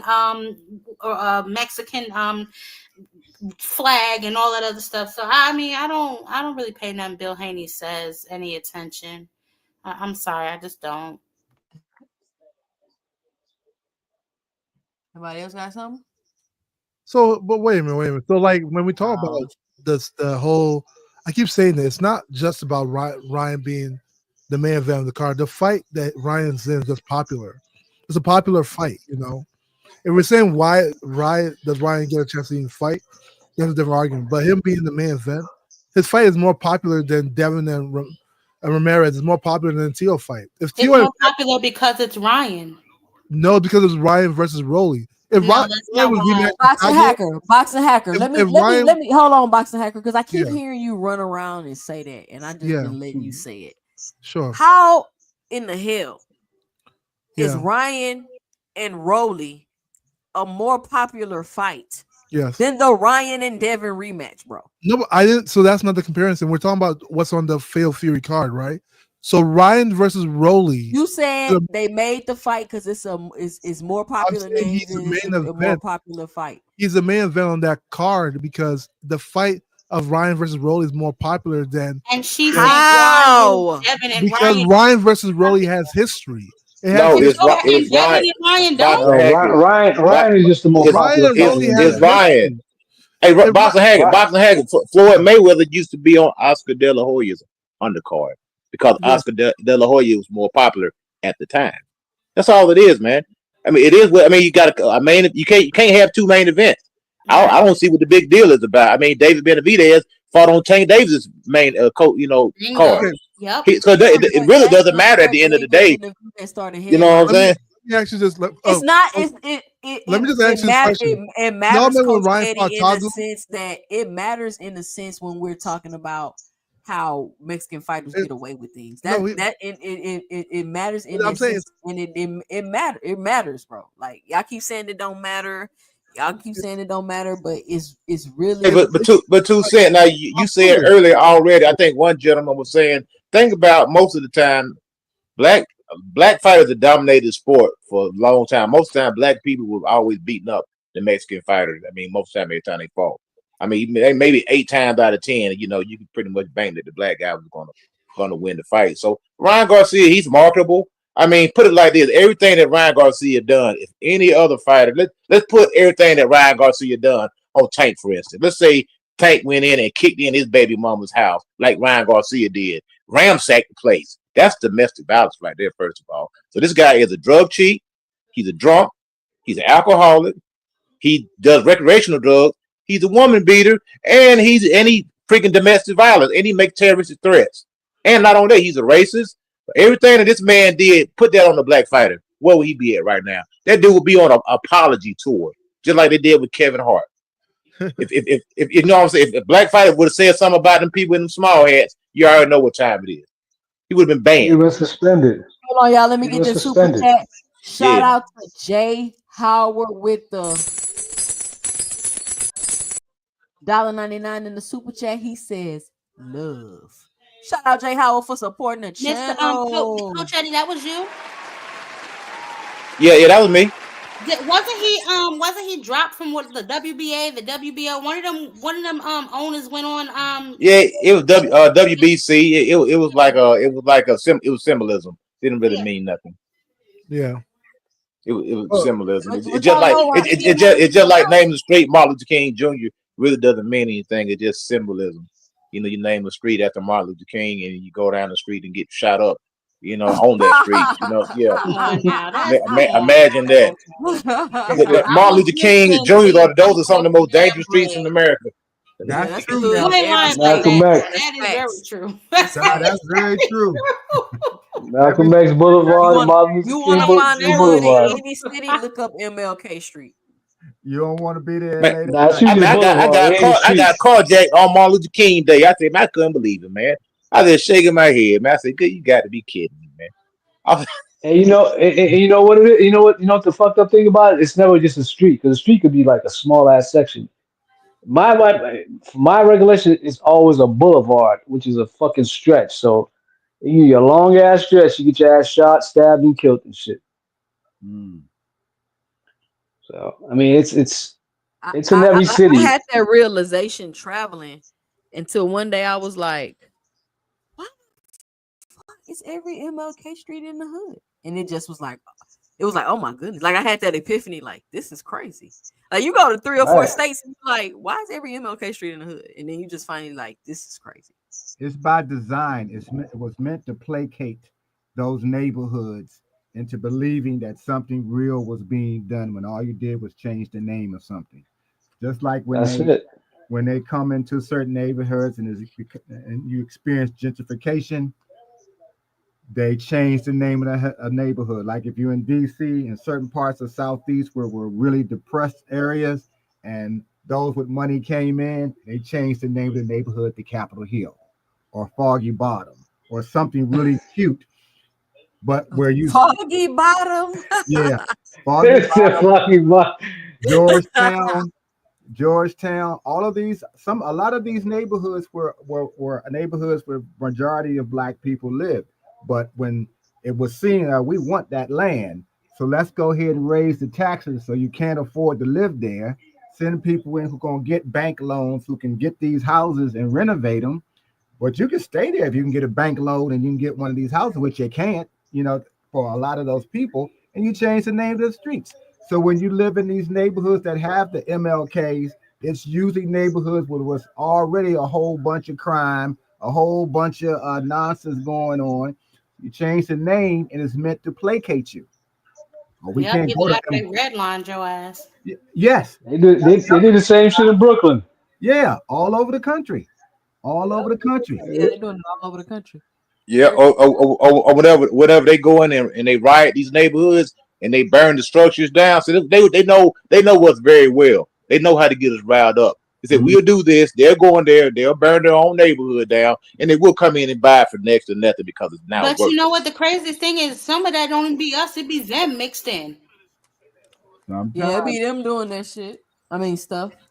Yep, but Like, they like, come like. over I there and think they they were do it. showing during COVID how they already had big bricks and stuff dropped off at the corners and stuff. Yeah. Cause you be like, Hey, where but these you know, people? Where these people getting these brick from? They throwing like, did they bring but them with the them? funny thing is when they try to go to those other neighborhoods and try to burn their property down, they call the police on them. Hell yeah. Sure did. Not in our neighborhood. We'll do it in your neighborhood, but don't come to ours with that stuff. You That's see where they because can again, change. we value their neighborhood and so do they more than we value our own. Like, I hate when people say, "Oh, this is the hood. Look how we live." It's like that because people make it that way. Don't throw your trash outside. Stop marking up these buildings. Like, the shit could have more value if you valued it more. And a lot You of that is right. because some of these people don't pay for anything. They They don't just own have it. it. You know what Yep. I'm saying? They don't have any value in it. If you don't pay for it, you don't really cherish it. Yeah, That's Muhammad the Ali said. Muhammad that's the Ali God said you can honest take. truth. Yeah, he said you can take the person out of the slum, but you can't take the slum out of the person. I seen people sweep dirt before. He said the poor is they swept dirt, Yeah. kept it clean. Wow. I mean, so it's a mentality. I Mentality. mean, like I We say, were talking and about. like Ward said, the world is a ghetto. Your ghetto ain't no harder than mine. You got ghettos all over. I've got the term ghetto comes from Nazi Germany. This is not nothing new. Every freaking person has been impoverished in the freaking ghetto. Ghettos are everywhere. Germany has a ghetto. Russia has a ghetto. Poland has a ghetto. England has a ghetto. Ghetto is a word. Ghetto. The The whole world is a some freaking of these ghetto. people, they whole country together. And The those whole countries country. you just named, Coach, they had one particular race of people in those ghettos, which were the Jews. And then what happened? Well, we're gonna get into history and all that. I know that's not what we're trying to do. Yeah. I was So gonna really go there, so let me just stop. yeah. But yeah, that's what's happening. That's what's happening. So I don't know what else we talked about today. Y'all might have missed because y'all came on late. Let me see what else we We're talking about covered. having the dudes, black celebrities having to check in some of these Oh Y'all yeah, hear? that's Did y'all crazy, hear about man. AB and Big U and all that? Man, AB. AB out of control, man. It Hey, yo, says I Big. know. Go ahead. It I'm says sorry. Big U Man, wanted yeah. Adrian Broner beat up for not checking in with him after he took a total of 6.5 million from NBA All Stars in a fixed dice game. Big U then charged 100,000 to each player to help them get their money back, offering protection and enforced check-ins. Bet he ain't get none of that shit back either. Y'all Nope. can fuck. Yeah, yeah. People get AB fucked up. AB was really, really, really about that. Man, Yeah, he AB gonna But get. why tripping. you be cheating people though? I can't stand no cheater, bro. I ain't gonna even lie to you. I'm trying to Because figure again, out how it's they hit. very How they hit. close They didn't know now. the dice was loaded. How you AB didn't know the is doggone close. dice was loaded, man? Being They're Come some on, fucking man. goofies. a Maybe lot of he those got Yeah, some good at the Celebrities. dice. a lot they of don't those know. companies they're not as street savvy as they want to pretend. The guys who are the celebrities and the guys who are the new athletes that just get those new contracts, but they like that image because it's been marketed to be from the street. It's a great thing. We'll give you the Hmm. contract. We'll give you that. Do you got your gun with you? Yeah, we want you all of that. But these guys Man, didn't want to go into the neighborhoods with their newfound fame and try to act like they know what they're doing. And a guy like AB, okay, we see this lamb coming, and that's what happens. They want to gamble, they want to flash the hundreds, they want to flash the jewelry, and then they go home with none of it. Don't realize they done been robbed. they're robbed. Facts. And when you playing dice, man, dice is very dangerous, man, Yeah, because you got to have somebody watching your back because you're already down there on your knees already with your head looking towards the ground. So somebody can crack you across the skull like it ain't nothing anyway. And if you win all the money, they ain't gonna let you go home. You know what I'm saying, bro? They're gonna have you out there all night long to the next day trying to win their money back, and then you know what I'm saying. Then they're gonna pile up on you. They're gonna empty your man. It ain't no good look at all. But dice games are extremely dangerous. Any type of gambling house, anything like that, man, you gotta be out of your mind to go up in there. Yeah, you need to know what Shout you. out to Big Dog Willie on the panel. All right, big dog. Hello. How you guys doing I'm on gonna say this Friday real night? quick, Big Dog Willie, and I'm gonna Word, big let you get. dog. I'm gonna say this real quick, and I'm gonna let you get your 2 cents off. So, y'all saying when they go into the gambling houses, if you green in there, they gonna play you. You're gonna get played. Yeah, Absolutely. Yeah, absolutely. you gonna get played. You might get knocked out. They might hit you with a strong arm. Just knock you out. You So know, why do it do people it need to go? because they want to be around that image. They want to be around that. It's Oh, exciting. But that's how what's his you face going got shot. around, it's That's like how a lamb Takeoff going got around a shot bunch at of the dice wolves. game. Ain't that how Takeoff got shot at a dice game? Who? Takeoff. Yeah. You guys at what someone called one homeboys peoples and That's exactly what happened. Big Dog Willie, what's your 2 cents? What you got for the show? Man, it's Friday night. All love and peace to all you guys. Boston Hacker, what's up? You haven't started no trouble. As far as I know, I just got on here. I just woke up because I work nights. But yeah, you haven't started no trouble. I ain't gonna don't start.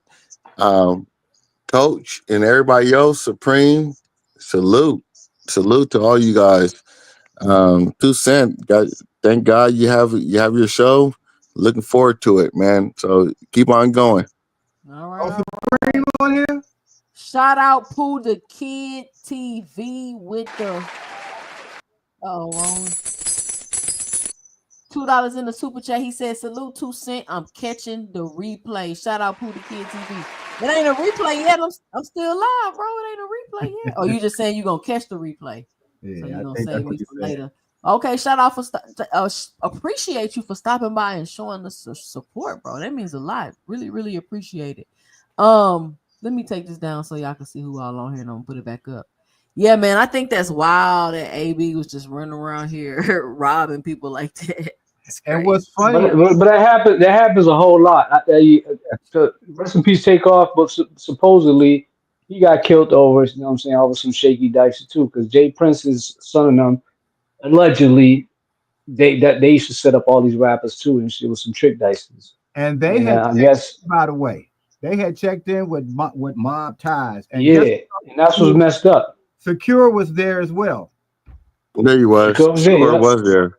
Yeah, He was Secure standing there. right next to him. Damn sure was. Yep. And that's another dude. Shakur need to stay off around them people, man. No, He he want to let be. he got away from that shit. Yeah, After he needs to, that shit man. freaked him out. How You did he get know, away you from that? can't. He's still with Jay Prince. But he just I do mean, of course, you're gonna still be. Jay Nah, he Prince talking is a about as far as thug. like being in the streets with them, like in that Yeah, environment. You know, right. yeah, you in the Jay street, Prince. niggas, so just stay the fuck away from them. Yeah, Shakur knew better. After that shit, he left that shit. So I woke him I up. know that for sure. He left that shit. But you know what? Oh, yeah. Having AB there gambling also serves Big U and other guys' interests as well, because now they can say, well, we're gonna make sure you don't get robbed, you make sure you don't get beat. Because see, if they wanted AB out of the picture, they'd have moved him out of the picture right away, like they kind of did here.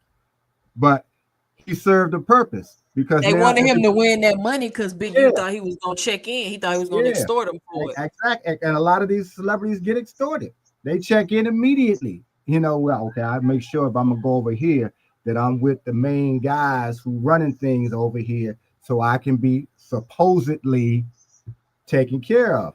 But you see what happened to Takeoff. They checked in too, and he still gets killed.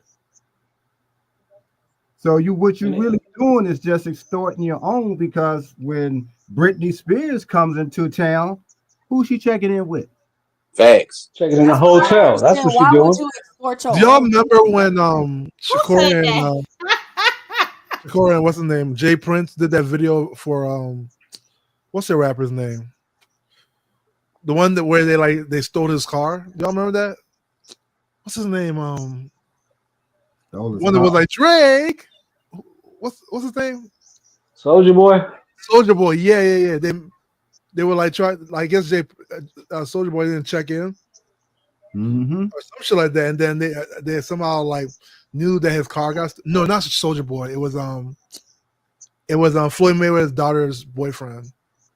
Oh, I know you're talking about NBA Young Boy. Yeah, Young Boy. It was Young Boy. Yeah, that's who it was. But those niggas, oh my god! What about that fool? What about that fool Yellow Beezy? You think Aerosmith gonna get caught up in that mess? I hope not. Nah. That was some street shit.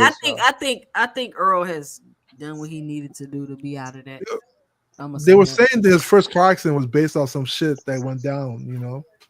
Yeah, of course. You know how rumors fly. I'm pretty sure he probably felt some type of way and shit. You know how Mo's feeling about fucking Spence, but Spence, I doubt Spence had anything to do with that. That was real street beef. That joker Yellow Beezy looked scared. Boy, you seen that picture? That man look like that joker. He look like he look like he is not from the streets at all. He look like he that's a capital murder charge. I don't understand I'd be this. fucking terrified too. Get hit with the real charges, Well, see, them guys. Capital murder. That boy can get the chair. Remember, 6ix9ine was really tough until he got that RICO charge. Then he was like, that motherfucker was never tough. He was a bitch. That dude's a bitch. He was never tough. 6ix9ine was never tough. That dude's a bitch. He Yeah, had he's a rainbow bitch. hair, bro. Stop it.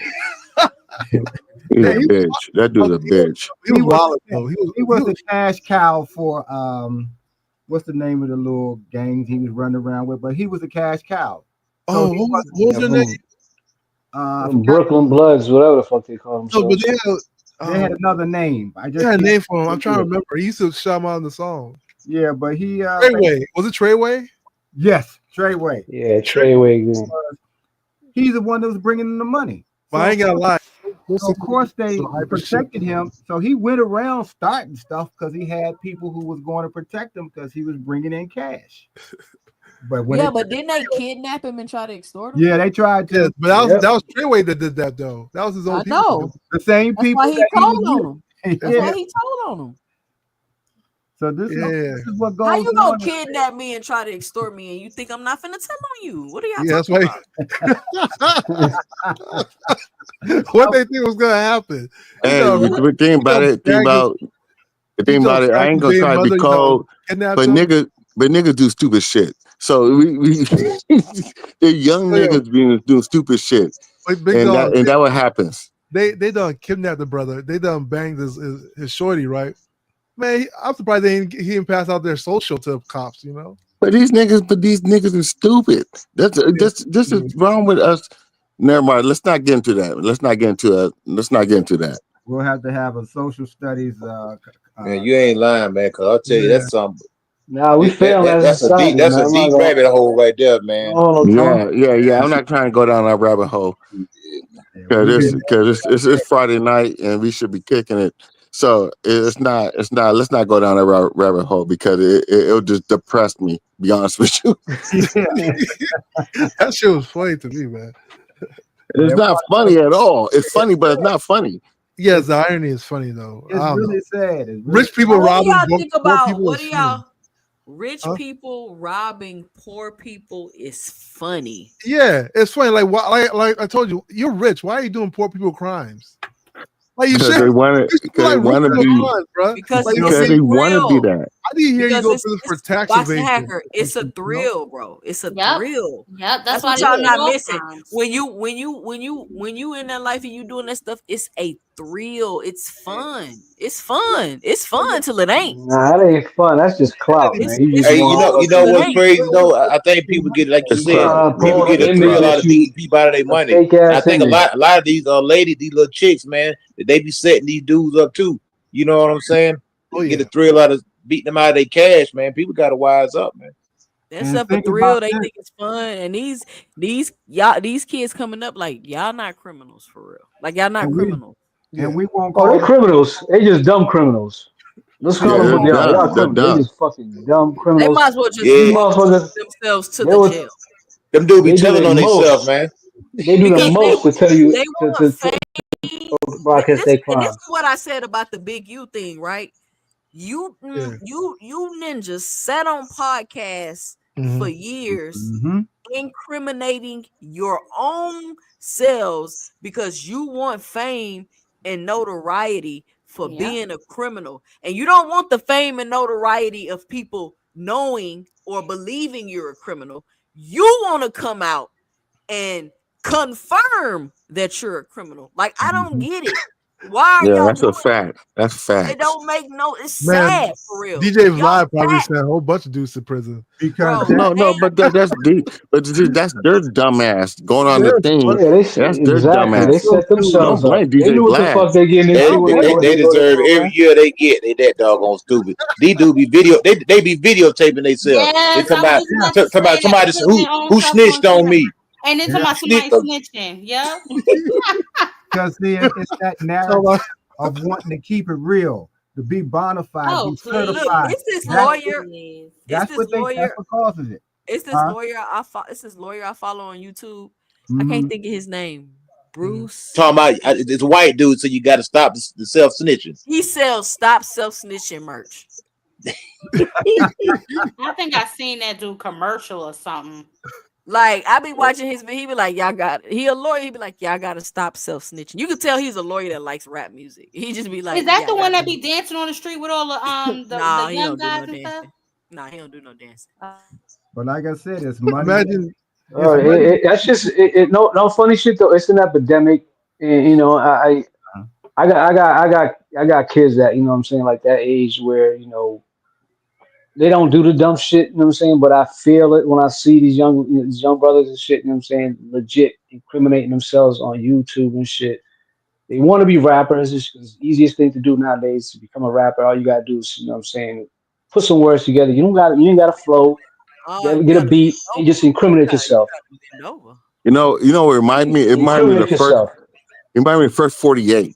That's what reminded me of first 48. And how cats be snitching on each other, and but these niggas be snitching on themselves. That's But It's wild. do That you shit see is how wild. it starts off? You in that room and you being hard for the first 20 minutes, and about halfway through, you crying and wait a minute, let me tell you what really happened. And you yeah, it's the first 48. Yeah, you it start is. But they do it for That what you they do it mean? after I they was did just the the DJ Vlad. driver. Yeah.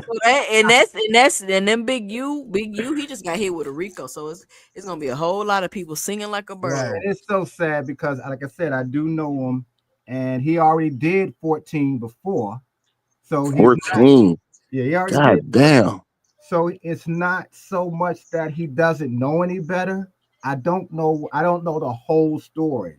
But when you're that old and you've been on these podcasts with Whack 100 and Vlad and all of those kind of things, and you're getting, as Tushin said, the shine and notoriety because they're being paid to come on those shows. But you don't realize there's law enforcement departments. That's all they do. They sit and they watch all of those shows and they compare information they already Yeah, have. what do they call the hip hop police? Yes, and it's throughout the country.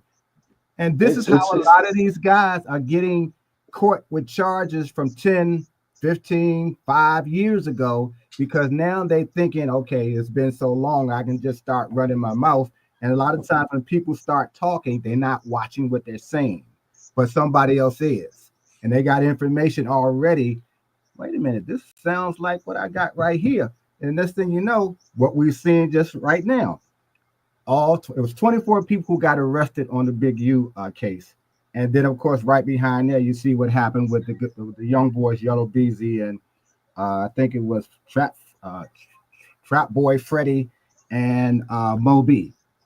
Those are that information they have. I tell these youngins that I used to talk to that all you have to do is there's a song if you don't want to listen to me. There's a song that was out of a rap song called Phone Tap. And it says, all I need is a couple of words or two, and we got you because you're through. They get you got, how's that song? It got your phone tapped. What you gonna do? All we need is I can't rap now. All we need is a couple of words or two, and we got you. That's and what you talking about good beat for Mr. Greg, y'all. and that's antiquated.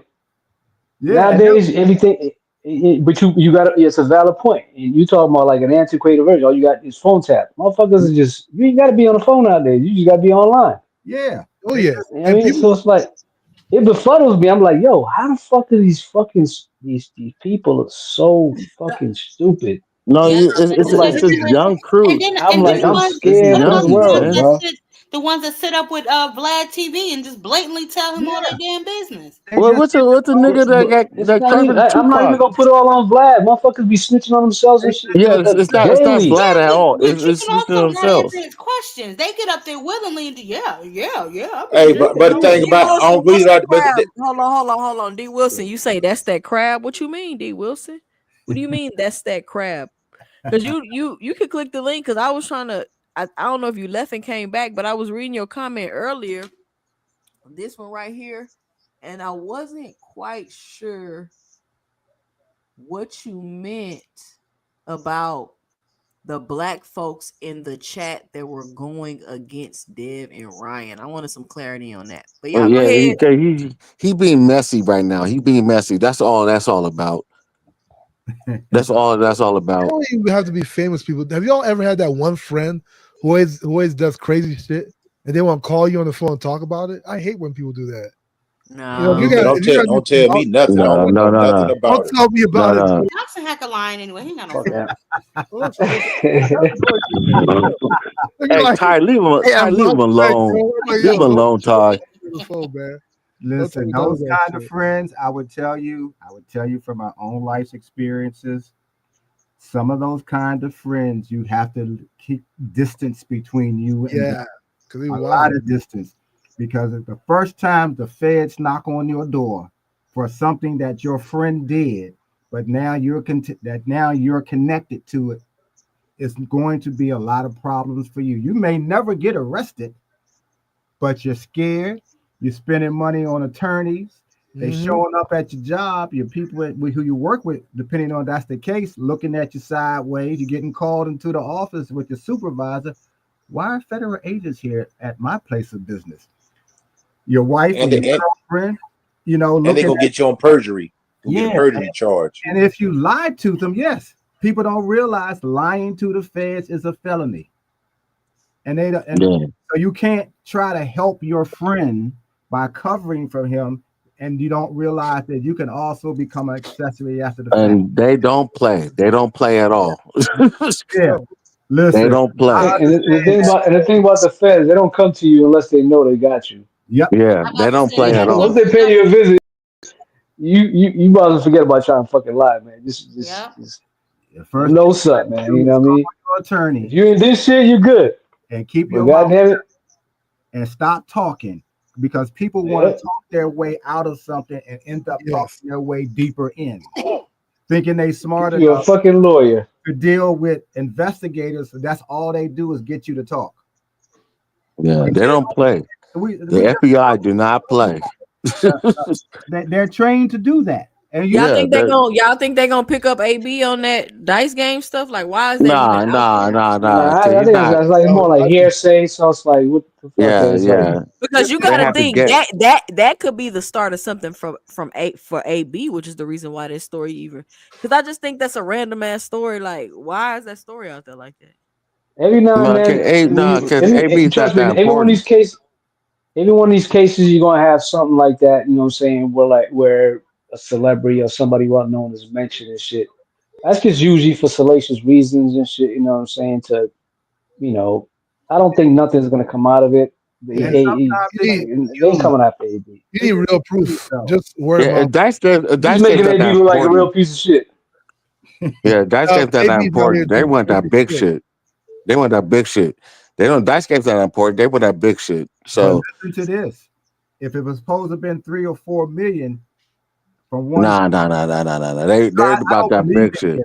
I don't believe it is, but that is something to pay attention to on his side, and for any investigators, they may not want to arrest him if anything, That but it's nigga's too broke. That nigga's broke. They want that big shit. They want the nigga that who's.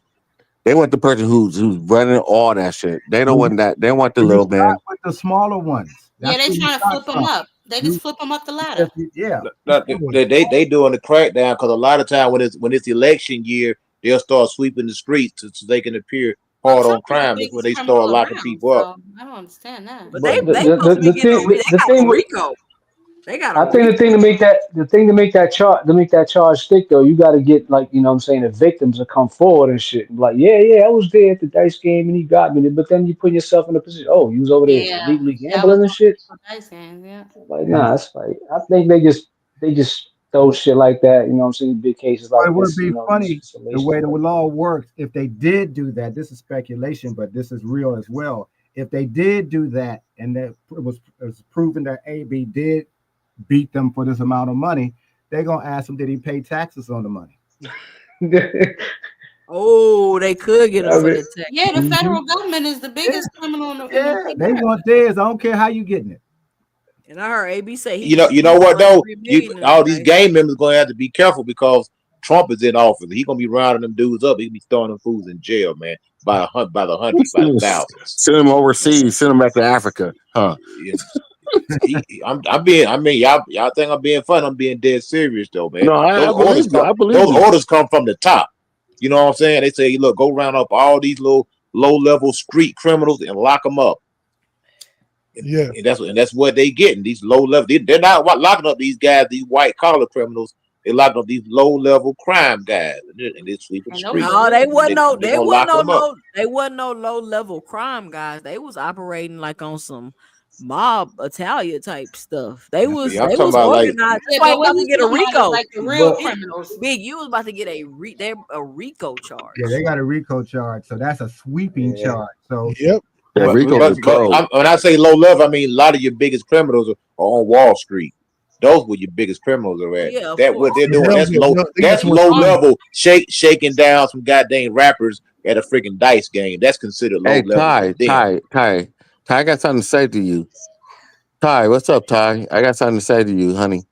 Then What say about it, that? sweetie. Don't oh, waste precious time. Oh, my Say what fault, my you fault, my fault. What about the hair grease? I just want to hear about the hair grease. who is this? don't do it. Hold on, y'all. Shout out to Mr. Too Rich. I respect the belts on the panel. Let's see. Hey, what's What going is your on? Two obsession with cent. hair grease? What is What your up, What's up, Too obsession with panel? it? Rich? Do What's you your You know use I had that to, in your you know I had to patient's mess hair? with you. I Do know I you had to use mess that in with your you. patient's hair? I 2 just say cent? the hair grease is tough. The Hold on, toughest y'all. boxer in boxing. Look, I Hold on, just y'all. peeked Hold on on. Dub. He playing that damn remix again. I'm gonna get him. Jay, too rich. What's your 2 cents? Ty, What you got Ty, for you the know I Hey, chat? love you. I was just listening to the Yeah, stupid. conversation, man. I'm gonna say this: when you got the FBI, right, they hitting them with RICO charges, right? The reason why the FBI come in, the only reason why the FBI come in, because the crime crossed the state line. That's when it becomes federal. So, like, if you look at Thug, his case was Georgia RICO because his the murders, and all that happened inside the state. So once the crime crossed the state lines, now you got a federal RICO. So they charging them with racketeering, meaning they're controlling the operation that's crossing the state line. So when you talk about AB in the dice game, the question is, did that crime cross the state line? Like, was it organized to cross the state line? That's what they're going to look at, if it's worth it. But if it was just a dice game that occurred in another state, they might not touch it. But if you're doing the crime that's leading from, let's say, Georgia to Alabama, that's federal. Now you're going federal across the state line. So that's what the FBI RICO mean versus a state RICO. Well, let's hope that he doesn't end up in jail and picked up and accumulate enemies outside of law enforcement, because I'd hate to read about them. So I will hope for that, and Man, nothing that's happens to him that way. crazy. I He's mean, about AB gotta get his act together, man. I don't know. That dude's Nah, been he for a minute. he should have he should have been got his act together. Yeah, If he ain't got his act together by now, it ain't it getting might be together. Yeah, too late again. how old is he? Like 35, 36 years old? Yeah, he's probably like 31, 32, right? I don't think Man, that. AB he on still that got dope, time, man. man. He still got time. Some AB people be don't getting get it too high. together. He out his mind right now. He is. He been wilding out, man. It But I will happens. say this: I don't think none of these motherfuckers. I mean, whoever he done tricked out of some money or whatever, they ain't doing nothing. I mean, that's my honest opinion. I don't think they're gonna do anything I because kind of see where you're. honestly, I think I think they are. They've been known. They got saying they got tricked and shit. Now it's come out the bag because of whatever. Due to the Sometimes investigation. you don't wanna embarrass yourself to say, yeah, I got played for my money. Just like when some of these women, Exactly. some of these women get you in a hotel and you thinking you the man and you wake up, all your jewelry is gone and whatever you ain't I never been in that situation. You ain't got no Yeah, jewelry. y'all remember like That what I ain't happened no to shit like y'all that. remember Charlo. like about That what happened to the like about Charlo 10 brother. years They got ago. hit like that. they got hit like that because they carrying around money. And to be honest with as much as he's I love him, but that also happened to Ray early in his career. And it hit the paper, but they buried it into the back of the sports page. And the way they formed the story was there was a guest who came to the room, and at the end of the evening, the guest left. He went to bed, he woke up, and 40 G's was gone. Why would you carry that much money with you? I See, these mean, niggas are stupid. That's what I'm saying. Why would you have that What? much money on you? Cause Why? I'm a Mr. boss. nobody J, understood why. that's still not as bad as what happened to Shane Mosley, right? And He now got, Shane Mosley's wife, she took his money and his belt. and she wasn't even his wife. But Oh, she wasn't. he thought they were married, but they were not really Yeah, legally because she has married. some else in her country, right? Yeah. So Yeah. a lot of these guys get taken, and sometimes they just keep quiet But avoid the embarrassment of being. But listen to the she took stupid his shit. championship belt as part of their Why settlement. would you have your championship belt on you? Why would you have 40 G's on you? Why would you do that? Why? That's some stupid nigga shit. 40 Never G's mind. ain't nothing to a boss. Yeah, So but no, yeah, but why But would you that's a have it lot of on paper to you? carry around. Why I would don't you even have it want. on you? Hey, You, y'all heard what's old boy name? Cam Newton said. He said he went to the strip club to go compete with how much money he could throw.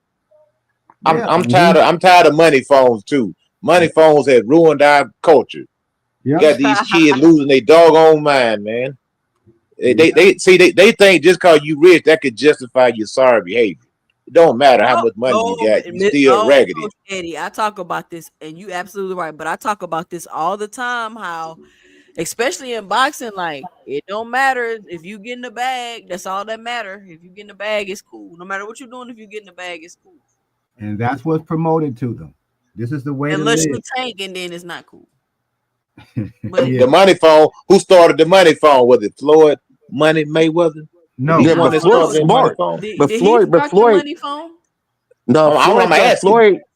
But Floyd wasn't money falling like that. Floyd was smart about it. He played that role, but he wasn't actually doing that shit. He played the role like he was doing that shit, but wasn't doing that shit. And that's He what I'm knew now, what the saying. Flo, hell. Flo was That actually that doing whole it for real. A lot of these motherfuckers that doing it whole for I don't real. remember character him not played doing it. out. That whole character's played out. And now when people go buy jewelry, them people that sell them jewelry, they be sitting back laughing, man, because they be selling them people fake jewelry all the time. They just be sitting back laughing, charging them hundreds of Stupid thousands of shit. dollars for fake jewelry. Substandard It's diamonds. ignorant, just stupid. I mean, it's crazy. Y'all Lot of know what I don't understand about the jury though. When I found this out. I'm not gonna lie to y'all. It blew my mind. So they buy the watches, right? And mm-hmm. the watches are valuable when they buy them, and they have the opportunity to appreciate in value. Like people really invest money in watches, Mm-hmm. but they bust them down, meaning they add all the diamonds in it, and when they do that, they make it less valuable. It decreases Yeah. the value of Yeah. it. So are y'all telling me you're buying it, you're making an investment, buying a valuable item? Cool, I could deal with that. It's gonna appreciate in value, cool. Only to depreciate it to make it look like it has more value, like that is crazy. Like They I'm like, don't oh know. my They don't god. Well, know it it. depends on the watch, though. It depends on the watch. You could You buy a fucking, cannot what bust I'm saying, down Listen, no hold watch, on, but Eddie. a If to you be lower bust fair, tier down a Rolly and watch, bust you it messed up. down and shit, but it end up being more valuable. But if No, it's you, not.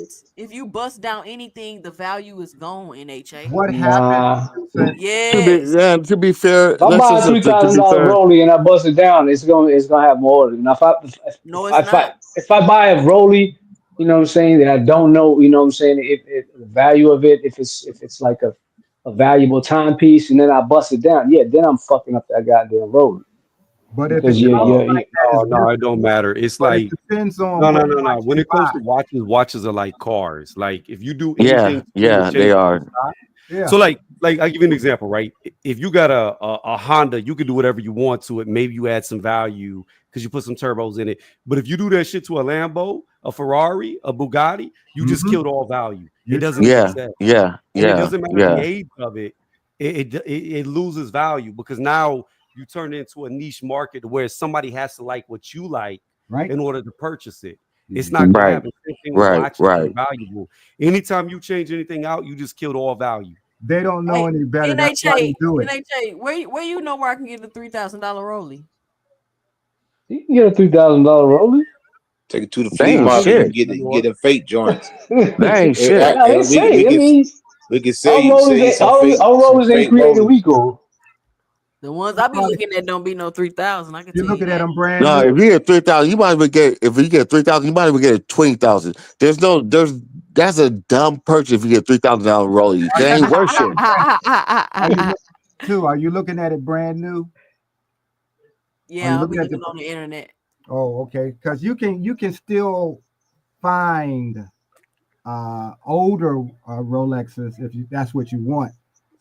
That Yeah. be around that price from 3 to 5 thousand. I be too scared because I be But they're like, going up in price maybe they because got the I new. stolen. just I would just get a knockoff, man, because the knockoff sometimes you can't even tell, man. No, I it's don't an investment, Coach Eddie. Well, it's hard to get the new ones right now because there's such a demand. So that almost no jewelry store has brand new ones in their stores right now. It's like And a 24-month. It's like a 24-month wait, or yeah. 12, like a 12, God. 18-month wait And what's to get a funny, the brand new. Rolex is not even the best of the high end watches. They just have the most Nah, marketing behind them.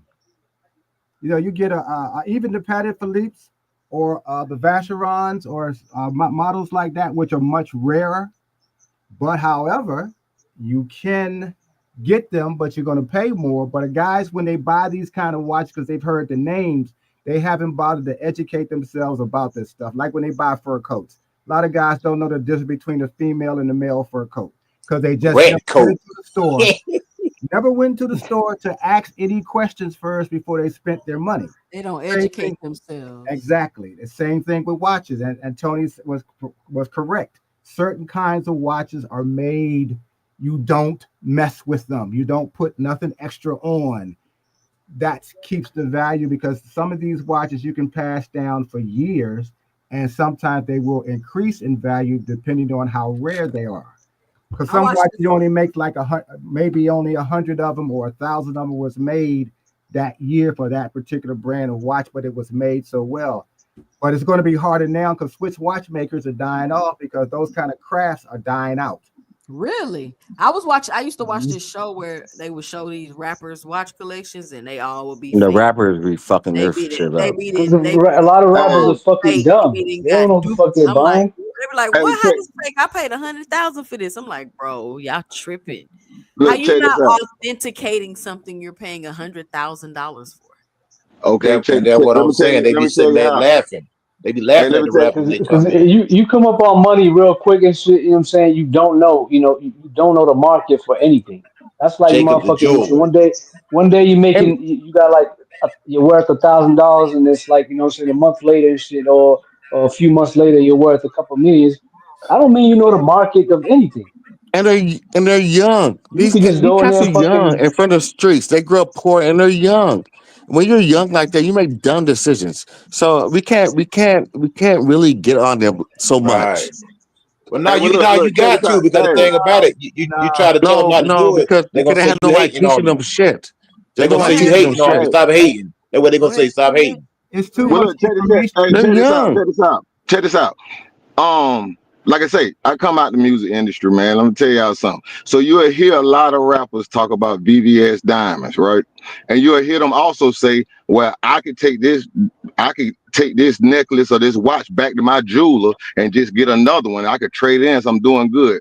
Well, it's a reason why. VVS diamonds are lab-made diamonds, man. They're not even real diamonds that grow in the earth. They lab-made. So the only person they worth something to is the jeweler who sold them to you. You see what I mean? So that's why they always stick with one jeweler, because he's gonna fund them the full amount and just give them another necklace. They just lab grown diamond. Look it up and see what a VVS diamond is. A lab grown diamond, man. It All ain't they even have to real, do, man. All they have to do is try to get it insured. That'll wake you up. You can claim to spend Yeah. $100,000 for your jewelry. When you're going to get a rider placed on your policy, on your insurance, on your home policy to protect your jewelry and your precious metals, find out what you can insure that particular watch or chain or bracelet or ring for. Man, these That'll people wake you up. kids ain't insuring no insurance. They probably Hey, barely got insurance on their car. and just like the Rolex, they busting them down with VVS dimes. So no, they're not worth as much as the Rolex is by itself. It just They not worth who willing to pay nothing. for it. If you sell it to a rapper, it might be worth some, but to somebody who know it's not worth nothing. You know, them VVS dimes is not worth nothing. They don't know and they don't bother to learn. And while you have the internet here, you can actually get good information if you just sit down and the same way that you can sit down and jump in somebody's DMs, you can go into the internet Hey, and learn I about. ain't gonna tell you no lie. So while we on the chat, somebody just Google VVS lab diamond. It's gonna tell you what it is. Or they might even be moissanite. That's even worse. Yeah, or Moissanite. Moissanite. Yep, or Moissanite. Hey, but they be making them pass the diamond tester thing and everything. Yeah, because the diamond test on some bullshit. They made the diamond test. But that's what they do with all that money. And at the end of the Too Rich, what did you do in the music industry, Too Rich? Man, I was producing and I was working with artists. You talking about back in 2007, 8, when it started getting weird and had a couple artists go through that gay shit way before it came out for the public. And I was like, man, I'm out of this shit, man. I ain't got nothing to do. You been to a Diddy party? No, I ain't been to no Diddy party, but man, I done came. This Atlanta, I'm from Atlanta, so it's like New York down here, where You from I done growed up. Atlanta? Oh, say no I more. done growed up with people that done sold 20 million records. I ain't gonna say who they is, but I done seen all that stuff from the start to the finish. I know when they broke, when they first started. See, the fame comes before the money. So you make a song, you might not really be ready to get out there. Then all of a sudden your song blow. You ain't even got no shoes to put on, and the world calling for you now. I done seen it all. Homelessness, a lot of homelessness in the music industry. You can even see the baby talk about how he slept in his car for so long, so he got to go. It's a lot of homelessness, but they make it. Those are the people that make it eventually, and then they end up being back to the same place they started. It's terrible, That's man. It's crazy. terrible. Yeah, it's So it's terrible. like a revolving door. Exactly, man. I know jokers that was at the top of the game. Y'all know them and everything, and if they know they'll be changing your tie at the tie shop.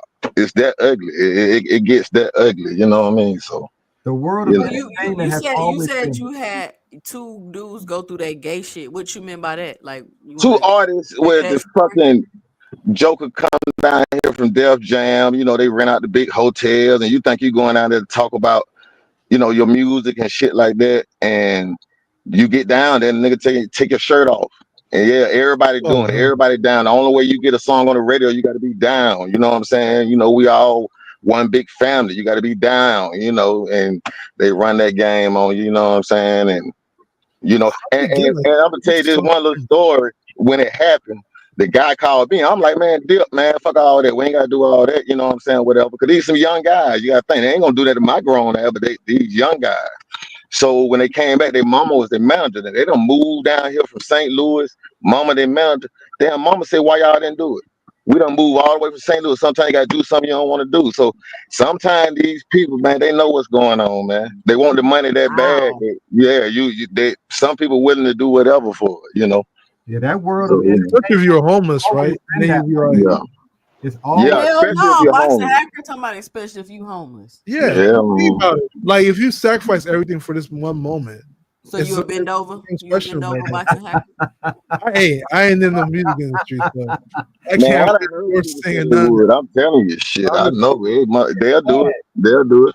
it's that. sad, very, Desperate times, very you know. sad, because the entertainment world has always been like that. I was in entertainment promotion at one time. I was in the club business at one point, and I've had to deal with a whole bunch of artists and their contracts and all that kind of stuff. But The whole entertainment world has always had a whole what they call the demonic uh, aspect of it, where men and women being compromised sexually, bend over, come spend the night.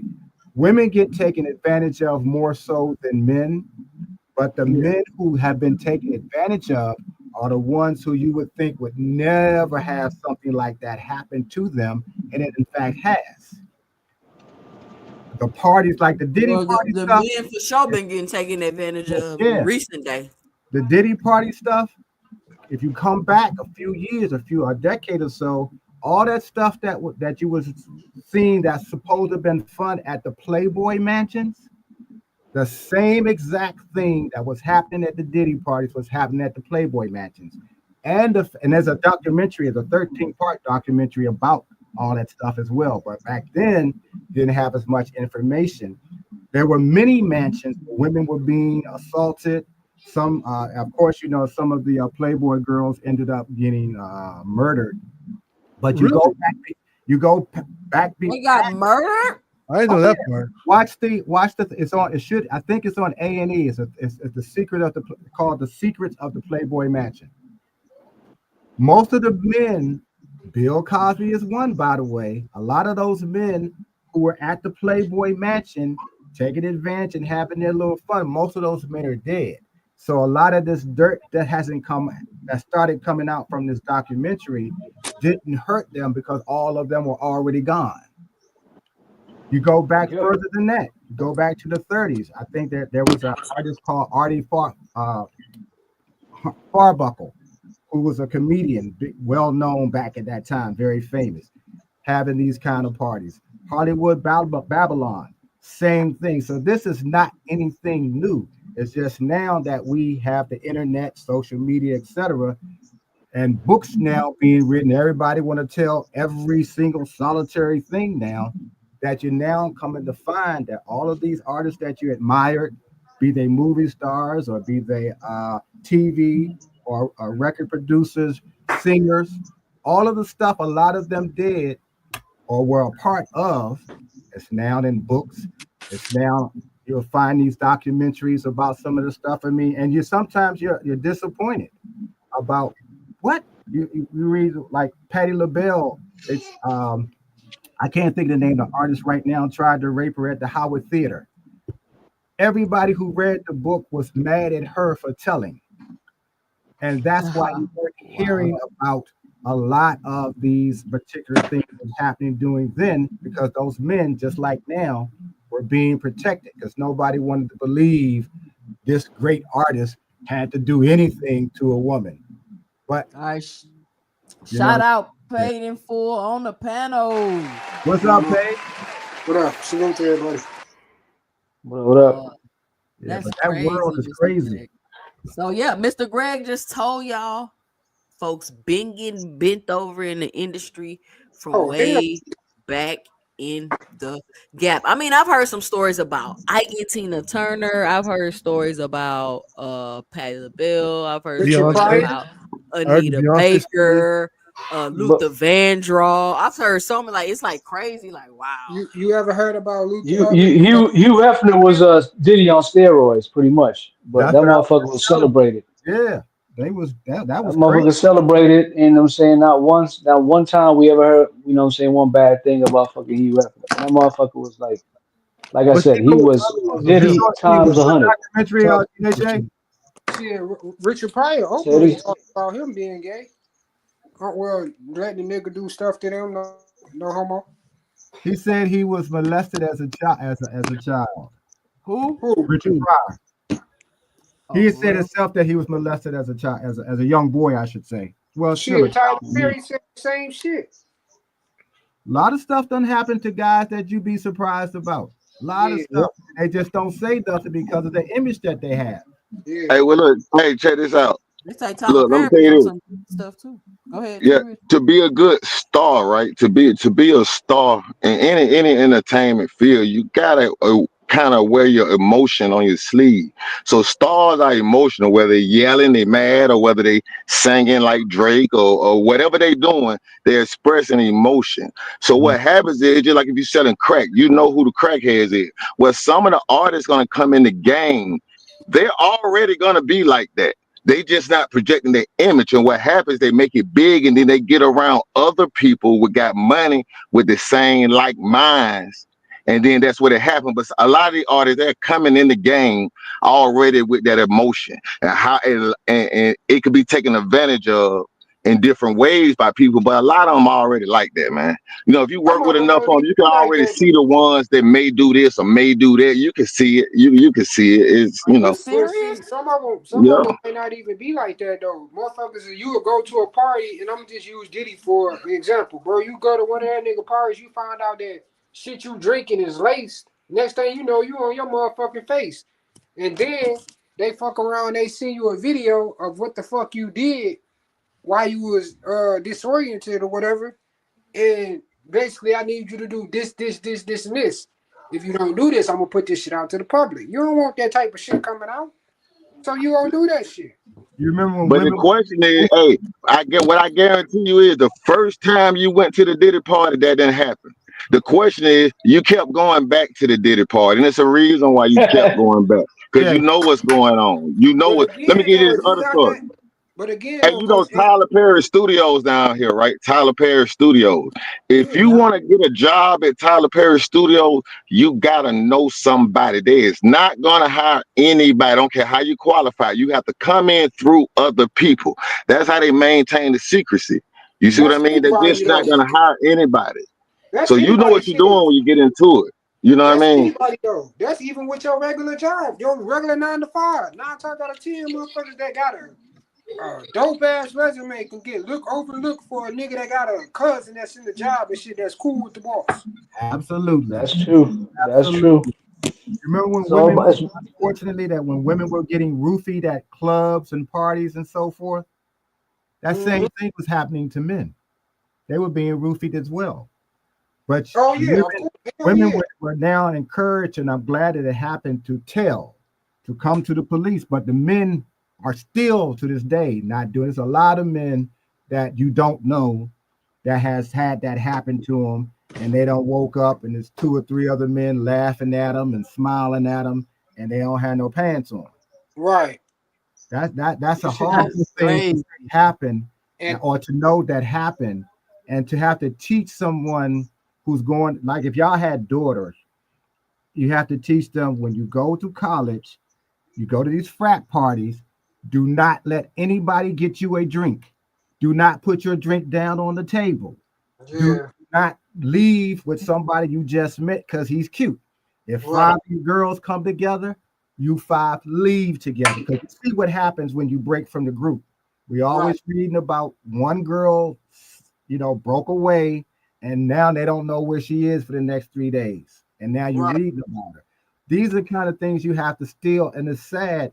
And this is not just the Hollywood stuff. This is just everyday stuff that you have to teach your daughters, that you gotta be on guard, that you gotta protect yourself at all times because you're away from home. Daddy can't get to you, brother can't get to you.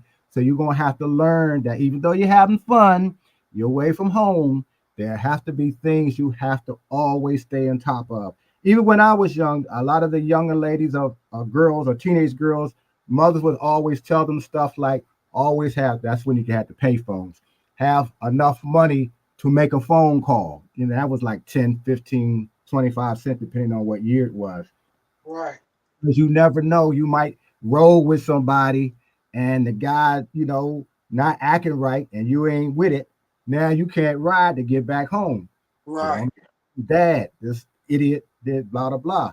But those are the kind of things you have to do when you get into that entertainment business.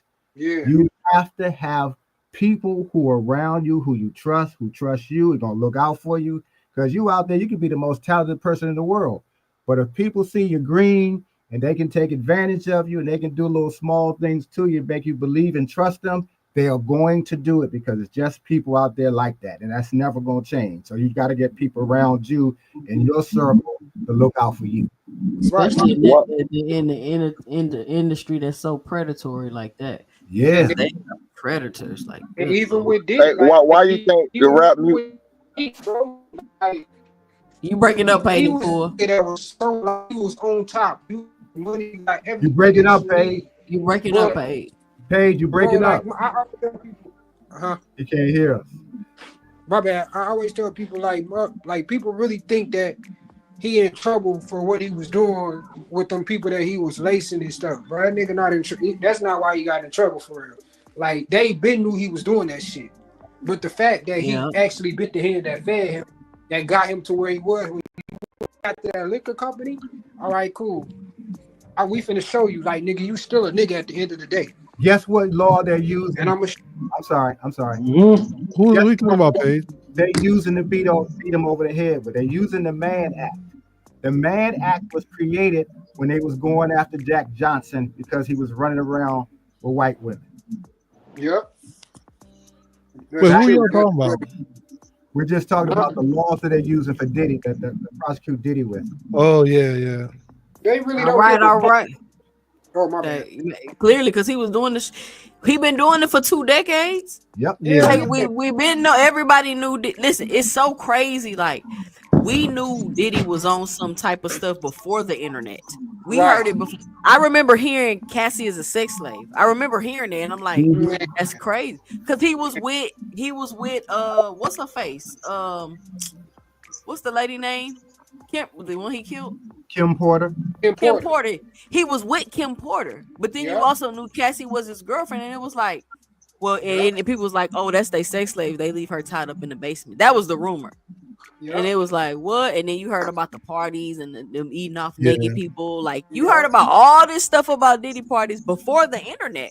So it's like for it to come out now, I don't see how people are like, oh, that can't be true. And I'm like, how y'all think this not true when you've been hearing it for 20 years? But look at Bill Cosby's situation. 70 That's the women same thing came with R. out. Kelly too. They used to make jokes about him, the comedian. It was literally once again before the internet. It was literally a viral video of R. Kelly with underage kids. Like, how can you not believe it? We knew married Aaliyah. You knew 20 plus years ago Sure R. did. Kelly was a pedophile. We knew that 20 plus years ago. Like the Pied Piper is. So Like, what about Bill 30 Cosby? years ago. Hey, You then want to keep it a Morgan buck. Freeman married his granddaughter. you will understand what the fuck why he be saying what the fuck he be saying, bro.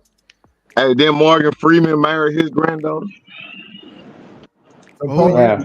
That's some sick ass shit, bro. Can you? They all sick, brother. They all. Yeah, they is. Tom Hanks too. That's why he took his ass to wherever he took his ass. They was on him too.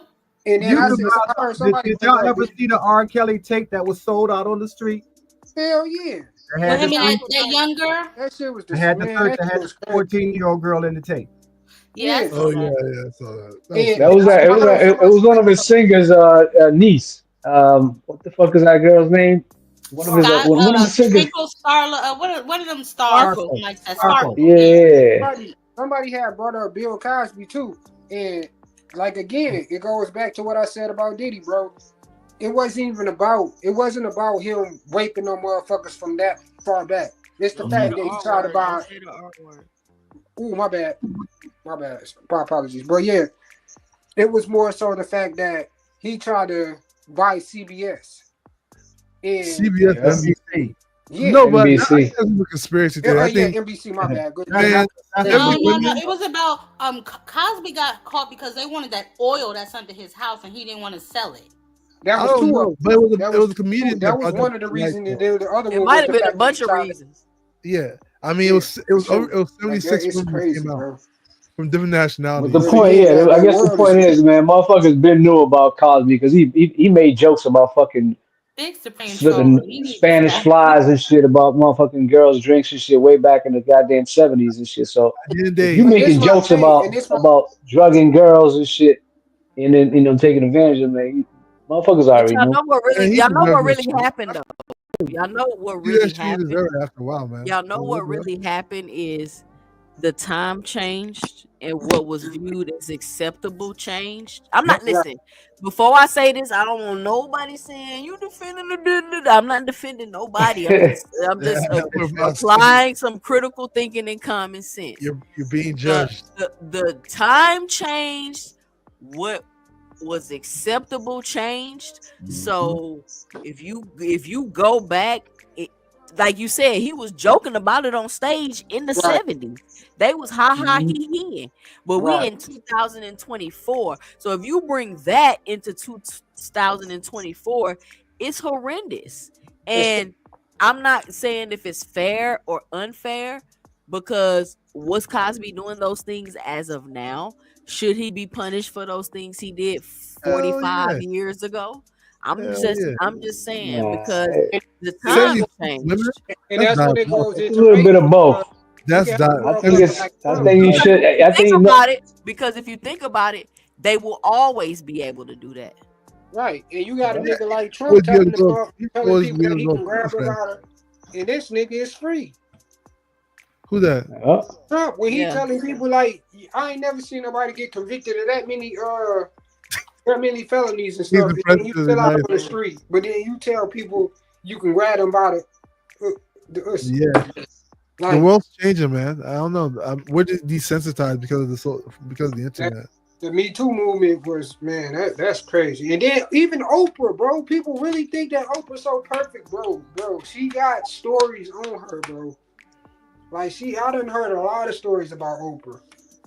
That's that she world ain't of pissed off. She ain't pissed off the wrong people yet. I was about to say, I don't Exactly. think that things are changing. I just think that, more of us are becoming rich, and I don't know if it's making them nervous. I won't say it's making them nervous, but they're quick to point out our crimes. Like you said, this been happening since the beginning of time. You know what I'm saying? Men, raping their children, and you got grown men at parties with teenagers. I forgot who I seen. I don't know if it was Demi Moore or whatever that girl is with the big lips. She's a Caucasian girl, but I seen her. She had to be no older than like 12, 13, sitting on one of their laps smoking a cigarette. Right.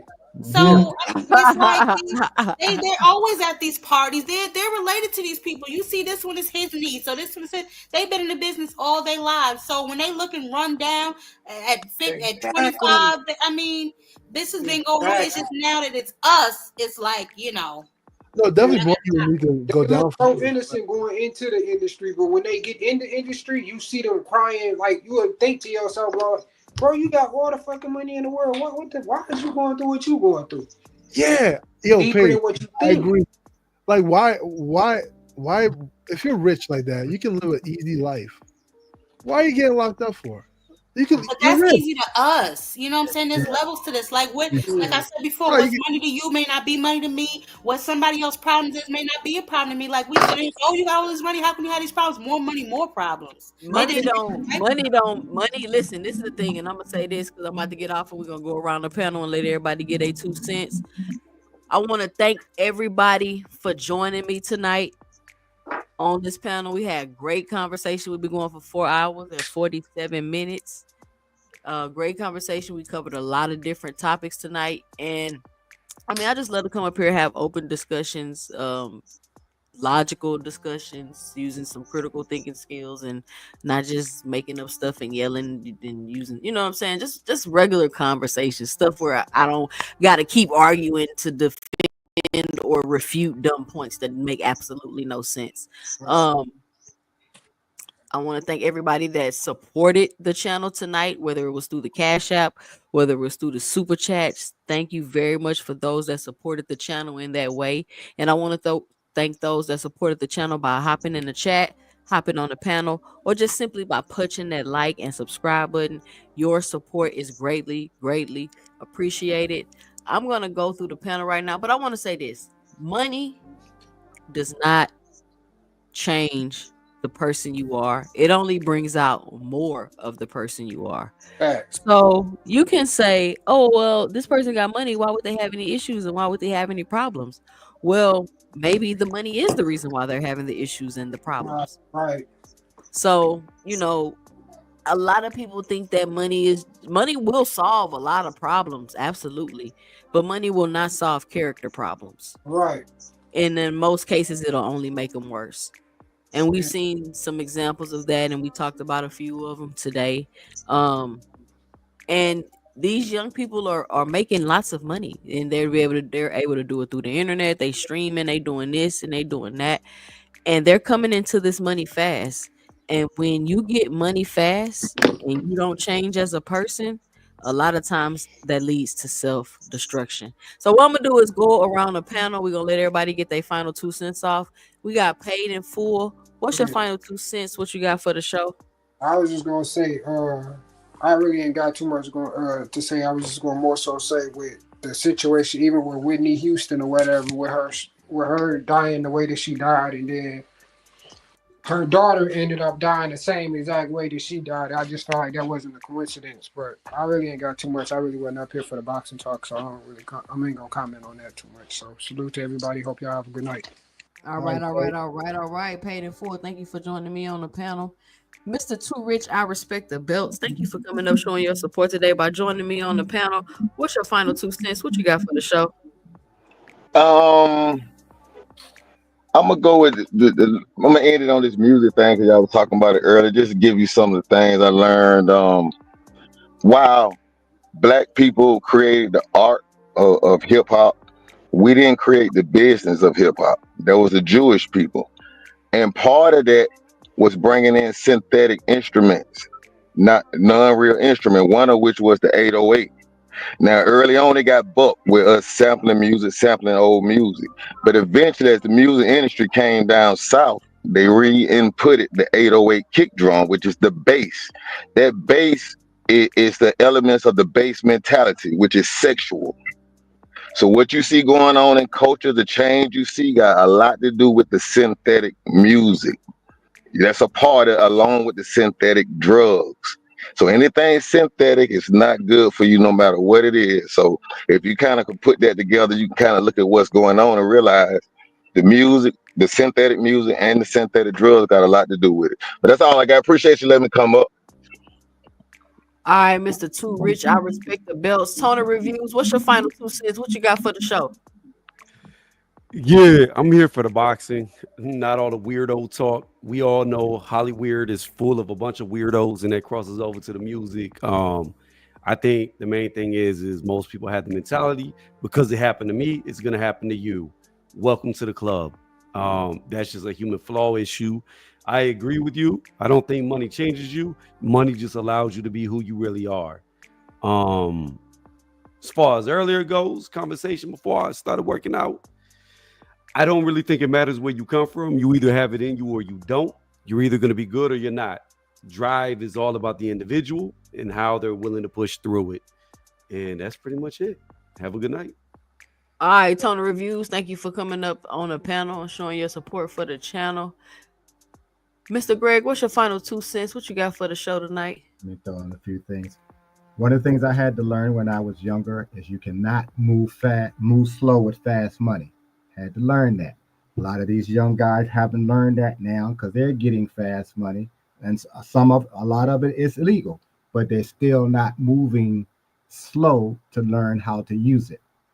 So that's a lesson that you normally would learn when you spend it all or it's taken from you.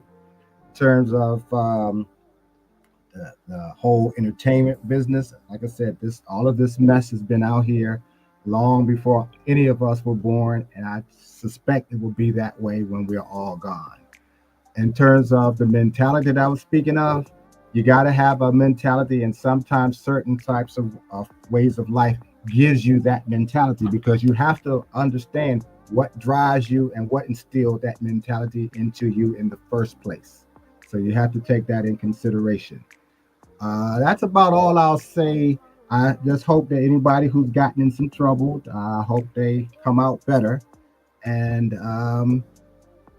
leave it at that for tonight. It's always great to come up and hear everybody's perspectives. I will talk with you, I guess, when Sunday comes, I guess. And All we'll right, see all right. in the dark. All right, good night.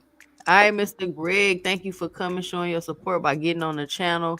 Always appreciate you coming up, sharing your wisdom. And I got a video coming out featuring you, so be on the lookout for Okay. that video, Mr. Greg. All right. All right. Boxing Hacker, what's your final 2 cents? What you got for the show? Yo, 2 cents. You say you had bone to pick me with me. I ain't forget. Oh yeah. Yo, what's up? Hold on. All right. I gotta get us. I want to be up there with you, but I can't just put us up there. Why you haven't watched the documentary yet, Boxing Hacker? Oh, I thought you were mad about something different. Okay. Nah. I'm upset. I'm upset. I'm not gonna lie to you. You upset? I Nah. bet I if mean, the content was black, you would have watched it already. I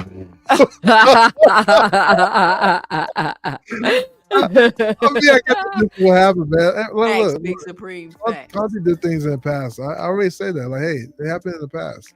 But Boxing Hacker. Okay, you know what? I'll watch it for you, and then me and you can watch it for you. Thank you. Please watch it. Okay, I will do that much. I wasn't planning to. Interested in having that conversation with you. I want you to watch it. Okay, that's fair talk. I'll do that.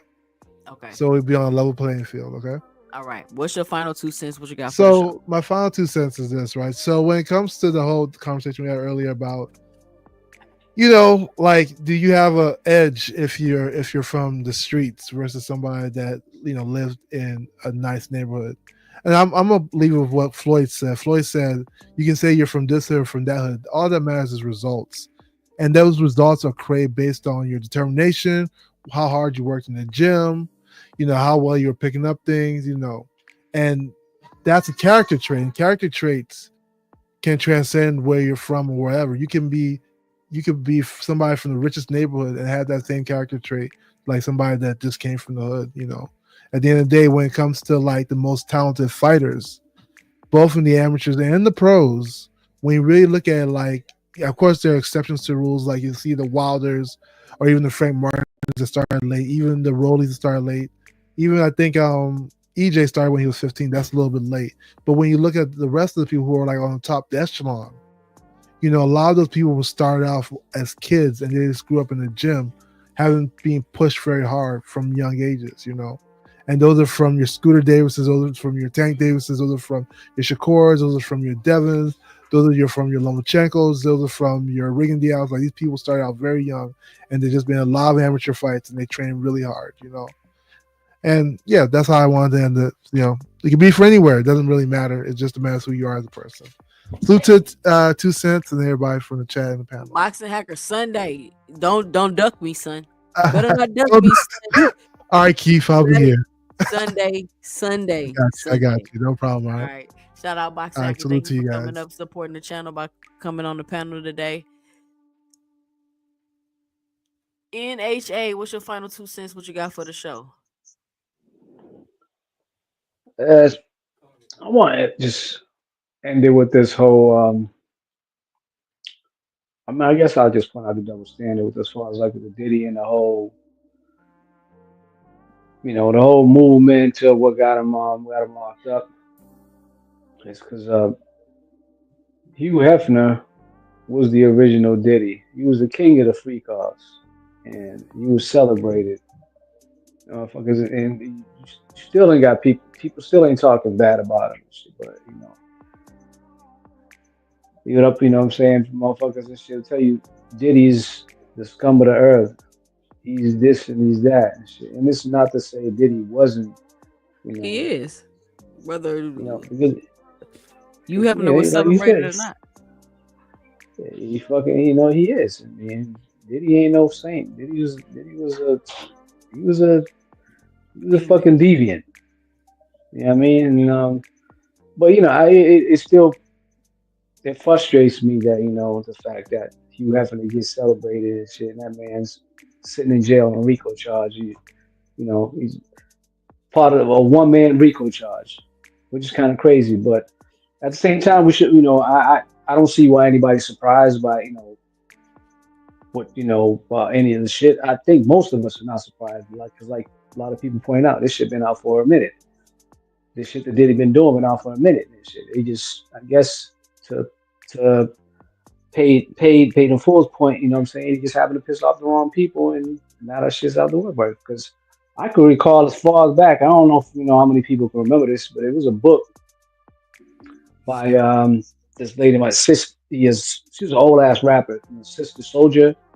She wrote a book called the coldest winters ever. I refer to that book as like the first fucking YouTube on the pages and shit. It's a dope ass book. That's I one of my encourage favorite anybody to read. books. I read it in one day.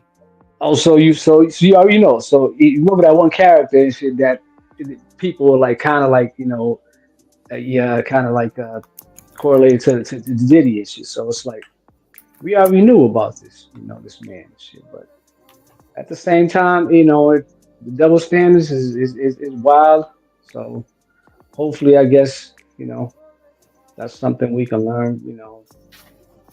But yeah, that's all I got, man. Y'all have a All blessed right, rest of your NHA, thank you weekend. for coming up and supporting the channel by joining the panel today. Appreciate it.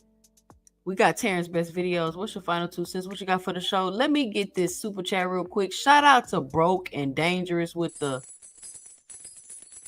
$1.99 in the super chat. He says, you don't get the same character from Slums versus Lavish. Shout out Broke and Dangerous with the $1.99 super chat. All right, Terrence Best Videos. What's your final 2 cents? What you got for the show? Just real quick, music and Hollywood. Um, Listen, people to get in that industry, I would say at least 80 to 90% of the people have to compromise themselves to some point, whether it be going to see Satanist groups or whatever it may be. They want it that bad, they're going to do it. Unfortunately, that's always going to, just like Mr. Greg said, that's always going to be the same way because it's so limited of people that can be successful there. So yeah, that's just nothing surprises me whether whoever gets charged with whatever.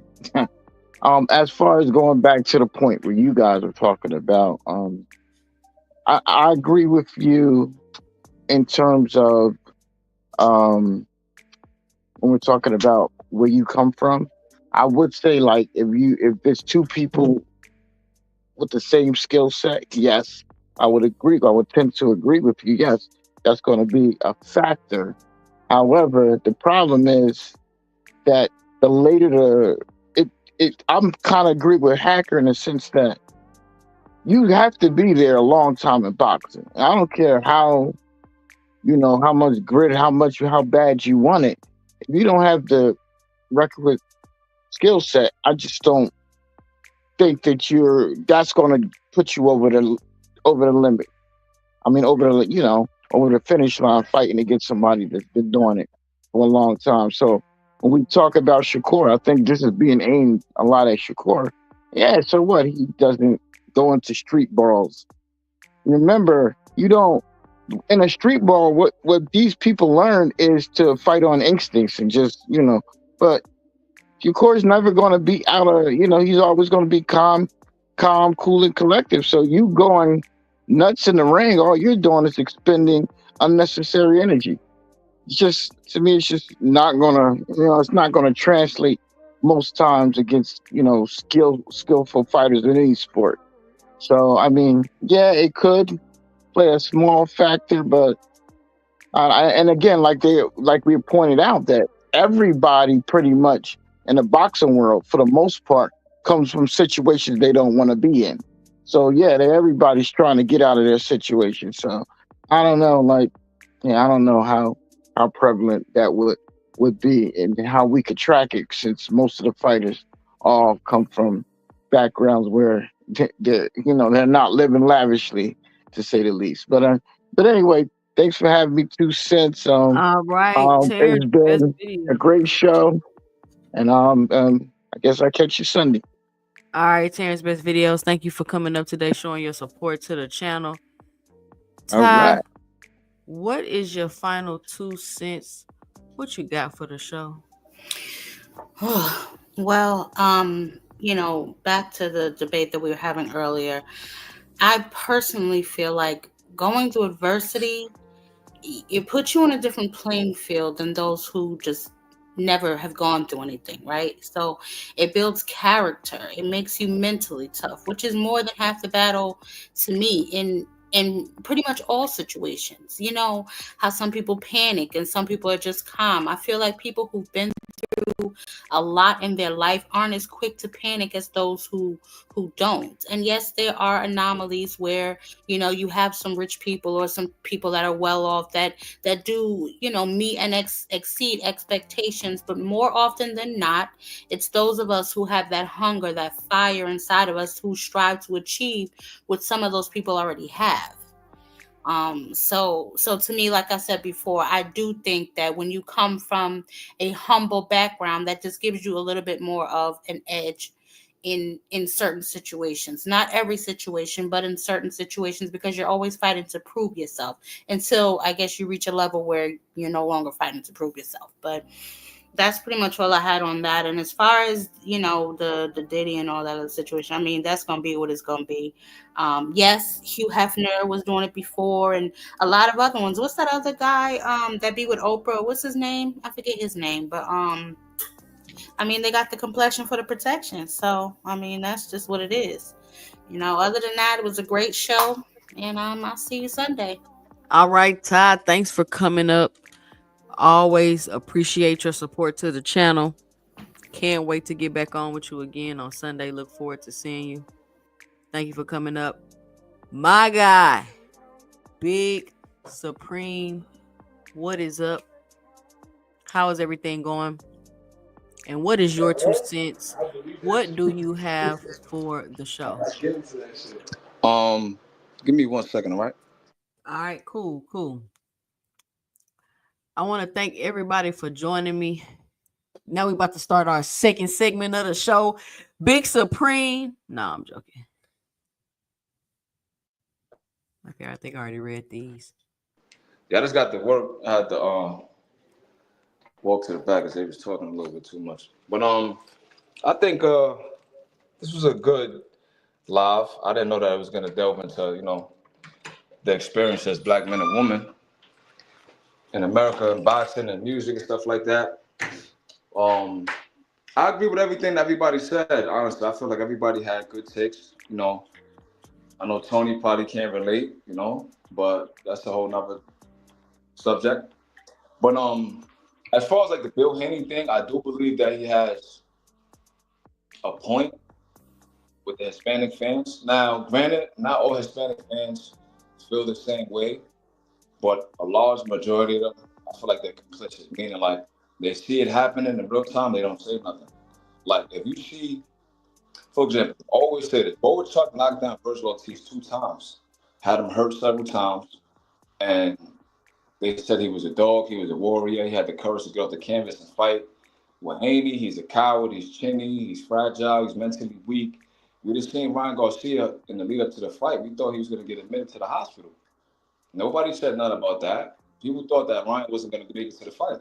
This dude was drinking, he was doing mushrooms, he was smoking weed, he was with porn stars, he was sexually harassing women on social media. Nobody had a problem with that. So I feel like with boxing is a double standard, right? And going back to, I think y'all was talking about Diddy. You look at Jack Johnson, right? If you look at how they got him arrested, they created the Mann Act, which was like the white slave trade act. So they were mad that this black man in 1900s had a fur coat, gold teeth, he was driving cars, he was living a fast life, he had a white woman, and they literally created a law for him to go to jail. So now, the reason why I say that because I just don't understand how Diddy could be in a RICO when everything to me seems like it was consensual. Now I get it. He's a CEO, he's a man of influence and power, so he's like indirectly putting these young females under duress and stuff like that. But to get a RICO is crazy. That's like if I go and chill with my shorty and I send an Uber to pick her up and then they say, well, look, that's trafficking. Like that's this dude just has money. So if I'm in Las Vegas and I got a shorty in Miami and I send my pilot to go get her, that's not interstate trafficking. Like that's crazy to me. Like I don't even really want to say too much on the Diddy stuff because it's gonna be too messy. But I think they railroaded him for what? I don't know yet. You know, there's a running joke in the black community that you know he probably tried to buy NBC or something like that, like Bill Cosby. But I do believe that he is getting railroaded in a way because it just doesn't make no sense to get a RICO charge Like if you read the documents and stuff like that, it's like, what's going on here? But I don't want to delve too deep into that. But as far as the boxing and how they treat us, you can see it with Tank. You can see it with Haney. You can see it with Shakur. That's why it's so weird when you got, the Haney fans, the Shakur fans, the Devin fans. We all like going back and forth, dissing each other and beefing each other. These other races, they don't do that. They support their own regardless. Now, I do believe that we were trained and conditioned to think this way. If you go all the way back to the Willie Lynch letter and stuff like that, I don't want to get too deep on the panel, but I feel like black men are conditioned to like compete with each other. Like we want to be alpha male, we want to be the top dog. So it's no different than anything else you see. So I just feel like a lot of fans are waking up to it and becoming more aware of it because they're seeing it happen in real time, right? You have someone have a problem with Gary Antoine getting another title shot, even though he lost in a controversial fashion because a lot of people believe he won. But they have no problem with Lomachenko getting a title shot, Kambosos getting a title shot, or this guy, Josh Warrington, getting a title shot. Like these guys that have no business fighting for a title. They don't have a problem with Ryan getting a title shot. And he just tested positive. So it's like, it's just a double standard, So I just felt like, as boxing fans, I feel like we owe it to ourselves. I'm not going to say the community and be extra, but we got to be aware of what we say about each other on these panels, right? Even though we joke in the chat and stuff like that, like I always supported Haney, despite, Ryan whipping his ass or whatever. But once he tested positive, I'm like, I sided with Haney on that. I sided with Haney on the lawsuit. Not the assault and battery and stuff like that, but I feel like a lot of black fighters, they don't get they just do. And I support, Gary getting another title shot or unifying. Hold on 2 seconds. That's crazy. He didn't even hear what I said about Ryan Garcia and him getting another shot. Yeah, it's crazy how he could test Because positive. we said the same thing, Big Supreme. It's the fact because this man, for example, Rolly had been knocked out how many times now? We've seen him get hurt by Anthony Yiggett. He robbed the other dude before he fought Tank. Barroso whipped his ass. Pitbull just knocked him out, and they say, well, he's entertaining, he's charismatic. This, that, and the third. Like, no, this dude's a punching bag, but he keeps getting title shots. And it's weird because Rolly's like half black, I think, but he doesn't identify as black, and people don't look at him as a black man. But it's just weird to see that you got this dude who's been knocked out multiple times, and you're saying that he has a chin, but Haney's never been knocked out. And it's just weird, like, but I know what it is, and then I feel like when you bring this dude keep putting this in the chat. Well, Tank call it something. Yeah, he said that, but all right, so Tank takes the knee, right? The whole world is in hysteria right now. It's pandemonium, right? This dude Tyson Fury done tested positive in one fight of the year in the same year. It's crazy. This man been caught with gloves in the ring that were clearly tainted. Clearly something was wrong with him against Christian Hammer, and they let the fight continue, right? So I felt like there's a blatant double standard with fighters, right? So when Usyk took the I don't even call it a knee, he sat down for 5 minutes. People said that it was a low blow or Dubois, he quit and this, that, and the third. Is crazy. Like, you're not gonna focus on this man clearly like juicing that he got hit in the balls. Like, nobody can sit in the balls and sit down for 5 minutes and act like that, bro. Right? Louis Pabon, nobody called for him to get fired. He kept getting title fight matches and kept refereeing big fights. Nobody said nothing about that. He even did it with Usyk and Joshua, right? You look at my man Russell Mora, with Abner Mares fought the African kid, right? This dude hit this man with like 50 low blows. The announcers was on his ass, the commentators, the guy in the ring was like, look, did you think you did a good job as a referee? And he said, a bunch of bullshit, whatever, right? He even robbed one of the Maloney brothers. I think he stopped some guy, and it was a legal punch. ESPN replayed it 3-4 times. This dude said, no, I'm going to call this fight a no contest. So, like, I've seen way more egregious things by referees who happen to not be black men or black women, and there's no smoke. I seen a video with Steve Willis being harassed at work. Like, oh, why didn't call the knockdown when Tank took a knee? I'm like, you're going to harass this man at work to go viral, bro? They called his job? No, they went to his job. Wow. I'm gonna link it to you in the DM in the Discord. Like they went to this man's job and said, "Why you didn't call the knockdown? This dude was so uncomfortable, looking like, yo, bro, you serious? You got the camera in my face recording? Like, really? That's just Bro, you crazy." see, it's like it's almost like, and I know I be sounding crazy up here, like, oh, like I'm just like, I don't know how to explain it, but I'm gonna say it anyway. It's like they want anything or anyone associated with Tank to be destroyed, so nobody will fool with them. They want anything and everything around Tank to be destroyed, or so nobody will fool with them. So if you ref a Tank fight and it don't go their way or something like that, they gonna harass you till you lose your job. Now we can't get a fucking referee to ref a fight type shit. Like, why would you go to this man? It's a fight. It's boxing. And I think we're gonna have this. We might have to wait till next Friday to have this conversation when I got a little time. But I'm gonna pose the question and I want y'all to answer it. Would boxing be the same without the corruption? Because I always say corruption is a part of boxing. For Like, sure.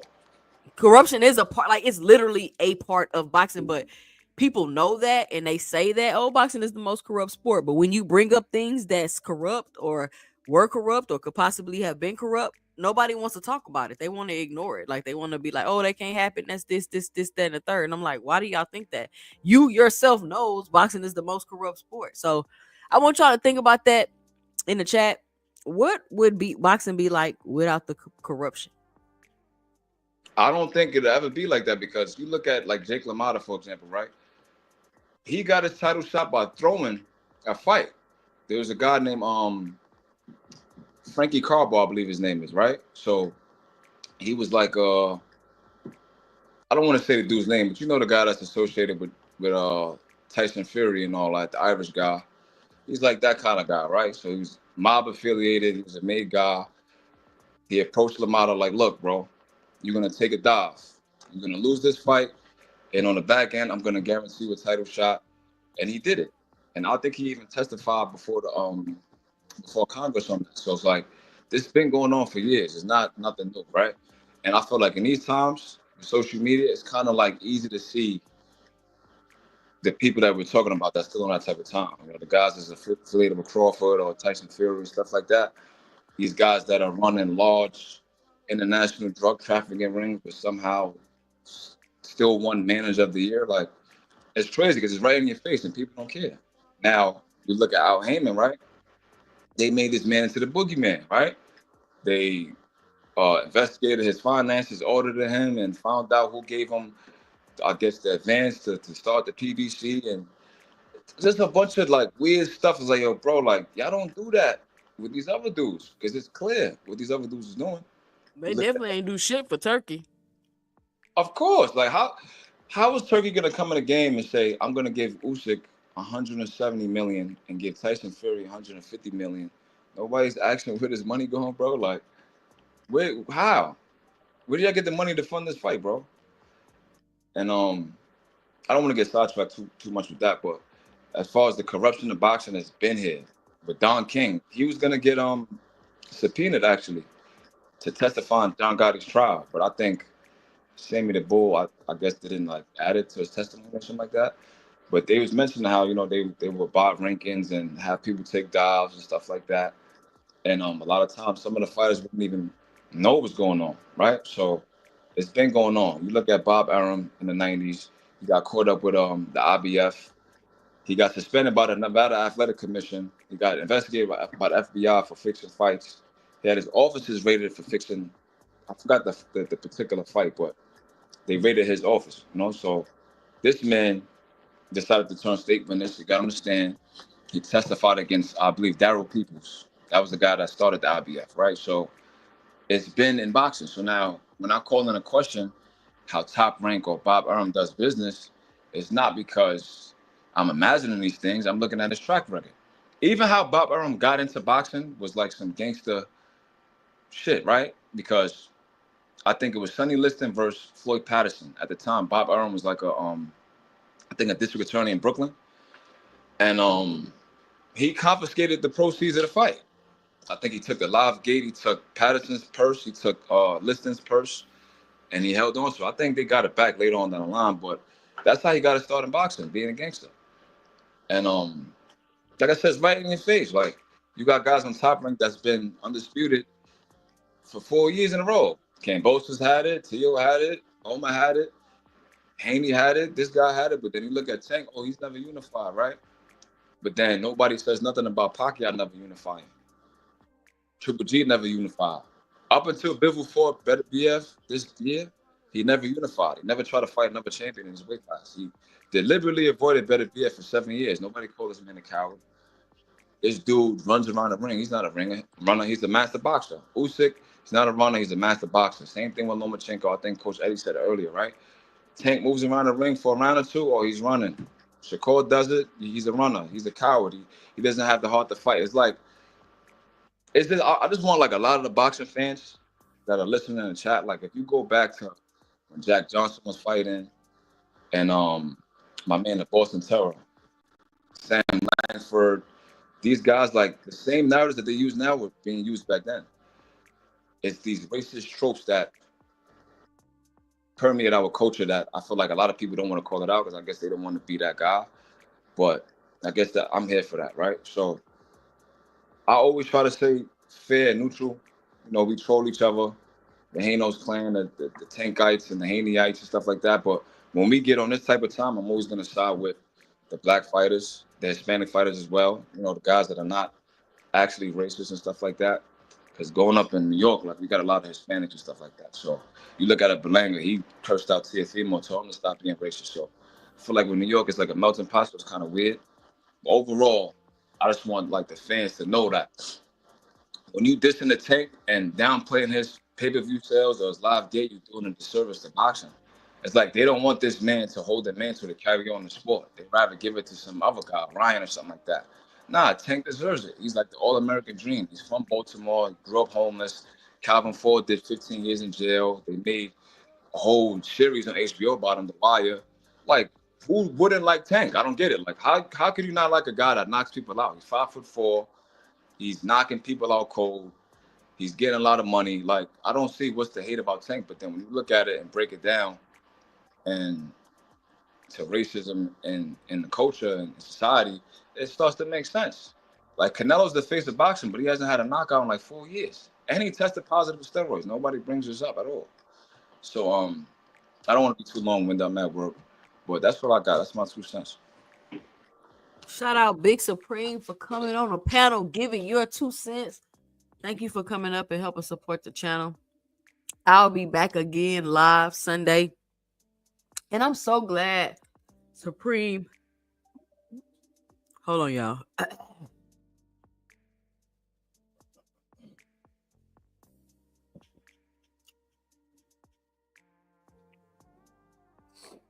All right. I'm so glad Supreme brought this up. I want y'all to go to my channel, click on popular, and this should be like the first or second video to pop up. I want y'all to just go listen to it. It says Top Rank, Bob Arum, and how boxing corruption works. This is like one of the first lives I ever did. And like I keep telling y'all, I was going to do my channel about boxing corruption. And I started studying, started deep diving, started really getting into it. And I was like, nah. I can't think of a fun, quirky, interesting, entertaining way to do that yet. But I need to start my channel. So maybe in my members only, when I get my memberships, maybe I'll talk about the corruption and do my videos in that section. Maybe that's what I'll do. Because I do still want to talk about it. But y'all go check it out. Check out this video. You heard what Big Supreme just said about Bob Arum. But again, I want to thank everybody for joining me today. I want to thank everybody that dropped the super chat. Everybody that hit the Cash App. I want to thank everybody that supported the channel that way today, and everybody that joined the chat, hit the panel, called in, or just simply punched the like button. I would like to thank you for supporting the channel today also. I will be back Sunday at 5 p.m. We have a lot more to talk about that I did not even get to today. It's been a crazy week in boxing. And I want y'all to remember, if you don't want your host all in the videos, kicking you out the chat, timing you out the chat, kicking you off the panel, throwing you in the back, muting you while you trying to talk, come on over to 2 Cents Boxing, where we talk everything boxing and everybody's entitled to their own opinion.